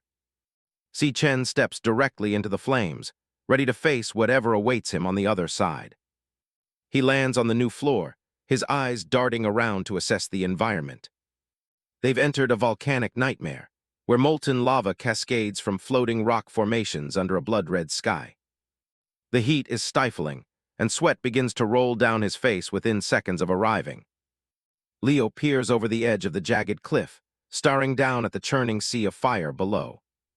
Si Chen wonders what kind of monstrosities lurk on this floor, but his thoughts are cut short by a sudden movement. A blinding white flash suddenly erupts, consuming his entire field of vision. In a split second, he senses an overwhelming, lethal force closing in on him. A massive strike blasts through his chest, leaving a gaping hole in his spectral form. Blood splatters across his face as the simulation records a fatal hit. Si Chen bolts upright in his bed, gasping for air as he returns to the real world. He realizes he was killed instantly, without ever catching a single glimpse of the monster. Drenched in sweat, he wonders just what kind of terrifying power dominates the second floor. His sister's voice breaks the silence, calling him from outside to come and eat breakfast. On the table, she's laid out a steaming bowl of pork ramen and a colorful side of fresh fruit. Si Chen sits down, amazed by the absolute feast his sister has prepared for him.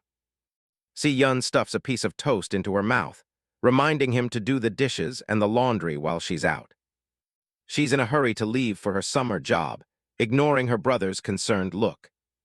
Si Chen asks why she's working, reminding her that he told her to leave the money matters to him. She smiles, telling him she can't fall behind now that her big brother has finally made it to the top. She waves goodbye as she heads out the door, leaving Si Chen to start on his chores. He starts by rinsing the stack of dirty dishes in the kitchen sink. Next, he moves on to hanging the fresh laundry up to dry by the window. He pauses to look at a framed photo of his sister, thinking about how she's always carried herself with such grit. Despite her determination, he knows she's still just a child who deserves to be protected. Checking his tablet, he feels a sense of irony that she's the one taking care of him. His mind wanders to the threat of the Demon King Wrath, knowing he won't be able to stay by her side forever. He looks back at the photo, knowing she's the only person in this world he truly worries about. He puts a hand to his head, wondering if there's a way he can manage his duties while keeping her safe. Suddenly, a purple rift tears open in the air above him, and Lion King Leo falls right through it. Si Chen stares in absolute shock as the creature from the tower actually manifests in his room.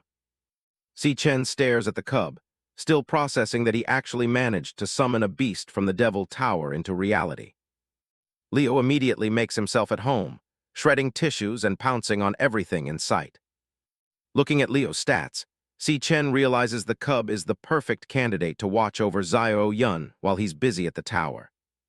The beast binding skill provides a mental link, ensuring he'll know the exact moment she's in any danger. With the astral orbit jump ability, he can warp to the beast's location or summon it back to his side instantly.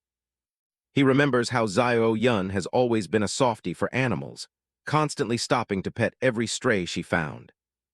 Si Chen smirks, confident that she'll have no problem accepting a small lion as her new companion. A sudden metallic crash from the other room breaks his concentration. He peeks through the doorway, his eyes widening at the mess unfolding in the kitchen. Leo is happily chewing through the ceramic plates, leaving a trail of broken shards across the floor. Outside, the sun begins its descent, casting long, orange shadows over the quiet streets. A security camera sparks and fails, leaving a secluded alleyway completely unmonitored. A wounded man gasps for air, his clothes torn and blood dripping onto the pavement as he retreats. A massive, swirling mass of black and red shadows looms over him, blocking any hope of escape. A shadowy claw pierces right through the man's shoulder, pinning him against the wall. He looks up in pure terror, his voice failing as the monstrous figure looms closer. A predatory red eye locks onto him, gleaming with a cold, malevolent hunger. The devouring process begins, white energy surging through the shadow as it consumes its prey. The sun hangs low over the city as the end of the workday approaches. Xiao Yun heads home, exhausted from her shift at the milk tea shop during the summer rush. She walks through a quiet alley, carrying a couple of drinks and wondering if her brother will like them. The long shadows of the buildings make the path feel narrower and more isolated. She pauses, her eyes darting to the side as she hears the distinct sound of footsteps following her. She spins around, her heart racing, only to be met with a wall of red roses. Jin Duozin steps into the light, greeting her with an arrogant, self-satisfied grin. He's been waiting for her, holding a massive bouquet and looking far too pleased with himself. He tries to smooth over her previous rejection, offering a fancy dinner date as if it's an offer she can't refuse. Xiao Yun stays silent, her expression cold as she stares him down. He boasts about his family's influence, mentioning his father's position to explain how easily he tracked her down. She doesn't mince words, telling him straight to his face that they are from two completely different worlds. She tries to walk past, but he reaches out and grabs her arm, his smile twitching with frustration.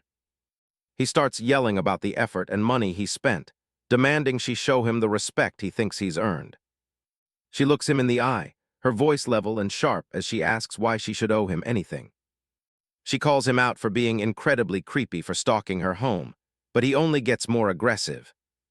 Jin Duozin snaps, his face twisting with a sense of entitlement as he towers over her. Before he can finish his threat, Xiao Yun delivers a powerful headbutt right to his nose. He drops to the ground, clutching his face while she tells him to get his brain checked at his dad's hospital. She stomps away without a backward glance, her mood completely soured by the encounter. Back at the apartment, the warm glow from the window stands out against the darkening sky. Her anger vanishes the moment she sees the tiny, white cub waiting for her inside. Her eyes turn to hearts, all her exhaustion forgotten at the sight of the adorable creature. She scoops Leo up in a tight hug, beaming as she asks her brother where he found such an amazing little beast. Si Chen sits back and watches as Xiao Yun cradles the white cub, informing her that Leo is now her responsibility. She beams with excitement, hardly able to believe she's allowed to keep a lion in their home. As she pets him, Xiao Yun notices something strange. Despite his tiny size, Leo already has a long, thick mane. She wonders aloud if only adult male lions are supposed to grow them, but the cub just purrs contentedly in her arms. Xiao Yun quickly brushes aside her confusion, deciding she'll head out tomorrow to get a magical beast adoption license and make everything official. Si Chen remains quiet, a faint smile on his face as he observes their immediate bond. Seeing how fond she is of the cub gives Si Chen a sense of relief. With Leo there to protect her, he can finally stop worrying about her safety at home and focus on his own path. A sharp chime cuts through the quiet moment as his phone vibrates against the table. Si Chen picks up the device, his expression shifting to one of focused anticipation as he waits for the screen to light up. The light of the display reflects in his crimson eyes, highlighting a cold, determined gaze as he reads the new message. An email from the Guild's Supervisory Bureau confirms that his application has been officially approved. He stares at the screen, knowing that his plan can finally move into its next phase. His focus tightens on the immediate future, the tiebreaker assessment scheduled for 6 days from now. Winning is no longer just an option, it's a necessity. 6 days have passed since the events at the hospital, and the sun finally rises on a pivotal day. It's time for the official tiebreaker assessment that will determine who truly deserves the title of top graduate. The scene shifts to the outskirts of Greenlight Forest at 15:10. The air is still, the silence of the ancient woods only broken by the distant, eerie rustle of leaves. Gong Xuan, the director of career services, steps forward with his signature round glasses and sharp mustache. He commands attention from the two candidates as he prepares to deliver the final briefing for the exam. The assessment is set to take place within the Wild Devil's Cave, a portal hidden inside the hollow of a massive, glowing tree. Gong Xiuhen warns that despite the setting, this is a dangerous D-rank dungeon. Si Chen and Gong Ting stand side by side at the cave's entrance, looking ready for the challenge. A small drone hovers above them, tasked with broadcasting every move of the two rivals for the examiners to see. Gong Xiuhen warns them that the internal environment of a wild cave is completely unknown. Unlike the controlled simulations at school, the risks in this untamed lair are far more lethal. To handle the danger, 3 senior guild raid members have been dispatched from the Dongxin Nation to serve as proctors. They stand watch on the grassy field, looking entirely unimpressed by a mere student exam. Ivan, a silver-haired warrior from the Empire Guild, stands with a cigarette hanging from his lips. He's a veteran proctor who will be following the candidates into the depths of the cave. Caillou represents the Divine Eye Guild, her eyes sharp and blue beneath the brim of her cowboy hat. She is introduced as a C-rank nuclear shooter, ready to provide protection if things go south. Joining them is Yuta Sato from the Yinfeng Guild, a C-rank star warrior with thick dreadlocks.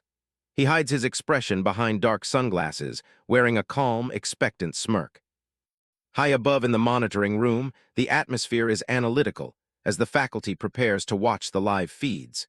The examiner's scores will be the final word on who comes out on top today. Among the observers is Gong Ting's father, who stares at the screen with a mysterious grin. He leans his chin on his hand, appearing highly amused by the impending chaos, having already completely bribed those 3 proctors. Standing nearby, the principal spoke up, questioning why the vice chairman was still here when his official itinerary had already ended 2 days ago. Gong Lin didn't even look away from the screens upon hearing the question. Carl Cavendish simply smiles, wondering what could possibly be more interesting than the clash about to unfold. To him, the chance to witness these 2 geniuses in a real-world scenario is worth the extra time. On the screen, the focus remains on Si Chen and Gong Ting as they prepare to enter the portal. The freckled youth's gaze is fixed on the duo, his eyes filled with a quiet, predatory curiosity. Carl Cavendish admits that he hasn't witnessed a duel between true geniuses in many years. For a man in his position, this is a rare treat that he's genuinely looking forward to seeing. Outside, Gong Xiuhen raises his hand toward the swirling green energy of the portal. With a loud voice, he officially opens the gates to the Wild Devil's Cave. This is it, the National Awakener University class of 2157 Graduation Combat Assessment. The one-on-one tiebreaker has finally arrived to settle the score. Si Chen's gaze is cold and focused, a sharp contrast to Gong Ting's intense, golden eyes. The rivalry between them reaches a peak in this silent moment of final confrontation. Si Chen versus Gong Ting, it officially begins. With the shout, the energy of the portal pulses with brilliant light. The 2 candidates step forward, their silhouettes swallowed by the intense green glow of the entrance. They descend into the cavernous maw of the cave, leaving the safety of the surface far behind.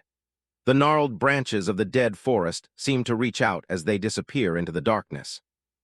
Inside, the cave is a graveyard of twisted, dead trees and eerie mist. Si Chen stays vigilant, his crimson eyes scanning the shadows for the first sign of an ambush.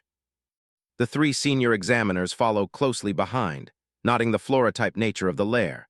Ivan suggests taking a smoke break, but the others remind him that the cameras are still rolling. Suddenly, a jagged red pulse flickers across Si Chen's vision. His heart skips a beat as a digital warning begins to glitch into existence right in front of him. A high-risk warning blares in red, catching Si Chen off guard. His system is reacting violently to something hidden deep within the cave's stale atmosphere. He's shocked. It's the first time his devil heart has ever issued such a direct and urgent alert. The message, "High-risk monster detected," flashes across his interface in bold letters. The red distortion lingers for a moment, bathing his face in an ominous, flickering glow. He can feel the weight of the threat through the system's reaction. The system escalates even further, screaming danger, and highly dangerous in bold, hexagonal patterns. The threat level is way beyond what a simple D-rank dungeon should be able to hold. Si Chen's eyes narrowed as the extremely high rank warning pulses again. This is a level of danger he hadn't anticipated for what was supposed to be a standard graduation test. Then, as quickly as it appeared, the alert vanishes into the darkness. The cave returns to its silent, foggy state, leaving Si Chen to wonder if it was a glitch or a grim promise of what's to come. He looks around the eerie, dead forest, questioning how a high-rank monster could even exist inside a low-level D-rank lair. Something about this dungeon is fundamentally wrong. He remains silent for now, maintaining his pace and staying close behind his rival. He knows he can't afford to be distracted for even a second. Gong Ting continues to lead with confident strides, his katana held firmly at his side. He seems completely unaware of the digital storm that just played out across Si Chen's vision. From a ledge above, the examiners watch as the fog thickens around the candidates. They remind each other to stay alert and never let the examinees out of their sight in this low visibility. A sharp, cracking sound echoes through the cavern, and a massive shape bursts from the rocky terrain with a violent force. The piece of the cave is shattered in an instant. A toxin cage ant, a D-rank AoE archer monster, emerges from the rubble. Its mandibles click with a predatory rhythm as it prepares to strike the intruders. Gong Ting's hand instantly goes to his hilt, his grip tightening with a practiced ease. He doesn't show a single hint of hesitation as he faces down the insectoid threat. In one fluid motion, he draws his katana and lunges forward. His body becomes a blur of motion against the gray cave walls as he closes the gap with surprising speed. High above, Yuta Sato watches with an impressed smirk, nodding that Gong Ting's reaction is lightning fast. He warns the others that wild monsters are far more vicious than the ones kept in school lairs. The ant retaliates by firing a corrosive poison shot, launching a volley of glowing green acid orbs toward the intruder. The air sizzles as the toxic projectiles streak through the cavern. Gong Ting charges straight ahead with incredibly fluid movements, easily slicing away these attacks. He leaves a trail of light in his wake as he prepares to unleash a decisive counterattack. His body is a blur of lethal precision as he slices cleanly through the toxin cage ant. The monster has its tail severed by his blade before it can even register his presence in the fog. Its tail hits the cave floor with a wet thud, its glowing green venom sac leaking out and soaking the gnarled roots. The speed and efficiency of this finishing blow are truly perfect. Gong Ting brings his katana around in a wide arc, the metal glowing with an intense, golden heat. He focuses his energy for a finishing blow that leaves no room for any counterattack. The glowing blade pierces straight through the core of the largest ant, vaporizing its internal organs in an instant. Green fluids spray across the cavern as the creature is completely neutralized. He activates his core warrior skill, blazing blade penetration, creating a massive explosion of golden light. The impact sends a violent shockwave through the tunnel, clearing out any remaining threats. Up on the observation ledge, the three veteran proctors watch the display with analytical eyes. The sheer power and technique shown by a student are clearly exceeding even their high expectations. Caillou, the C-rank nuclear shooter, taps her wristwatch to log her score. She awards Gong Ting a perfect 10 for his on-the-spot response, impressed by how quickly he neutralized the ambush. Ivan exhales a plume of smoke, his gaze fixed on the battlefield below. He awards another 10 for battle logic, noting how the candidate immediately prioritized destroying the monster's ranged venom organ. Yuta Sato adds his own perfect score for finishing intensity, watching the carnage with a wide, toothy grin. He's never seen a high schooler display such cold, clinical decisiveness against a wild D-rank monster. Gong Ting sheathes his blade with a crisp, mechanical click, standing amidst the carnage without a single hair out of place. He looks every bit the elite student that every major guild is currently fighting over. Yuta Sato's attention shifts to the other monitor, where Si Chen's feed is playing. His expression turns from excitement to pure confusion as he watches the second candidate's performance. To the proctors, Si Chen's performance looks like a complete disaster. He didn't even flinch when the monsters appeared. He just keeps wandering aimlessly through the gnarled trees, seemingly lost in the cave. Gong Ting glances back, his brow furrowed in a silent, judgmental question. He can't understand what his rival is doing or why he's letting himself fall so far behind in the scoring. Back in the high-tech monitoring room, the officials watch the screens in silence. The contrast between Gong Ting's flashy combat and Si Chen's slow walk creates a heavy, awkward tension in the room. Carl leans back in his seat, a playful smirk dancing on his lips. He turns to the distinguished elder beside him, asking what he thinks Si Chen is actually looking for in that darkness. The principal doesn't seem worried in the slightest by this silence. The old man watches the screen with a knowing, steady gaze, his years of experience telling him that this isn't just aimless wandering. On the screen, Si Chen's boot crunches down on a thick, pulsating root. He's finally reached the heart of the cavern where the fog is thickest and the heavy air feels almost suffocating. The principal predicts that the boy isn't lost. He's looking for a way to grab a massive, game-ending high score in a single, devastating shot. The old man sees the strategy hidden in the silence. Si Chen's eyes suddenly glow with a fierce, golden light as he clenches his fist. Sparks of electricity dance between his fingers as he whispers a single phrase, "Found it." A massive pillar of yellow lightning erupts from the ground, tearing through the cave's ceiling with a violent roar. The power is so immense that the solid rock beneath his feet begins to fracture and crumble. The lightning column expands into a blinding sphere of pure energy, illuminating the entire dungeon. Si Chen stands at the very epicenter, looking like a god of thunder amidst the surrounding chaos. Scores of monsters are caught in the blast, their forms reduced to shadows before being completely vaporized. The sheer scale of the destruction is far beyond anything a D-rank exam was designed for. The proctors are nearly knocked off their feet by the sheer intensity of the shockwave. Caillou and Yuta Sato stare in horror as they realize Si Chen didn't just find a monster, he found the entire nest. Gong Ting watches the distant light show with wide, trembling eyes. He realizes the terrifying truth. While he was hunting individual monsters, Si Chen was planning to wipe out the whole dungeon in one move. Si Chen's silhouette blurs as he kicks off the ground, leaving a trail of crackling yellow sparks behind him. His movement is so fast it defies the eyes of even the senior proctors watching the feed. The system notification flashes the name of the legendary skill, Volt Assassin.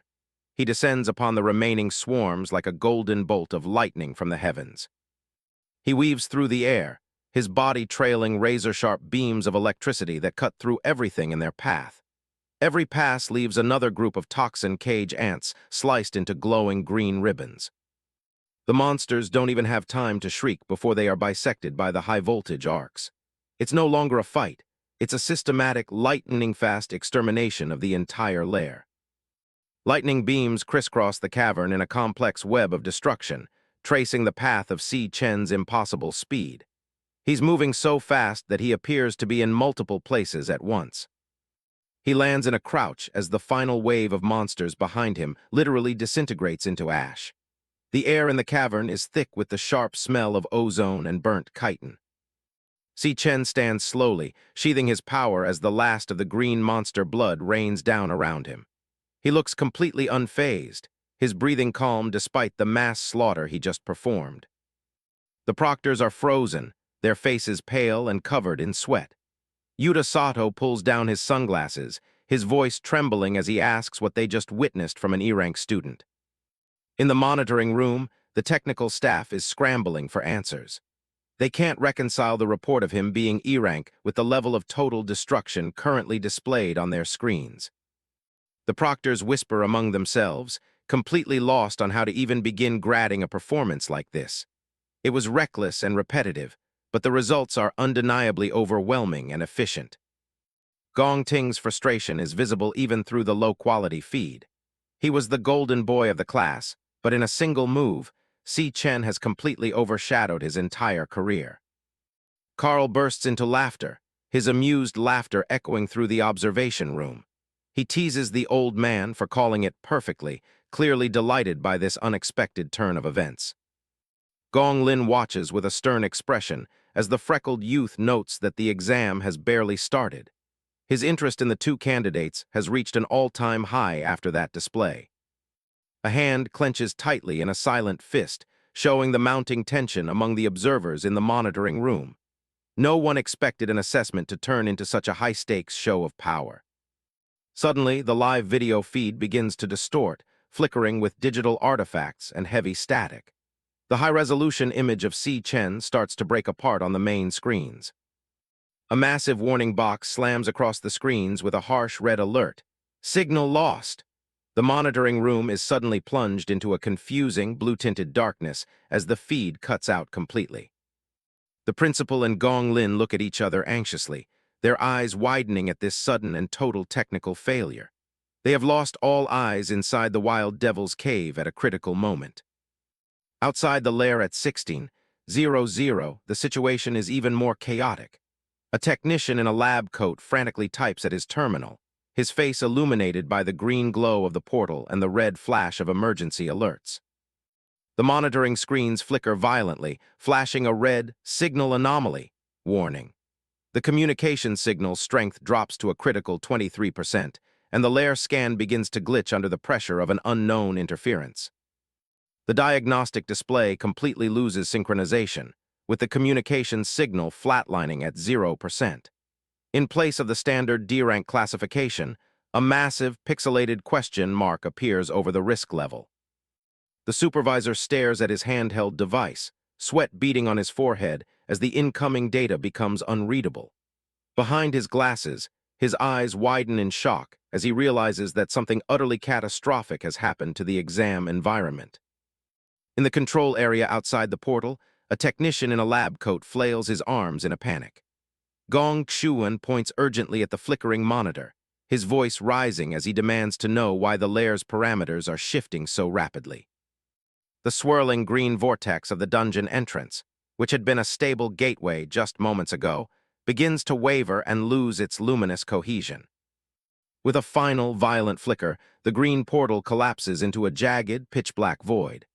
The technician recoils in shock, shouting that the entrance has completely vanished, effectively trapping everyone inside the cave. Deep within the dungeon, the air is suddenly filled with a surreal, swirling magenta energy. Ghostly musical notes drift through the darkness, accompanied by flickering trails of sickly green light. Si Chen stands amidst the growing aura, the magenta energy coiling around him like sentient smoke. The atmosphere has shifted from a monster hunt to something far more ancient and sinister. He turns his head, his sharp gaze fixed on the center of the energy phenomenon. A look of grim recognition flashes across his face as he realizes the identity of the power manifesting before him. From the heart of the void, a pair of narrowed, crimson eyes ignite beneath a blinding flash of magenta light. The haunting presence of Demon King, wrath begins to echo through the cavern, marking a terrifying turn in the exam. Outside the demon's lair, things have gone from bad to worse. The cave entrance where the hunters just entered has completely vanished, leaving the staff outside staring at a solid cliffside. Gong Xuan is in an absolute panic, drenched in sweat as he screams for someone to request immediate backup from the superiors, because all the equipment has gone haywire, and they've completely lost the signal from the team inside. Inside the dungeon, the air is thick with a heavy, pulsating magenta aura. Si Chen stands amidst floating musical notes that seem to vibrate with a sinister energy, making the atmosphere feel suffocating. Gong Ting stops in his tracks, looking over his shoulder. He can feel the shift in the air, though he hasn't yet pinpointed the source of this strange, rhythmic vibration. The rest of the hunters are just as confused. The cowboy hunter asks if anyone else heard that, while Yuta Sato notes that something definitely feels wrong about the unnatural silence. Si Chen's heart starts pounding as a deep thumping sound begins to echo through the mist. He recognizes that sound immediately. It's the voice of the Demon King, Wrath. The sound waves ripple through the darkness, glowing with a malevolent pink light. The thumping isn't just a sound, it's a presence that feels like it's vibrating through their very bones. Cold sweat beads on his forehead as the realization sinks in. Wrath isn't supposed to show up for another 3 years, meaning the timeline he knows is already starting to fracture. Suddenly, Si Chen's system starts screaming warnings. Red icons flash in his vision, signaling that a high-risk monster has just been detected nearby. He looks back down the path into the thick, swirling fog. Something massive is moving through the trees and webs, its steps heavy and deliberate as it approaches the group. High-pitched, mocking laughter echoes through the cavern, followed by the sound of skittering footsteps. The predator is closing in, moving through the mist with chilling confidence. Yuta Sato and the cowboy hunter tense up, staring into the impenetrable mist. They can sense something watching them from the shadows, waiting for the perfect moment to strike. Two glowing pink eyes pierce through the thick fog like searchlights. A massive shadow looms behind the veil, towering over the hunters as it slowly steps out of the gloom. A mantis monster finally reveals itself, its green chitinous body covered in sharp spikes. It stands tall amidst the massive webs, its scythe-like arms glistening with a sickly light. The creature actually speaks, its voice a raspy, taunting hiss. It mocks the humans, telling them they've walked straight into its trap and taken the bait. Yuta Sato's jaw drops as he hears the monster use human language. This level of intelligence is a clear sign that they're dealing with a threat far beyond a typical beast. The group realizes they're in way over their heads. This is at least a C-rank high-tier beast, and there's no reason for something this powerful to exist in a D-rank dungeon. Yuta Sato doesn't wait for it to move first.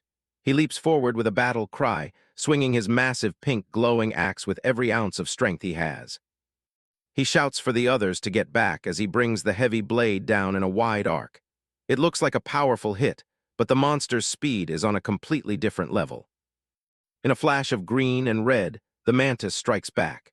Yuta Sato doesn't even have time to react before his arm is severed, blood spraying as his axe falls uselessly to the ground. The cowboy hunter and white coat hunter can only watch in paralyzed horror. The sheer brutality and speed of the attack leave them unable to even draw their weapons. The mantis isn't finished yet. It zips through the group like a ghost, its raspy voice whispering that they should all just give up and die right here. Gong Ting tries to intercept the next move, but a jagged blade punches straight through his shoulder. Blood splatters across his coat as he's pinned by the force of the strike. The monster leans in close, its pink eyes glowing with sadistic glee. It savors the moment, relishing the sight of a human genius being brought so low. Gong Ting grinds his teeth, his face contorting in agony as the blade remains lodged in his flesh. He isn't going down that easily, though. With a roar of defiance, he swings his glowing orange blade upward. He manages to catch the mantis off guard, slicing clean through its arm and forcing the creature to release him. The monster screeches in shock, staring down at its own severed limb. It clearly didn't expect a human to have the sheer willpower to fight back after receiving such a lethal wound. Gong Ting doesn't give the beast a single second to recover. He follows up with a powerful kick that sends the creature skidding across the rocky ground. The mantis claws at the dirt, trying to regain its footing as it retreats. It's injured, but the fight is still very much in its favor. Gong Ting staggers, clutching his bleeding shoulder.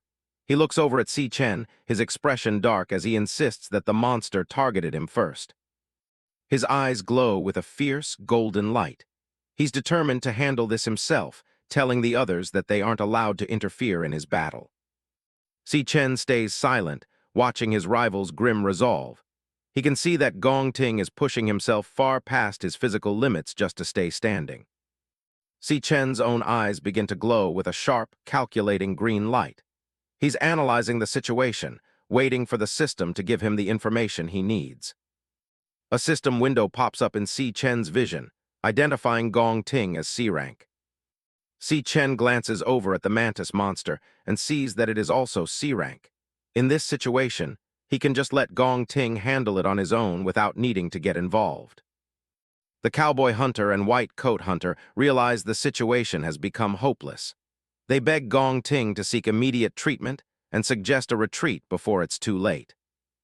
Gong Ting doesn't even look at them. Instead, he ignites a burst of intense flames in his palm and presses the fire directly against his open shoulder wound. Si Chen watches in grim fascination. He realizes Gong Ting is using high-temperature flames to cauterize the injury so he can keep fighting without bleeding out. Smoke and the acrid smell of burning flesh fill the air as Gong Ting stands tall once more. He flatly rejects the suggestion to retreat, his voice steady despite the unimaginable pain. He roars that the duel must go on. his eyes burning with an intensity that matches the flames now coating his blade. The mantis monster lowers its head, its pink eyes narrowing as it prepares for the next clash. It recognizes that its prey has transformed into something far more dangerous.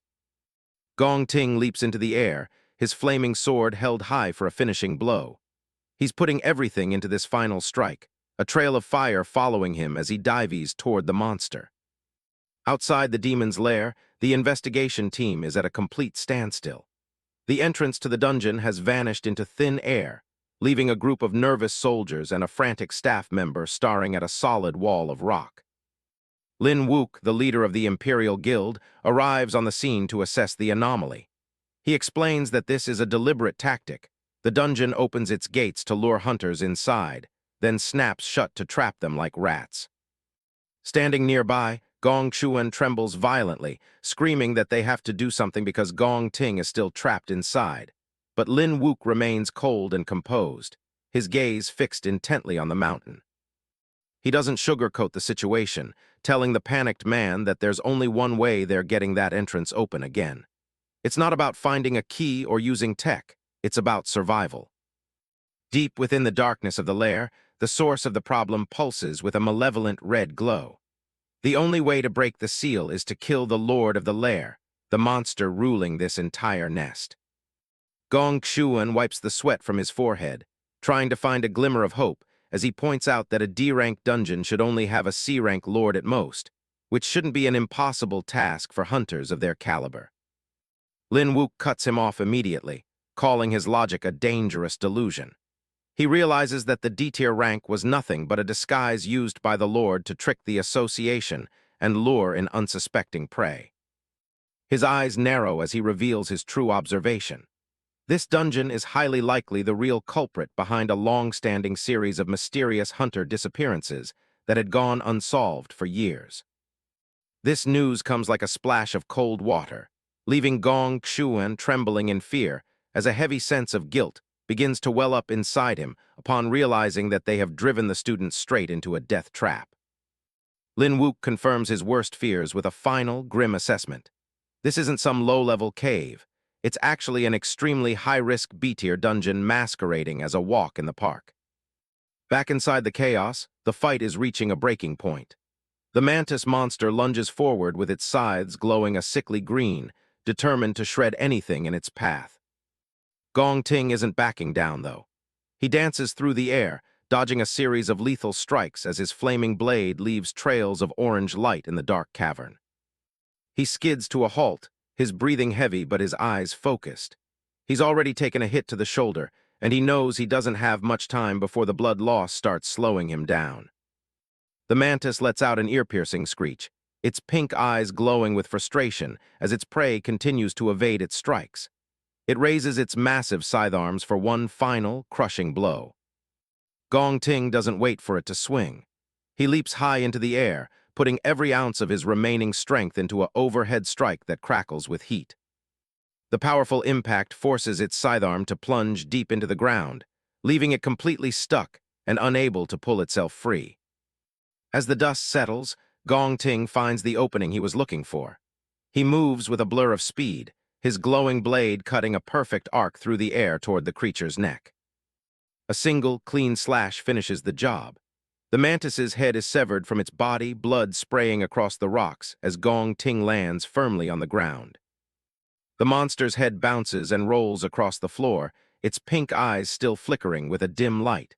It seems like the immediate threat has finally been neutralized. The rest of the group gathers around, looking at the remains of the beast.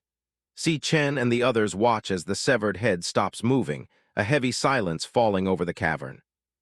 Si Chen keeps his distance, his expression unreadable as he watches his rival. He admits to himself that Gong Ting's strength is impressive, having taken down a high-tier monster while wounded and alone. Gong Ting stands over his kill, his posture still tense despite the victory. He isn't the type to underestimate an opponent, and something about the way the body is twitching feels wrong. Meanwhile, the white coat hunter moves in to help Yuta Sato, who is clutching the stump of his arm. A green healing aura glows around the wound, but they both know a lost limb can't be fixed that easily.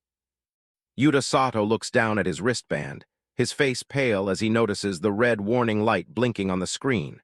He tries to check the time or the signal, but nothing is responding. The screen is a mess of red symbols and a giant X over the signal bars. It's official. They've completely lost contact with the outside world, and their navigation gear is dead. The cowboy hunter checks her own equipment and gets the same result. The compass is spinning wildly, and the communication devices are nothing but useless weights now. Nearby, the small camera drone that was supposed to be broadcasting their exam lies shattered on the ground. Its lens is cracked, and its lights are dark, meaning no one outside can see what's happening to them. Gong Ting turns his head, sensing a new vibration in the air. He's starting to realize that the victory he just achieved might have been part of a much larger plan. Behind him, the headless body of the mantis monster begins to rise, green blood bubbling from the stump of its neck. It shouldn't be able to move, yet it's standing up as if nothing happened. Before Gong Ting can react, the creature lunges again, its scythes moving in a mindless, violent frenzy. It's like a puppet being pulled by invisible strings, attacking with zero regard for its own lack of a head. Suddenly, a series of yellow slashes appear on the monster's body, tearing it into pieces in a fraction of a second. Si Chen steps in to end it, moving with a speed that the others can barely follow. A series of yellow energy slashes tear the body apart, and a system message confirms he's earned 2,000 experience points for the kill. Gong Ting stares at the smoking remains, his face covered in sweat and blood. He can't wrap his head around how a decapitated monster could still find the strength to launch an attack. Si Chen looks back at him, his red eyes cold. He explains that the monster was never acting of its own will. It was in a hypnotized state from the start, allowing it to move even after its brain was gone. He turns to the rest of the group, his voice sharp with urgency. He warns them that they need to get out of this lair immediately, or they'll be the next ones to lose control of their own bodies. Gong Ting stares at him, half shocked and half suspicious. He demands to know how a student could possibly know so much about the inner workings of a high-tier dungeon like this. Yuta Sato isn't convinced either, shouting through the pain that Si Chen is talking nonsense. He insists that a dungeon of this rank can only house one lord, and they just finished fighting it. Too lazy to argue, Si Chen simply walks past them, while the other hunters insist that the monster they just defeated must be the boss since it was at least an upper C rank. Far too powerful for a typical D-rank dungeon. Suddenly, his system interface turns blood red, multiple warning signs flashing across his vision. It's detected a high-danger, high-rank monster nearby, and the threat level is off the charts. A massive wave of magenta energy ripples through the cavern walls, vibrating with a frequency that pierces straight into the brain. It's the Lord's command, and it's hitting everyone at once. The cowboy hunter is the first to go. Her eyes roll back and start glowing with a terrifying pink light, her body going stiff as the hypnosis takes hold. The white coat hunter and Yuta Sato follow right after, their expressions turning blank and vacant as the same pink glow fills their eyes. They've become puppets in the Lord's game, and their own minds are no longer their own. Si Chen touches his earpiece, a grim expression on his face as he realizes the frequency has already done its work on the others. He's the only one left standing with a clear mind. The air vibrates with intense magenta sound waves emanating from the Lord's power. Si Chen recognizes the deadly pattern immediately. It's a frequency he's encountered before. He recalls a horrific memory from his past life, where the Demon King Wrath used this exact frequency to turn a crowd into a bloody mess. The sound was designed to shatter minds from the inside out. A vision of a younger Si Chen in the rain, clutching a fallen ally, flashes through his mind as he remembers the devastation that followed the sound. The weight of that failure still haunts him. The sound wave was a weapon of mass slaughter, a pulsating orb of energy designed to hypnotize and destroy ordinary humans on a global scale. It was a tool for absolute domination. Si Chen shakes off the memory and focuses on the present, his gaze shifting to his companions who have already fallen under the spell. He stands apart from the group, watching their transformation. The cowboy hunter, white coat hunter, and Yuta Sato walk forward in a trance, their eyes burning with a hollow pink light. They move with an unnatural, synchronized gait toward the heart of the cavern. Si Chen's eyes narrow as he makes the connection between the current threat and the demon he remembers from the future. The lord of this lair is definitely an underling or a manifestation of wrath. The group follows the energy trails deeper into the cavern, moving like puppets toward the source of the vibration. The magenta light pulses like a heartbeat along the walls. In the shadows, the silhouette of the mindless hunters creates a chilling procession through the jagged rocks. They are being led straight into the jaws of the monster.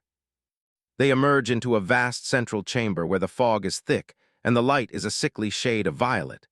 Giant green eggs pulse with a dim light along the cave floor. Before them stands the lord of the lair, a terrifying figure draped in white with long hair cascading down, flanked by massive black serpents. It towers over the hypnotized hunters. The ground is a literal graveyard, piled high with the skeletal remains and discarded gear of every hunter who ever entered this nest. Rusty swords and cracked shields are half buried in the dirt. Si Chen's earpiece glows blue as it emits a counter-frequency, shielding his mind from the alpha band waves that have enslaved the others. He had planned for this exact scenario long ago. He watches his allies stand defenseless before the Lord, knowing that without his intervention, they will be the next skeletons on the floor. He has to act before the feeding begins. The lord of the lair lets out a raspy, unnatural hiss as it senses the presence of new prey. The snakes surrounding it hiss in unison, their pink eyes fixed on the intruders. It speaks in a disjointed voice, its words echoing through the chamber with a hunger that has been building for centuries. The vibrations of its voice are heavy with malice. Si Chen stands ready, his red eyes fixed on the monstrosity as it salivates over the prospect of fresh meat. He isn't just another victim, he's the one who's going to end this. A small hand grips a wooden club, fresh blood dripping from the end onto the white tiles. A young Gong Ting stands over another boy on the floor, clutching the broken weapon. He's covered in bruises and blood, but he's the one left standing at the end of the match. His father, Gong Lin, watches from the shade with a cold, clinical approval. He acknowledges that today, Gong Ting was the one who won. The 8-year-old version of Gong Ting stares back, his face a mess of cuts and dirt. There's no pride or joy in this victory, only the weight of survival. Gong Lin commands the winners to follow him inside to eat. He leaves the losers behind on the pavement without a second glance. Gong Ting's brother, Gong Cheng, stays on the ground. He's forced to kneel there in disgrace all night as punishment for being weak. Night falls and the moon hangs high over the silent courtyard. Gong Cheng is still there, his stomach growling as he shivers in the cold. Suddenly, a hand reaches out from the shadows, offering a warm loaf of bread. It's Gong Ting. He snuck out of the house to feed his brother despite the bandages covering his own wounds. He tells Gong Cheng to keep quiet and eat as fast as he can. If their father catches them, the punishment for both of them will be far worse. The sound of a sharp strike echoes through the room, cutting through the silence. Gong Ting is back on his knees, shivering as his father towers over him with a stick. He's being taught another brutal lesson about the family legacy.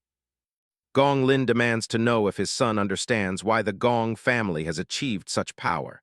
In his mind, it's because they have always been the winners. To him, the world is divided into those who set the rules and those who follow them. He makes it clear that only the winner has the right to decide how things work. He tells the boy that as long as he is in charge, Gong Ting has no choice but to obey his rules. Bruised and bleeding, Gong Ting grits his teeth and looks up. He asks if beating his father means he finally gets to set the rules himself. Gong Lin just scoffs at the boy's defiance, unimpressed by his spirit. A practice sword lies shattered on the training floor, a testament to the intensity of their sessions. Years later, a teenage Gong Ting is back on the floor, coughing up blood.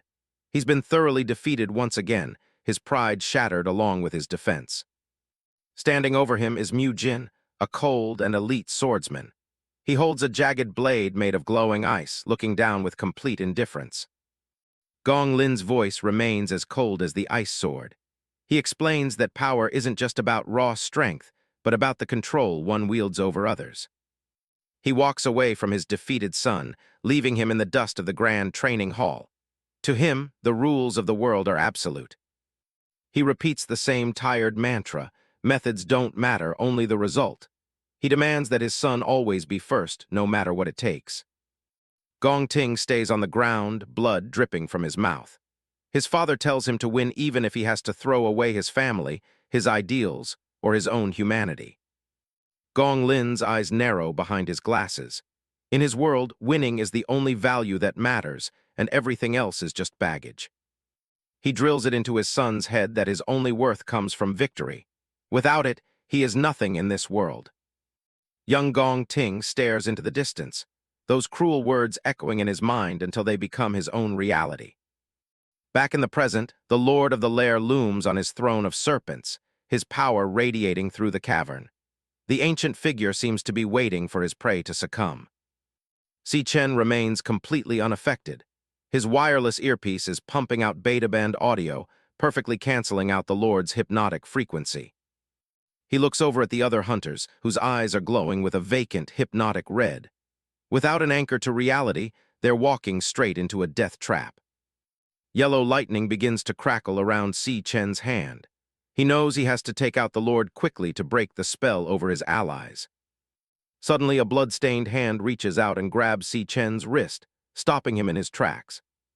It's Gong Ting. He's barely standing and clutching a massive, bleeding wound on his chest, but his eyes are clear. He's managed to resist the Lord's control.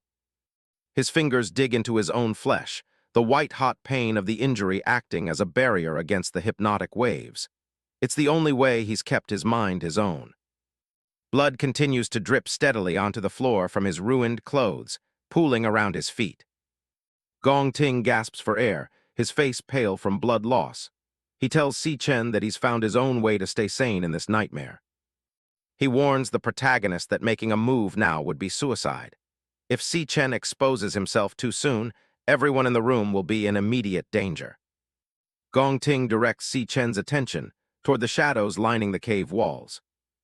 Dozens of massive, glowing green eggs are clustered together in the darkness, pulsating with a rhythmic light. These are flower assassin mantis eggs. If they're alarmed, they'll face a swarm of C-rank monsters that will tear through the group before they can even react. The Lord purposely disguised this place as a low-rank lair to lure in hunters and drain them dry. The skeletons scattered around are proof of his success. Gong Ting's expression remains grim. He knows the Lord won't stay seated forever. Eventually, the predator will come to its prey. Si Chen and Gong Ting stay low, hidden behind the rocky terrain. Si Chen suggests they wait for the perfect opening to strike together when the Lord of the Lair gets close. Si Chen is genuinely surprised by the plan. He didn't expect his rival to have this much foresight in such a chaotic situation. Si Chen knows their current plan won't be enough. He realizes the Lord doesn't even need to move a muscle to end their lives. With just a single thought, the Lord can trigger a lethal psychological command.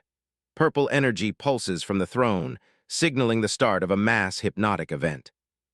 Yuta Sato is the first to succumb, a vacant and terrifying smile on his face. His eyes glow pink as he raises his own energy blade to his throat.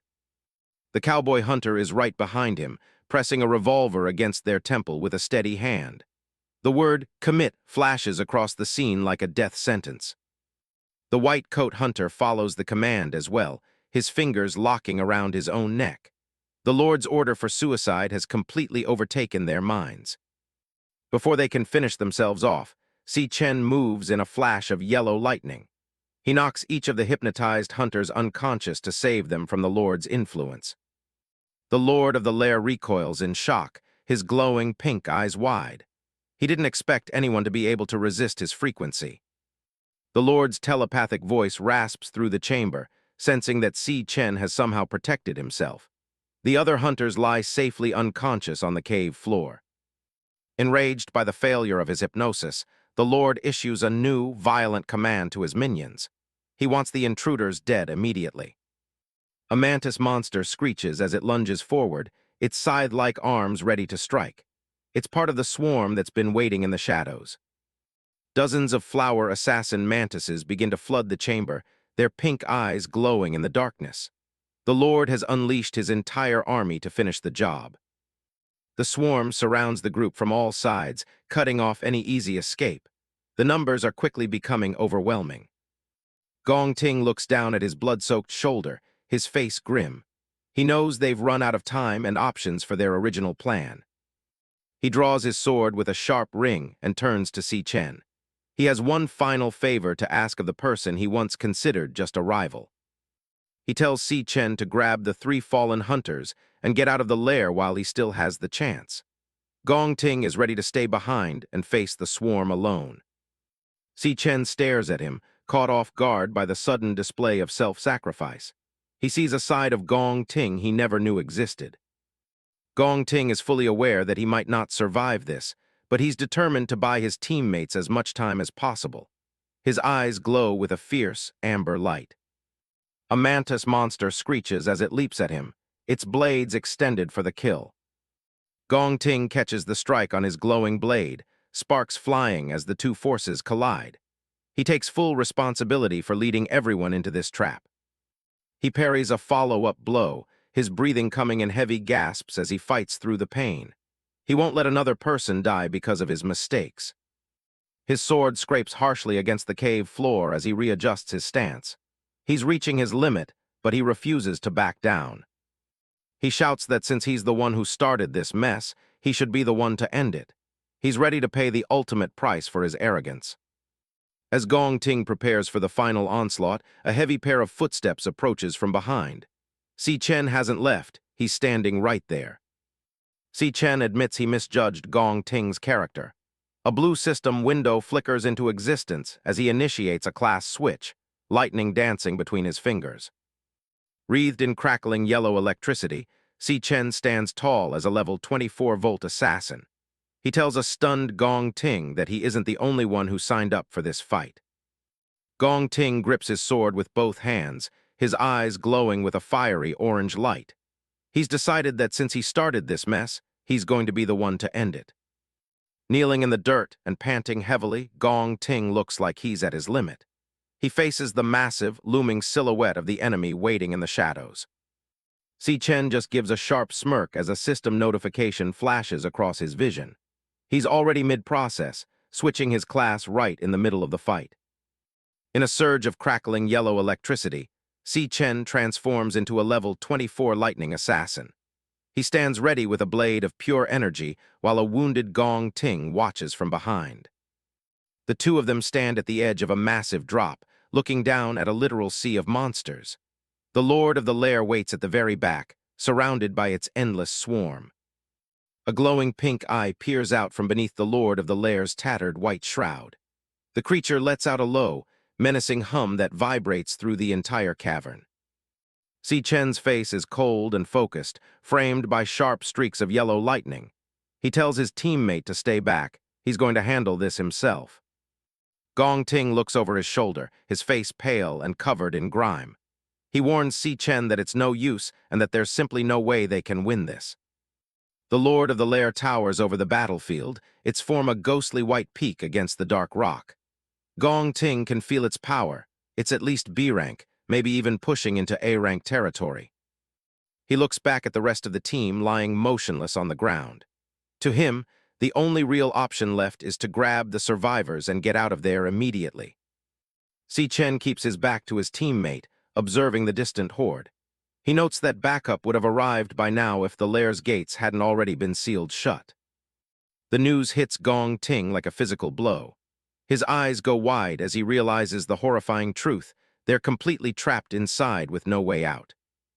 Si Chen's eyes glow with a piercing cyan light as he analyzes the situation. He's not panicking, he's calculating his next move. He stares at the massive entity ahead, a giant question mark hovering over its head in his system view.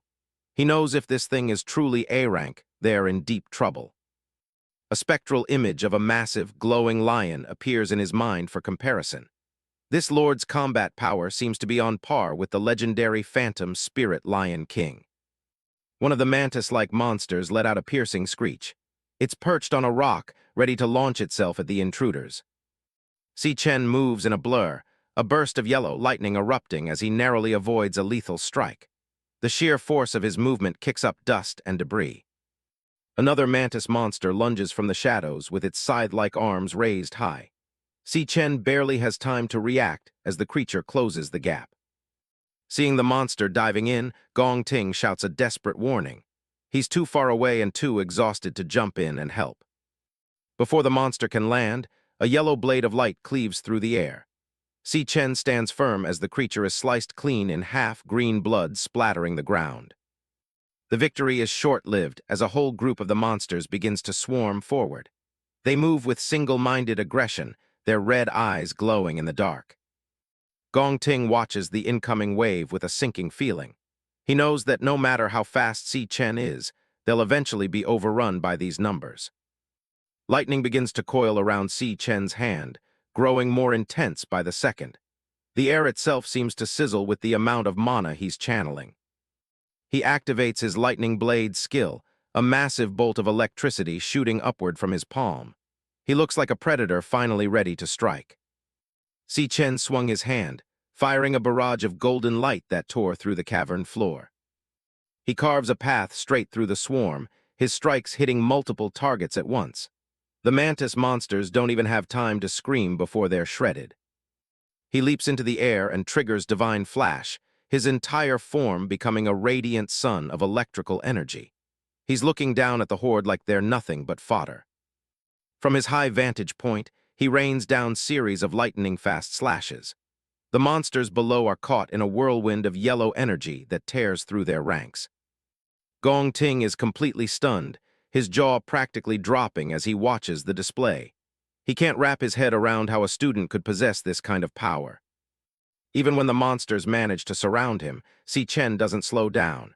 He spins through them with dual blades of light, cutting down anything that gets too close. He's not just swinging wildly. Every single one of his strikes lands with surgical precision on a monster's vital spot. He's turning a desperate struggle into a one-sided slaughter. He slides across the ground, trailing sparks as he takes out another line of enemies. His movements are a perfect blend of speed and lethal intent. Gong Ting realizes that Si Chen is using his incredible technique to make up for his lack of raw, crushing power. He's outskilling the horde rather than just outmuscling them. He stares at the carnage, his brow furrowed in disbelief.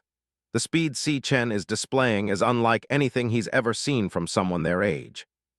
Si Chen is just a blur now, a zigzagging line of yellow light that leaves nothing but dead monsters in its wake.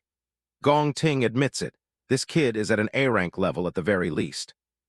A spark of hope finally returns to Gong Ting's eyes.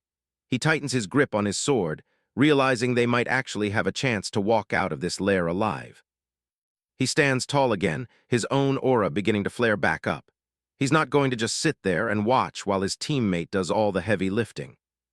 But the lord of the lair has seen enough, its single red eye glowing with a hateful light. It lets out a distorted roar, clearly irritated by the human's resistance. The air turns heavy and purple as the Lord activates its ultimate enhancement. The ground beneath it begins to crack and warp from the sudden surge of dark mana. Digital icons flash in the air as the monster's stats begin to skyrocket. Their strength and stamina are being forcibly boosted to a whole new level of dangerous.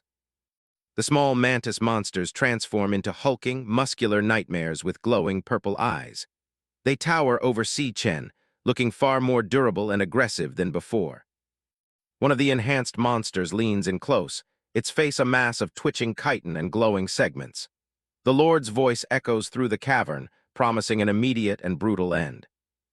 Si Chen was a whirlwind of golden energy, his eyes glowing white as the Lord of the Lair growled and threatened to mince him to pieces. He launches himself into the air, leaving a zigzagging trail of yellow lightning behind him. With a surgical strike, he cleaves through a massive mantis-like monster, dark blood spraying across the screen. From the sidelines, Gong Ting looks on in a mix of awe and concern, shouting for Si Chen to hold on just a bit longer. Close up on Si Chen's face. His expression is cold and determined, his eyes burning with unnatural light as he focuses on his next target. He becomes a blur again, carving through multiple enemies with a series of crossing slashes. He stands his ground as another one of the Lord's enhanced minions looms over him with glowing pink eyes. He readies his blade, energy crackling along the metal as the monster lunges. Multiple strikes connect simultaneously, a net of yellow lightning trapping the monster and tearing it apart. The monster lets out one final, distorted roar, its pink eyes wide with shock before it's completely destroyed. Si Chen lands a direct, explosive blow on another creature, the impact causing a massive burst of sparks. He doesn't stop to admire his work, immediately sliding away to reposition himself for the next wave. In the heat of the fight, Si Chen's mind is working overtime. He notes that these enhanced monsters are pushing B-rank levels. Standing before the remaining horde, he realizes their exoskeletons are too thick for quick kills. He needs to find a way to shatter their armor first. Behind him, Gong Ting finally finds his second wind and shouts his thanks to Si Chen for buying him the time he needed. Gong Ting begins a massive power-up, flames erupting from his body as his strength stat maxes out at the cost of everything else. Away from the dungeon, the scene shifts to a quiet apartment where Zhu Tong, Si Yun's classmate, arrives with a bag of drinks. Zhu Tong apologizes for being late and asks Si Yun if her brother is back yet, noticing the empty entryway. The two girls sit down for a meal, and Zhu Tong wonders if Si Chen knows about Si Yun's successful entrance exam results for the art academy. Si Yun realizes they've run out of garlic sauce for their dinner and holds up the empty jar with a sigh. Determined to have a proper celebration, Si Yun decides to run to the supermarket, taking her pet Leo along for the trip. Over at Brother Jai's supermarket, Si Yun completes her purchase and heads out with a fresh bag of supplies. She walks through the evening streets, patting the bag and calling Leo a good boy for being so quiet. Inside the bag, Leo is perfectly happy, munching away on some cookies without making a single sound. Si Yun keeps walking, promising Leo even more treats later, completely unaware that she's being watched. A dark silhouette lingers at a distance, following her every turn through the quiet neighborhood. Three suspicious-looking thugs are tucked away in a corner, one of them confirming over an earpiece that they have eyes on the target. One of the thugs holds up a photo of Si Yun, asking his boss if they should make their move right now. The orders come back quick. They're to just tail her for now and wait until she hits a blind spot without any cameras. Si Yun continues her walk home, her footsteps echoing in the empty street. Just a few paces behind, the heavy boots of the thugs keep perfect rhythm with her pace. Sensing something is off, Si Yun glances back, wondering why these creeps have been following her ever since she left the store. The thugs don't bother hiding anymore, their faces twisted into menacing grins as they close the distance. Leo senses the danger too, the little creature letting out a low growl from inside the bag. Si Yun clutches the bag tighter and tells Leo to stay hidden, her heart starting to race as she realizes the situation. She steels herself, muttering that it looks like they're in for a little adventure on their way back. Back in the lair, Si Chen's internal analysis continues as he stares down the B-rank threats. He stands amidst the swirling dust and energy, searching for any opening in the monster's thick armor. Gong Ting's voice cuts through the chaos again, overflowing with newfound power as he prepares his final gambit. The UI overlays return, showing the massive drain on Gong Ting's spirit and luck as he pours everything into his attack. Flames engulf Gong Ting's face as his strength hits its absolute limit, his eyes burning with a blinding yellow intensity. With a roar, he unleashes his ultimate strike, a massive arc of fire that carves through the air like a sun, the extreme, glazing sky severance. A colossal orange energy blast engulfs the monsters, their glowing pink eyes visible for a split second before they are overtaken by the flames. The force of the explosion sends waves of fire and debris rippling outward, filling the dark cavern with a blinding light. The scorching heat washes over the Lord of the Lair, whose massive snakes are silhouetted against the roaring inferno.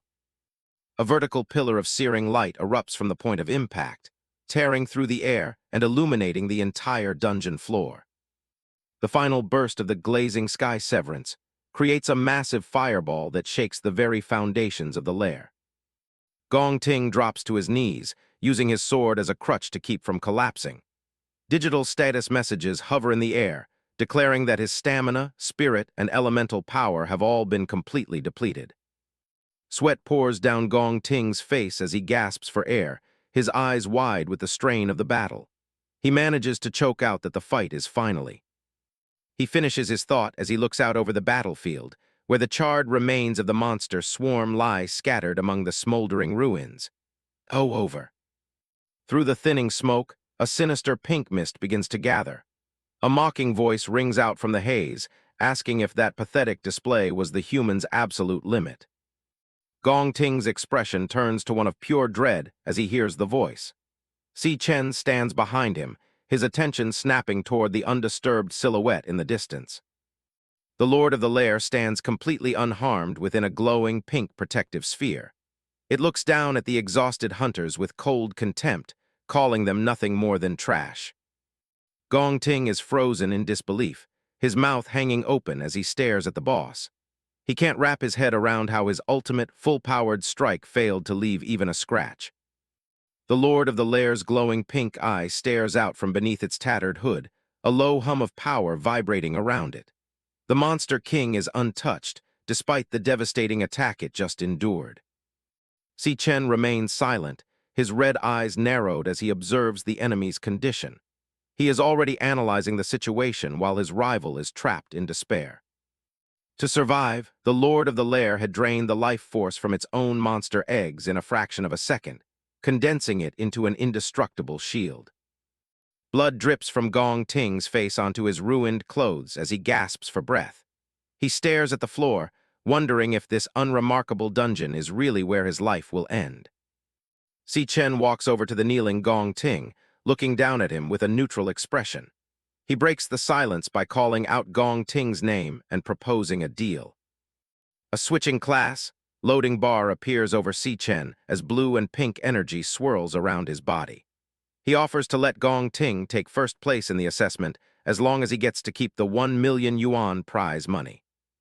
Si Chen grips his bandage-wrapped sword, energy crackling between his fingers. He looks at his rival with a serious gaze, stating that he only has one condition for this arrangement. Si Chen stood tall as a dark purple aura flared around him, his class shifting into Purgatory Rakshasa. He cast a cold gaze toward Gong Ting, warning him not to breathe a word about what he was about to witness. Gong Ting was completely stunned, starring up with sweat beading on his forehead as the truth hit him. He stammered, unable to speak, terrified to realize that Si Chen was actually a rare dual-class awakener. Purple wisps of energy begin to rise from the remains of the monsters littered across the dungeon floor. The glowing essence drifts through the air, being drawn toward Si Chen as he prepares to activate a devastating skill. He triggers Myriad Bones to Ruin, a Star Warrior skill that absorbs the stamina and strength of the fallen. A notification pops up, explaining that the nearby corpses are being converted directly into raw power for the user. A blinding pillar of purple light erupts from Si Chen, and the word strength flashes repeatedly in the air. The massive power boost sends shockwaves throughout the chamber, cracking the stone beneath his feet. Gong Ting is forced to shield his eyes, huddled against the wall as the sheer pressure of the energy nearly blows him away. He's left speechless, watching as the young hunter transforms into something far more dangerous. From the shadows, the Wrath Illusionist watches the power surge, its single pink eye glowing beneath its hood. The branch-like horns on its head quiver as it senses the sudden shift in the battlefield's energy. A puff of steam escapes Si Chen's mouth as he bares a row of sharp, monstrous teeth. He looks less like a human student and more like a predator ready to claim its prize. With his stamina and strength pushed to their absolute limits, Si Chen stares down the boss with a terrifying, calm focus. He flatly states that he's going to butcher the Lord himself, his body wreathed in dark flames. The illusionist isn't backing down, raising a hand as it begins to chant a dark incantation called Requiem. A pulse of energy surges from its palm, gathering power for a mental assault. It unleashes Enigma, surrounding itself with a vibrant green sphere of energy that vibrates with a low, deafening hum. Jagged pink bolts strike the ground around it as the boss tries to seize control of the room. Gong Ting collapses, clutching his head as the boss's hypnosis takes hold of his mind. He grits his teeth in frustration, adding that he's fallen victim to the same trick twice in one day. Si Chen stands perfectly still in the middle of the energy storm, the purple aura of his class acting as a shield for his mind. He doesn't say a word, his expression cold as he watches the boss's desperate attempt to stop him. The spirit's eye widens in pure shock when it realizes its hypnosis is having zero effect. A question mark pops up as it stares at the human who should be on his knees, begging for mercy. Si Chen starts walking forward, his heavy boots thudding against the ground while a massive, jagged weapon hums in his hand. The boss screams out, demanding to know how its hypnosis could be completely ineffective. The spirit pulls back, gathering its energy into a move it calls the ultimate strike. The entire chamber is bathed in a sickly pink light as it prepares to unleash its full power to end the intruder. It bellows sonic hell, releasing a massive, circular shockwave of sound from within its protective barrier. The ripples of energy tear through the air, designed to shred the internal organs of anything in their path. The sonic blast sweeps across the room, kicking up dust and debris as the sound waves hammer against the walls. Si Chen remains anchored in the center of the storm, seemingly unfazed by the destructive noise. Gong Ting is having a much harder time, stabbing his sword into the ground to keep from being blown away. Blood trickles from his eyes and ears as he groans in agony, unable to believe Si Chen is still standing. The illusionist's eye glows with an intense, star-like flare as it pours every bit of its remaining mana into the sonic attack. It's determined to crush this human who refuses to fall. Si Chen's eyes crackle with blue lightning as he bares his sharp teeth, his focus locked onto the boss. He's done being patient and prepares to deliver a counterstrike that will end the fight for good. He takes a heavy step forward, his boot cracking the stone floor under the sheer weight of his boosted stats. The shockwave from his movement ripples through the chamber, signaling the start of his final assault. The spirit stays safely tucked away inside its green energy shield, hovering high above the floor as it continues to scream. It looks down at Si Chen with a mix of defiance and growing terror. As Si Chen continues his steady march through the sonic storm, the boss's shock turns into pure desperation. It screams out, wondering how it's possible that it can't even lay a scratch on him. The illusionist summons a massive, dark serpent that lunges from the shadows with its jaws wide open. It commands the beast to tear Si Chen to shreds, hoping a direct physical attack will finally work. Si Chen doesn't even slow down, pulling his weapon back as blue tattoos glow brightly along his arm. He tracks the giant snake's movement with a cold, predatory gaze. In one swift, horizontal motion, he cleaves through the serpent's neck, sending a massive spray of dark blood into the air. The beast's head is severed before its fangs can even get close. The severed head thuds onto the ground, the life fading from its glowing eye as it skids across the floor. Si Chen stands over the carcass, his aura flaring as he prepares for the next wave. The boss continues its frantic defense, summoning even more giant snakes that dive down from the ceiling. They hiss and snap at him from all sides, surrounding him in a coordinated strike. Si Chen's eyes glow with an intense blue light as the energy from his tattoos surges through his body. He doesn't flinch. His expression remains fixed in a cold, deadly grin. He moves like a blur of purple and blue, his weapon carving through the dark snakes with terrifying precision. Blood splatters across the floor as he turns the boss's summons into a pile of useless meat. Leaping high into the air, Si Chen brings his glowing blade down with a massive overhead swing. He leaves a trail of purple fire behind him, descending on the boss like a falling star. The illusionist huddles inside its green sphere, its eye darting around in panic as Si Chen closes the distance. It braces for the impact, still banking on its magical defense to keep it safe. The spirit screams that its defense is absolutely invincible, its voice echoing with a mix of arrogance and pure terror. It refuses to accept that its barrier could ever be broken. Si Chen hovers midair above the boss, his silhouette framed by a chaotic swirl of energy as he mocks its claim. He raises his weapon high, prepared to prove the spirit wrong. He brings the blade down with everything he's got, once again activating myriad bones to ruin, to channel the essence of the fallen. The energy from the corpses fuels his strike, turning it into a hammer of pure destruction. A close-up shows Si Chen's face twisted in a roar of effort, his teeth bared and his eyes glowing with white-hot light. His strength reaches its absolute peak, and the system confirms he's hit strength max. The supposedly invincible barrier shatters like glass under the weight of the strike. Jagged green shards fly everywhere as the protective sphere is completely obliterated, leaving the boss exposed. The illusionist is thrown back by the force of the explosion, its glowing core exposed as it lets out a cry of disbelief. It can't process that its ultimate defense has been reduced to splinters. Gong Ting stares in wide-eyed wonder, his mouth hanging open as he witnesses the impossible. He's completely stunned that a single strike was enough to shatter the Lord's barrier. Si Chen doesn't give the spirit a moment to breathe, gathering a massive ball of glowing blue energy in his hand. The examiner can only watch in awe, wondering just what kind of monster Si Chen truly is. He unleashes the Triphase Calamity Hypermass Mode, a devastating strike that sends a pillar of energy through the boss's body. The illusionist is swallowed by the light, its physical form beginning to disintegrate in the wake of the explosion. A massive shockwave erupts as the attack connects, blasting a crater into the ground. A pillar of white energy shoots into the dark sky, signaling the total destruction of the dungeon boss. Violent clouds of purple and black smoke swirl across the battlefield, carrying with them the dying remnants of the illusionist's dark power. As the dust settles, the Wrath Illusionist is pinned to the cracked earth, its skeletal form crumbling into shadow. Si Chen looms over it, glowing red sparks still crackling around his hands.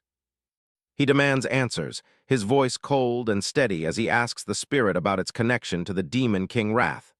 The boss can only stammer in disbelief, its arrogance completely shattered. The illusionist's single glowing eye narrows in shock as it realizes Si Chen knows far more than he should. It questions how a mere human could possibly know the name of its lord. Si Chen leans in, his red eyes glowing with a predatory intensity that makes the spirit flinch. He commands it to speak, his presence alone enough to suppress the boss's fatting aura. The spirit mocks him, wondering why it should help him break the seal that keeps Wrath imprisoned.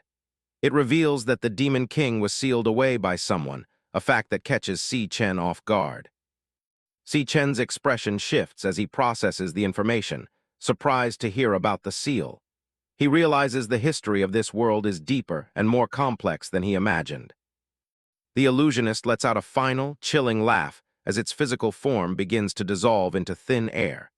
It cackles that the Demon King's return is inevitable and that Si Chen is already too late. A dark, swirling mass of energy is all that remains of the boss as it lets out a last derisive laugh. It promises that Wrath will soon walk the earth once again, bringing total destruction with him. The spirit's voice echoes through the chamber, claiming the demon army will rise to slaughter the human race down to the very last man. Its core pulses with a final, toxic light before finally going silent. Si Chen stands alone amidst the ruins of the boss chamber, watching as the final embers of the illusionist's magic flicker out. The silence that follows is heavy, filled with the weight of the boss's dark prophecy. He reaches out his hand, and a mass of swirling pink and green energy begins to gather at his palm. The system interface pops up, showing a devouring loading bar as he starts the process. The essence of the Wrath Illusionist is pulled into Si Chen's body, glowing brightly as it's absorbed. The loading bar fills rapidly, converting the spirit's ancient power into his own. A notification confirms the Devourer is complete, and an archive file for the Wrath Illusionist appears. It reveals the boss's full profile as a Flora Mage, along with its stats and specialized skills. Gold energy erupts from Si Chen as he officially levels up to 25, his eyes flashing with a surge of newfound power. A new class card, the Flora Mage, manifests in his hand, marking his absolute victory. Si Chen stares at the card, his thoughts turning to the boss's final words about the Demon King. He realizes that Wrath didn't just appear 3 years from now, he had already descended on the human realm long ago. He narrows his eyes, troubled by the mystery of why such a powerful being was sealed away for an unknown reason. He knows there's a huge piece of the puzzle he's still missing. A sudden cough breaks the silence, drawing Si Chen's attention back to the present. He turns to see the wounded Gong Ting struggling to stay upright among the debris of the chamber. Gong Ting coughs up a spray of blood, his face pale and battered from the earlier struggle. He admits he never expected Si Chen to be a dual-class awakener, his voice filled with a mix of shock and respect. Barely able to stand, Gong Ting concedes the match, acknowledging that Si Chen is far stronger than he ever imagined. He officially declares him the victor of the assessment. He offers a deal, promising to keep Si Chen's secret as a dual-class user hidden from the guild. Si Chen remains silent, his back to the man as he processes the promise of secrecy. Gong Ting lets out a pained groan, the internal damage from the boss's attacks finally catching up to his body. He spits out more blood, his limbs trembling under the intense strain. He collapses against the stone wall, clutching his chest as he struggles to catch his breath. His breathing is ragged, and it's clear he won't be able to move much further without help. He tells Si Chen to hold on just a little longer, as the exit to the demon lair should have reopened now that the Lord is dead. He assures him that the guild raid team will enter shortly to extract them. Si Chen's eyes suddenly flare with a bright pink light as a sharp premonition hits him.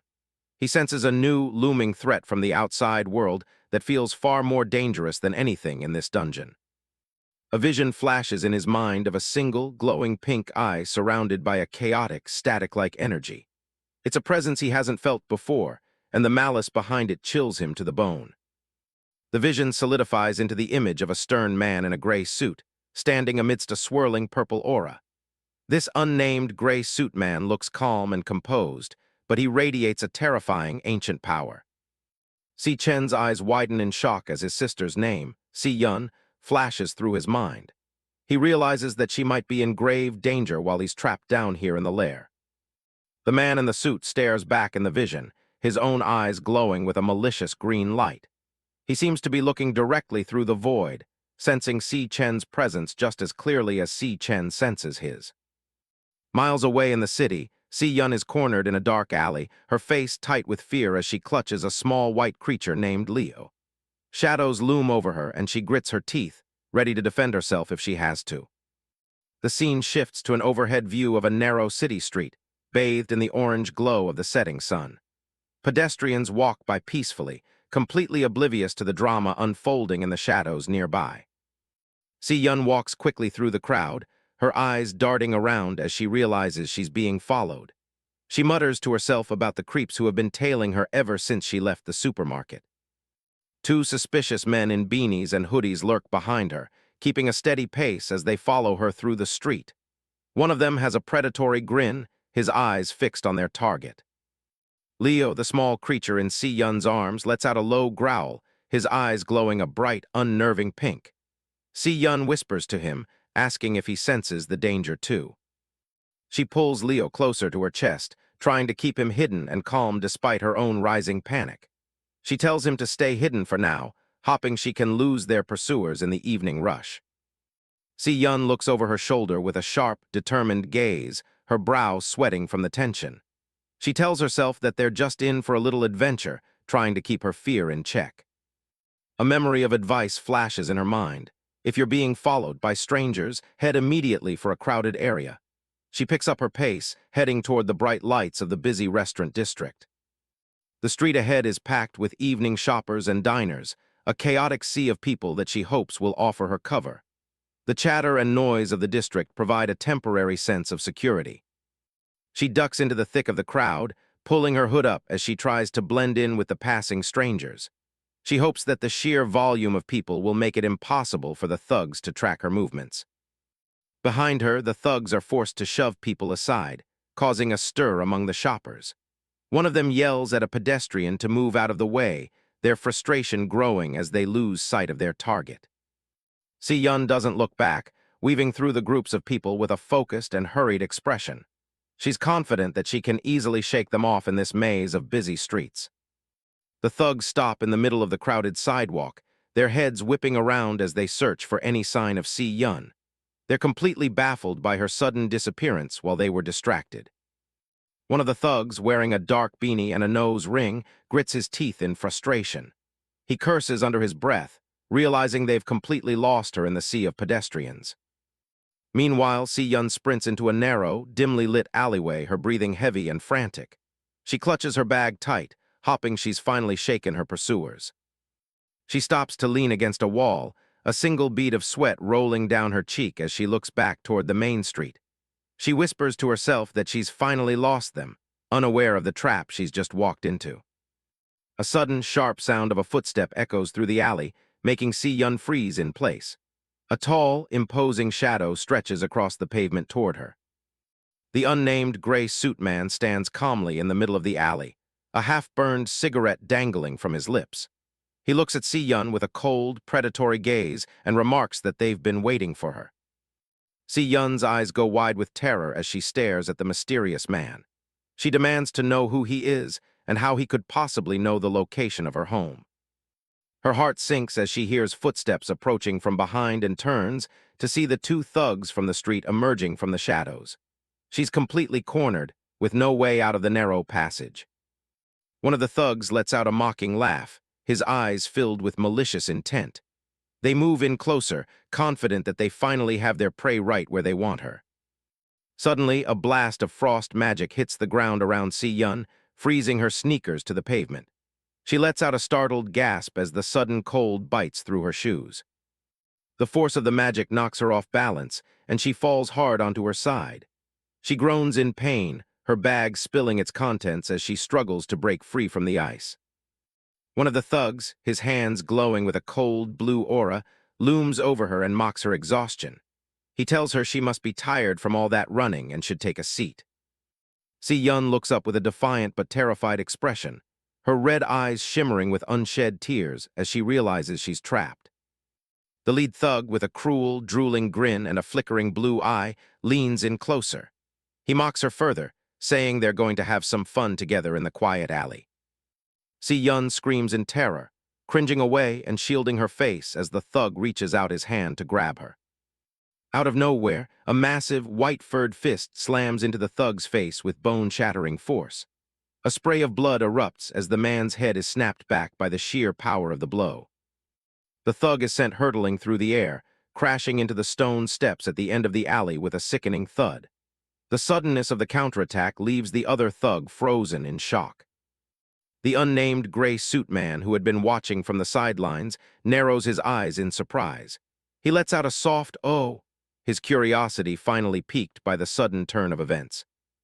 A massive, white-furred paw slams onto the cracked pavement, its sharp claws digging into the stone as a wave of pink and purple energy erupts from the impact.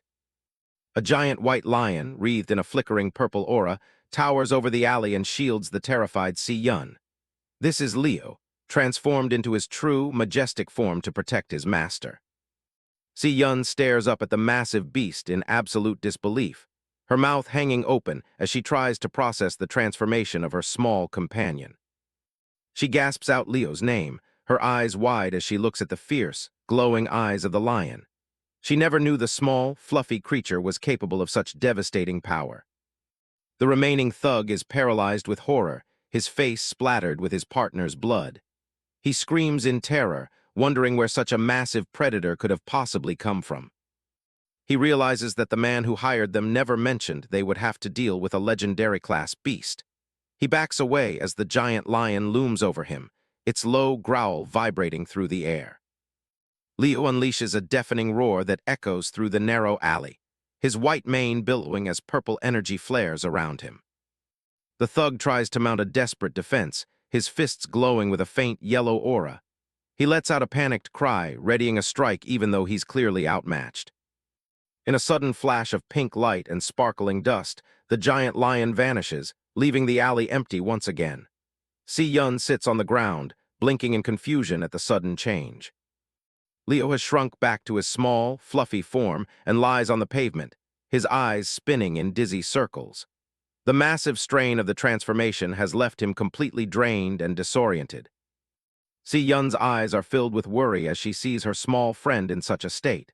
She gasps his name, her voice trembling with concern for his safety. She gently scoops the small, exhausted Leo into her arms, hugging him tight as she asks what happened to him. She's terrified that the transformation has taken too great a toll on his tiny body. The unnamed gray suit man looks down at the tiny creature with a look of utter disappointment. He remarks that he thought it was some kind of terrifying magical beast, but it was just a weakling. With a casual flick of his wrist, The man summons thick, thorny vines that burst through the pavement with a loud crack. The vines easily lift and shatter a massive slab of concrete as they lash out. He walks toward Si Chen, surrounded by writhing, sentient vines that glow with an ominous green light. He mocks Leo's attempt to save her, nodding that the beast couldn't even last 10 seconds against his power. Si Chen is backed into a dead end, thorny vines snaking around her while she desperately protects Leo. Blackhide towers over her, a cruel grin on his face as the vines tighten their circle. He's tired of games, his eyes glowing with a sickly green light as he demands she stop wasting his time. Si Chen grits her teeth, terrified as he makes a disgusting suggestion for her to strip. His expression twists into a leer, offering to help her if she won't do it herself. Suddenly, the air shifts as a system notification triggers the use of Stellar Leap. A blinding purple flash erupts in the narrow alley, cutting right through the darkness. The shockwave of the teleportation is massive, slamming into the surrounding thugs and throwing them back. Dust and debris cloud the air as the impact of the leap shatters the ground. Si Chen stands there, eyes glowing with a cold, violet light as he calmly checks on his sister. One of the lackeys can only stare in horror, sweating as he wonders where this kid even came from. Si Chen quickly warns him that these guys are all awakeners, her voice trembling with worry. Si Chen just gives a small, dangerous smile, telling her everything's fine now that he's there. Blackhide's hand slams into a locker, green energy surging through his fingers in a fit of rage. He's fuming, cursing himself for letting his guard down even for a second. Massive, thorn-covered vines erupt from his body, his muscles bulging as he prepares to go all out. The leader's face is a mask of pure fury, promising to take their heads and squeeze more money out of his client. Si Chen doesn't even flinch, telling Si Chen to stay behind him as he prepares to finish the job. His gaze turns lethal, the dark red glow in his eyes signaling the start of a very one-sided cleanup. The memory of another warehouse flashes back, where a younger, helpless Si Chen was surrounded by bullies. His arrogant cousin stands over him, shouting insults and calling him a parasite. The older kids don't hold back, kicking and punching the boy while he curls up on the dusty floor. A heavy metal pipe suddenly clatters into view, drawing the cousin's attention away from the beating. It's little Si Chen, shaking like a leaf but holding the pipe high, begging them to let her brother go. The cousin just laughs, finding it hilarious that the little parasite thinks she can save anyone. As the bully starts toward her, young Si Chen reaches out, his voice cracking as he tells him to stay away. He reminds the cousin of his promise, that he would never lay a finger on Si Chen. The cousin doesn't care, his gap-toothed grin widening as he proudly declares the deal is off. He laughs in her face, saying she practically begged for a beating by interfering. That was the final straw. Si Chen is suddenly on his feet, a heavy brick clutched in his hand. The brick connects with a sickening crunch, sending blood and teeth flying. The other bullies can only watch in shock, as the kid they were just beating turns into a monster. Si Chen is in a blind, feral rage, screaming at the top of his lungs with the brick raised high. He lunges at the next one, his movements a blur of pure violence while Si Chen watches from the shadows. "How dare you?" he roars, his eyes wide and bloodshot as he closes the distance. The arrogant cousin's smug face instantly vanishes, replaced by a look of sheer, paralyzing terror. Si Chen brings the brick down with everything he's got, screaming at him for breaking his word. He tackles the bully to the ground, the force of the impact shaking the entire warehouse floor. The cousin is left bloodied and broken, sobbing that Si Chen is a complete lunatic. Back in the present, the same protective fire burns in Si Chen's eyes as he reassures his sister. He tells her to stay right where she is, his silhouette casting a long, dark shadow in the alley. He's not just there to save her, he's there to make sure these guys never walk again. The three thugs charge forward at once, crackling with energy as they close in on Si Chen. Si Chen watches in a panic, terrified that her brother is about to be overwhelmed by three ruthless awakeners. The lightning user leads the pack, his fist glowing as Si Chen wonders if her brother can even survive this. He lunges with a wild punch, screaming at the little brat to stop acting tough. Si Chen doesn't even move until the last second, landing a bone-shattering counter that sends the thug flying back in a spray of blood. Si Chen is frozen in shock, her eyes wide as she tries to process her brother's insane speed. Without missing a beat, Si Chen shifts his weight, his foot digging into the pavement to prepare for the next attacker. The second thug leaps into the air, brandishing a glowing blue dagger as he tries to drop down on him. It's a futile effort. Si Chen snatches the man's wrist right out of the air, stopping the blade inches from his face. A brutal high kick follows, slamming into the thug's jaw and sending him spiraling toward the ground. The man crashes into a pile of trash bins, his body going limp as he's knocked out cold. A massive, thorny green vine whips through the air with a deafening whistle. Black Hide is finally joining the fight. Si Chen remains perfectly calm as the vine streaks past, barely even needing to tilt his head to avoid it. The vine smashes into the brick wall behind him, leaving a massive crater and sending stone fragments flying. Black Hide is fuming, calling Si Chen a snot-nosed student as he channels more power into his vines. He lunges forward, a swarm of dark, thorny branches surrounding him as he promises to leave Si Chen full of holes. Close-up of Si Chen's glowing red eyes. He's already calculated every move the leader is about to make. He moves like a shadow, weaving through the chaos of the thorns with impossible fluidity. Every strike from the vines misses by a hair as Si Chen slides through the gaps, eyes locked on his target. He vaults over a low swipe, closing the distance to the stunned leader in a single, explosive movement. Black Hide can't believe what he's seeing, sweating as he realizes his movement techniques are completely outclassed. Si Chen finally remembers that her brother isn't just an awakener, he's the top-ranked champion of the entire entrance exam. Si Chen winds up a punch that carries the weight of a freight train, his silhouette dark against the light. The blow connects with Black Hide's jaw, shattering teeth and sending blood splattering across the alley. The force of the punch is so immense, it sends the gang leader tumbling through the air like a rag doll. He slams into a wall at the end of the alley, the impact throwing up a massive cloud of dust and debris. Si Chen stands over the aftermath, looking down at the broken leader with a gaze that is entirely cold. The alley is silent now, with the other thugs scattered across the pavement, completely incapacitated. A close-up reveals one of the thugs slumped against a wall, his face a swollen, bloody mess. Si Chen's voice is calm as he turns back to his sister, telling her to take Leo and go home immediately. He tells her he'll follow as soon as he hands these guys over to the city guard, keeping the truth of his plans from her. Si Chen clutches Leo to her chest, giving a small, worried nod as she prepares to leave. Night falls, and the moon's pale light shines into a dark, stone-walled room far from the alleyway. Black Hide groans as he begins to stir, blood still dripping from his nose and broken teeth. He can barely see through the swelling, his vision blurry and tinged with red as he regains consciousness.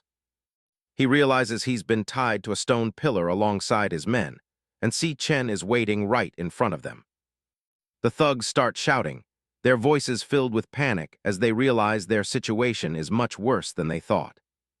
Si Chen ignores their pleas, identifying them as the Black Mountain Gang and demanding the name of their backer.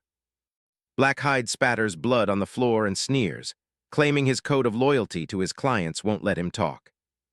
Si Chen's eyes darken as a thick, black miasma begins to swirl around his shoulders.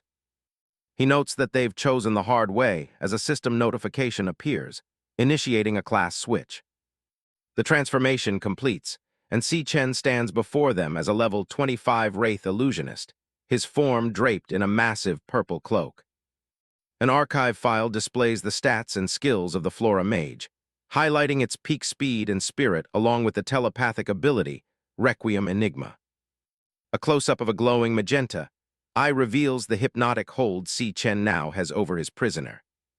Black Hide is bound tightly to a pillar, his eyes glazed and glowing as he groans in a trance-like state. From the shadows of the floor, a jagged, thorny vine erupts with lethal intent. The other thugs watch in horror, one of them screaming for their boss to snap out of it as the magical vines coil around them. Si Chen's eyes burn with a cold, pink light as he activates the Requiem Enigma, his voice dropping to a deadly whisper. A thorny vine spears through Black Hyde's leg, blood spraying across the stone floor as the interrogation begins in earnest. Si Chen remains unmoved by the carnage, his gaze fixed on the broken leader as he prepares the next strike. Another vine pierces through Black Hyde's hand, eliciting a muffled groan of agony from the hypnotized man.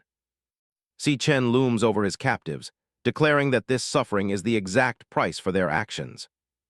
He recalls the image of a terrified Si Yun, making it clear that his brutality is a direct response to them threatening his sister.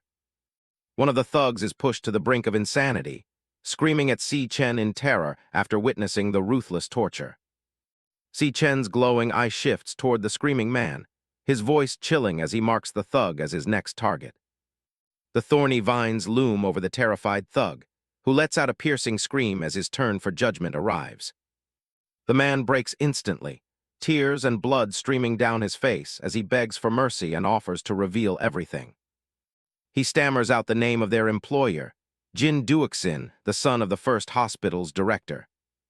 At 5:00 p.m. on June 24th, Jin Duoxin lounged by a rooftop pool at Purple Peak Tower, surrounded by his entourage. A friend teases him about being rejected twice by the same girl, a jab that clearly hits a nerve.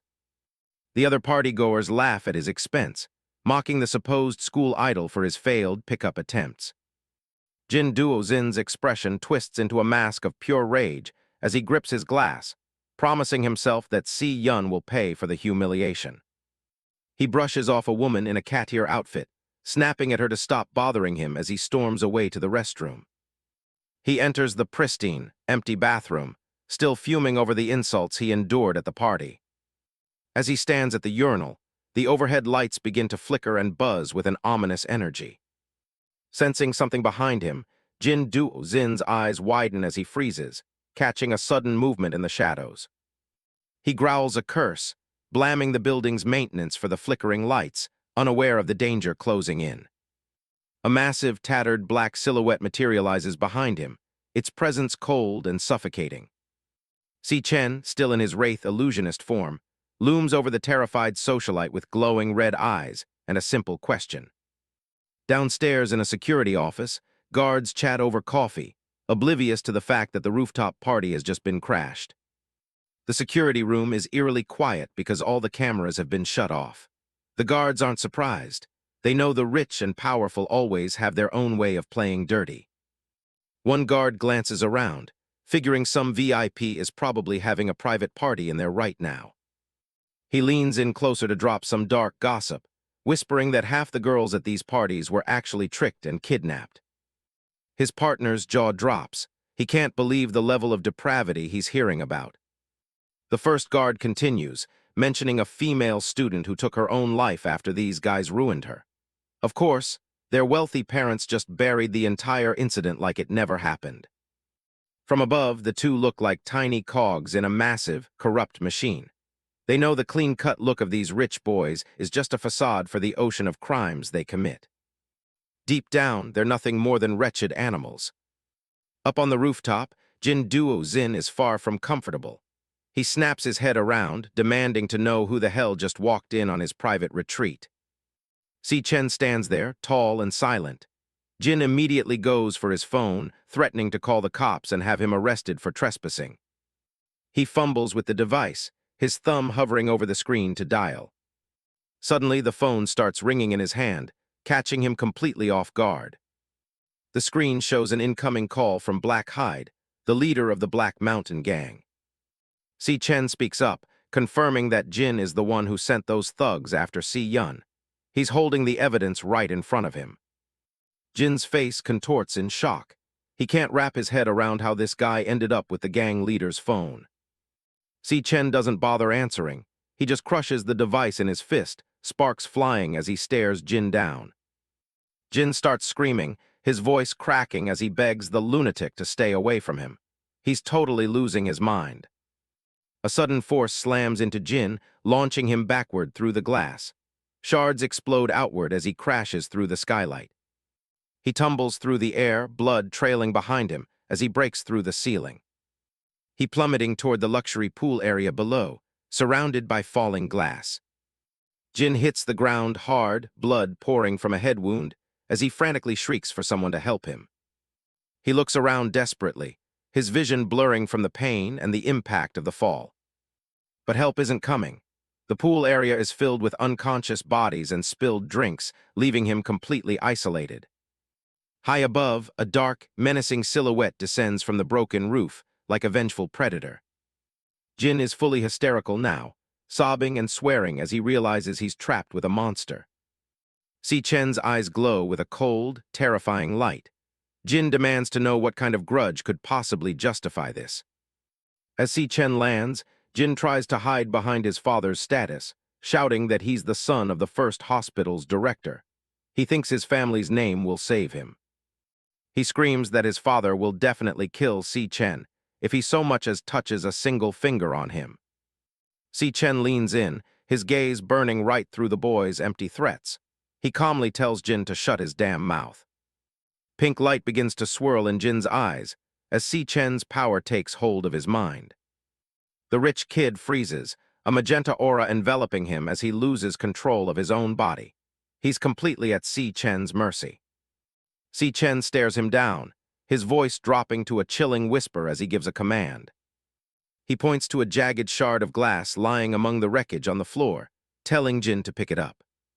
Under the influence of the illusion, Jin's hand slowly reaches out for the sharp fragment. Visions of his past crimes flood the scene, rich kids laughing as they corner a terrified girl. Pure evil doesn't just live in demon lairs, it thrives in the human world too. The memory shifts to a bloody knife and a student who couldn't take the abuse anymore. Jin's wealth and authority let him walk away from a suicide he caused. Back then, Jin was just a drunk brat, yelling at his friends for being scared of a little blood. He was confident his father could just fix the autopsy report to make it look like an accidental fall.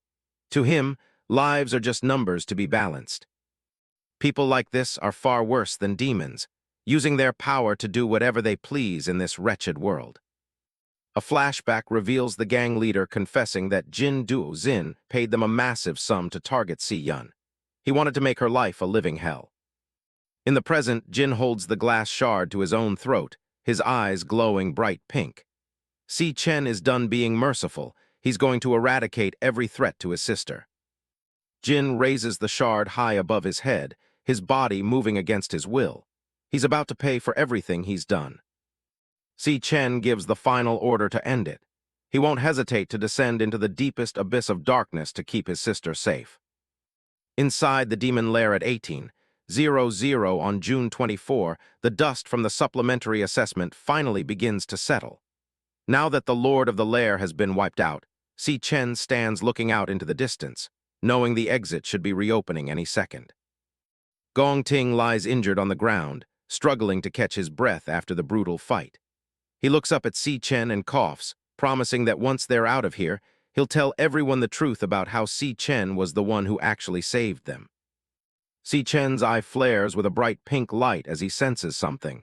He doesn't look like he's finished yet. Suddenly, a silhouette of a man in a sharp suit appears through a swirling vortex of pink energy. The arrival is sudden and completely unexpected. Si Chen grits his teeth, realizing the situation just got a lot more complicated. If he's seen like this, his secrets might be exposed. A notification pops up for a Star Beastmaster skill, Stellar Leap. It's a high-level teleportation ability that consumes spirit, and Si Chen's mind immediately jumps to his sister, Si Yun, sensing she's in danger. A massive beam of pink and rainbow-colored light erupts from the lair, piercing into the sky. Gong Ting watches from below, his face painted in shock by the sheer power of the display. The sight leaves Gong Ting completely speechless. He can't wrap his head around the fact that someone can actually possess multiple classes at the same time. It's supposed to be impossible. Si Chen stands enveloped in a crackle of yellow lightning, his expression cold and focused as he taps into another side of his power. He transforms, his eyes glowing with an intense blue light as a dark, horned silhouette looms behind him like a spectral predator. The pink glow returns to his eye, flickering as he shifts between his different abilities with zero effort. Gong Ting was left to replay everything in his mind with sheer astonishment, wondering just how many more secrets Si Chen was keeping from the world. He realized he was in the presence of a true anomaly. Outside, the sound of heavy footsteps echoes through the tunnel as the rescue team finally makes their move. They've located the survivors. Gong Xuan, the man with the thick mustache, led the charge, yelling at the medical teams to hurry up and save them. Time was of the essence. Medics in white suits rush into the cavern, their cases ready as they scan the area for survivors. They're moving with practiced precision. They reach Gong Ting first and immediately start treating his wounds to stop the bleeding. Gong Xuan, the director of career services, walks up calmly to assess the scene. Gong Xuan asked his nephew how he was doing, amazed that anyone had survived. He noted that the lord of this demon lair actually possessed the strength of a B-rank threat, making their survival nothing short of a miracle. Nearby, Yuta Sato is getting his own medical attention, looking a bit dazed after his ordeal. The medics report that the proctor is also stable and coming out of a comatose state. Gong Xuan looks around, asking where that kid Si Chen went. His staff reports that they haven't found any other casualties yet, but the search is ongoing. Gong Xuan's face darkened as he ranted about the Academy Inspection Agency's failure. Their lack of a thorough assessment was the very reason his son and the others had suffered such severe injuries. Gong Ting remained silent, his gaze fixed on the ground as he sank into the chaos. Meanwhile, Gong Xuan was already planning to fire everyone responsible as soon as they got out. However, Gong Ting's father dismissed it as unnecessary, a faint, satisfied smile playing on his lips as he looked at his injured son. He was already thinking ahead, declaring that this situation had turned out to be perfect for his plans.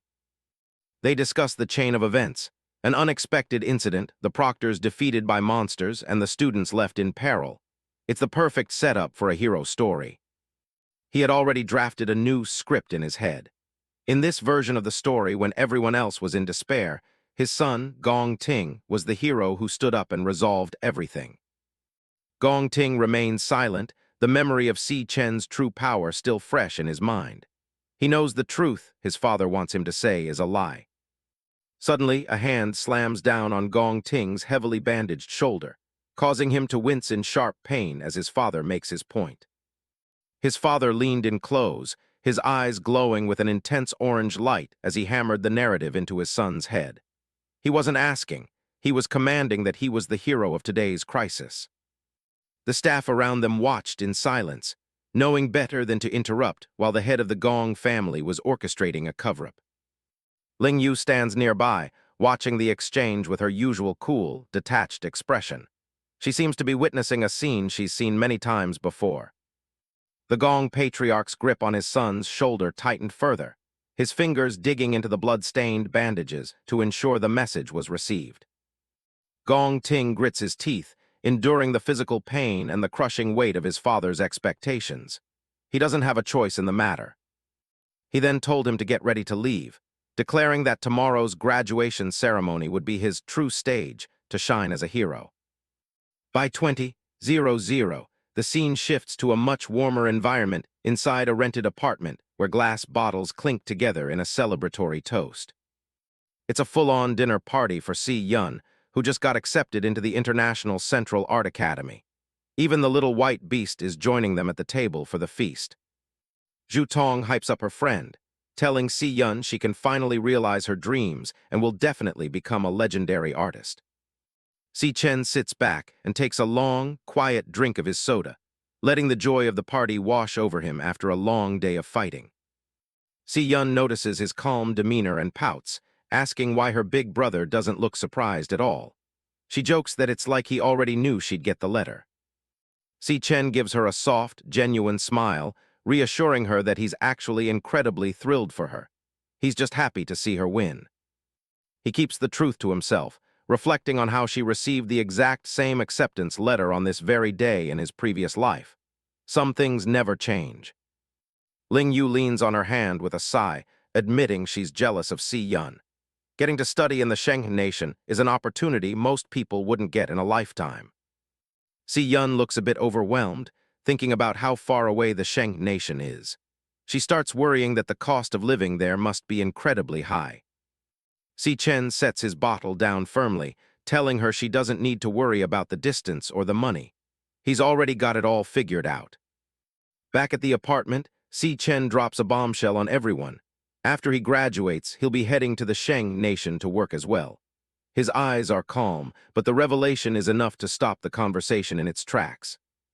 Si Yun is completely caught off guard, her hand flying to her mouth in shock as the news sinks in. She can't believe her big brother actually got recruited by a top-tier guild raid team in the Sheng nation.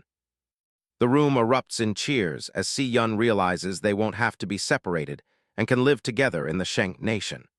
Her friends Zhu Tong and Ling Yu join in the celebration, though they admit they're a bit jealous of the incredible opportunity. Si Chen looks at his sister with a gentle, knowing smile, feeling a sense of relief wash over him.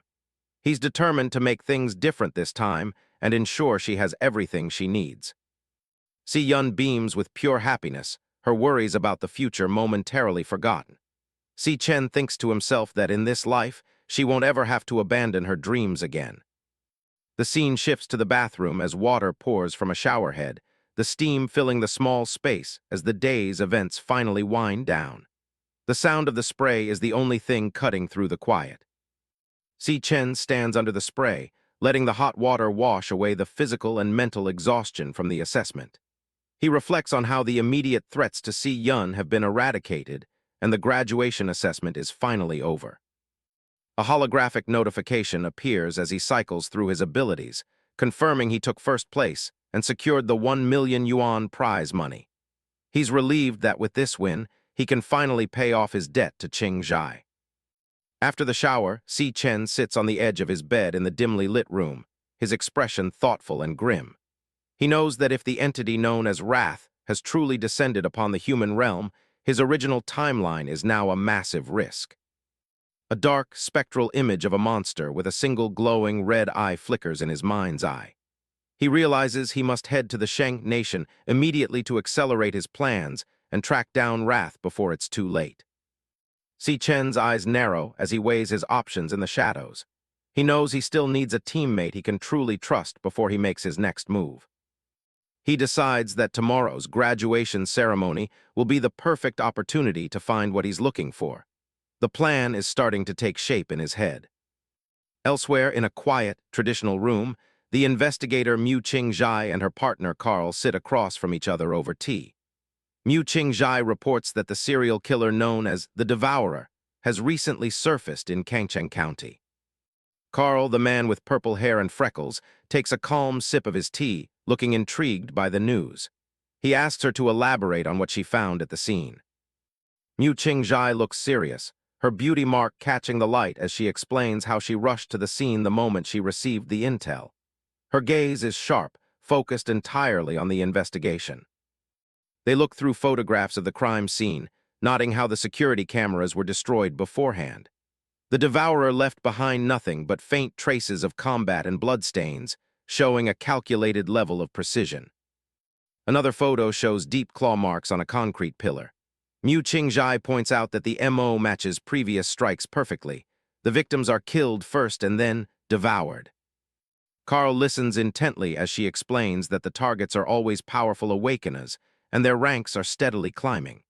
It's clear that whoever this is, they are growing more ambitious with every kill. Mu Qingzhai's profile is lit by the warm glow of the room as she warns that the culprit is growing stronger at a terrifying rate. She's worried about how much power they'll eventually accumulate. She pours more tea, the steam rising between them as she guesses that the Devourer will resume his killing spree very soon. The consecutive strikes suggest a pattern that's about to repeat. Carl leans back, a faint, intrigued smile on his face. He finds it fascinating that such an entity would appear at a time like this. Mu Qingzhai leans forward, her expression shifting to something more intense.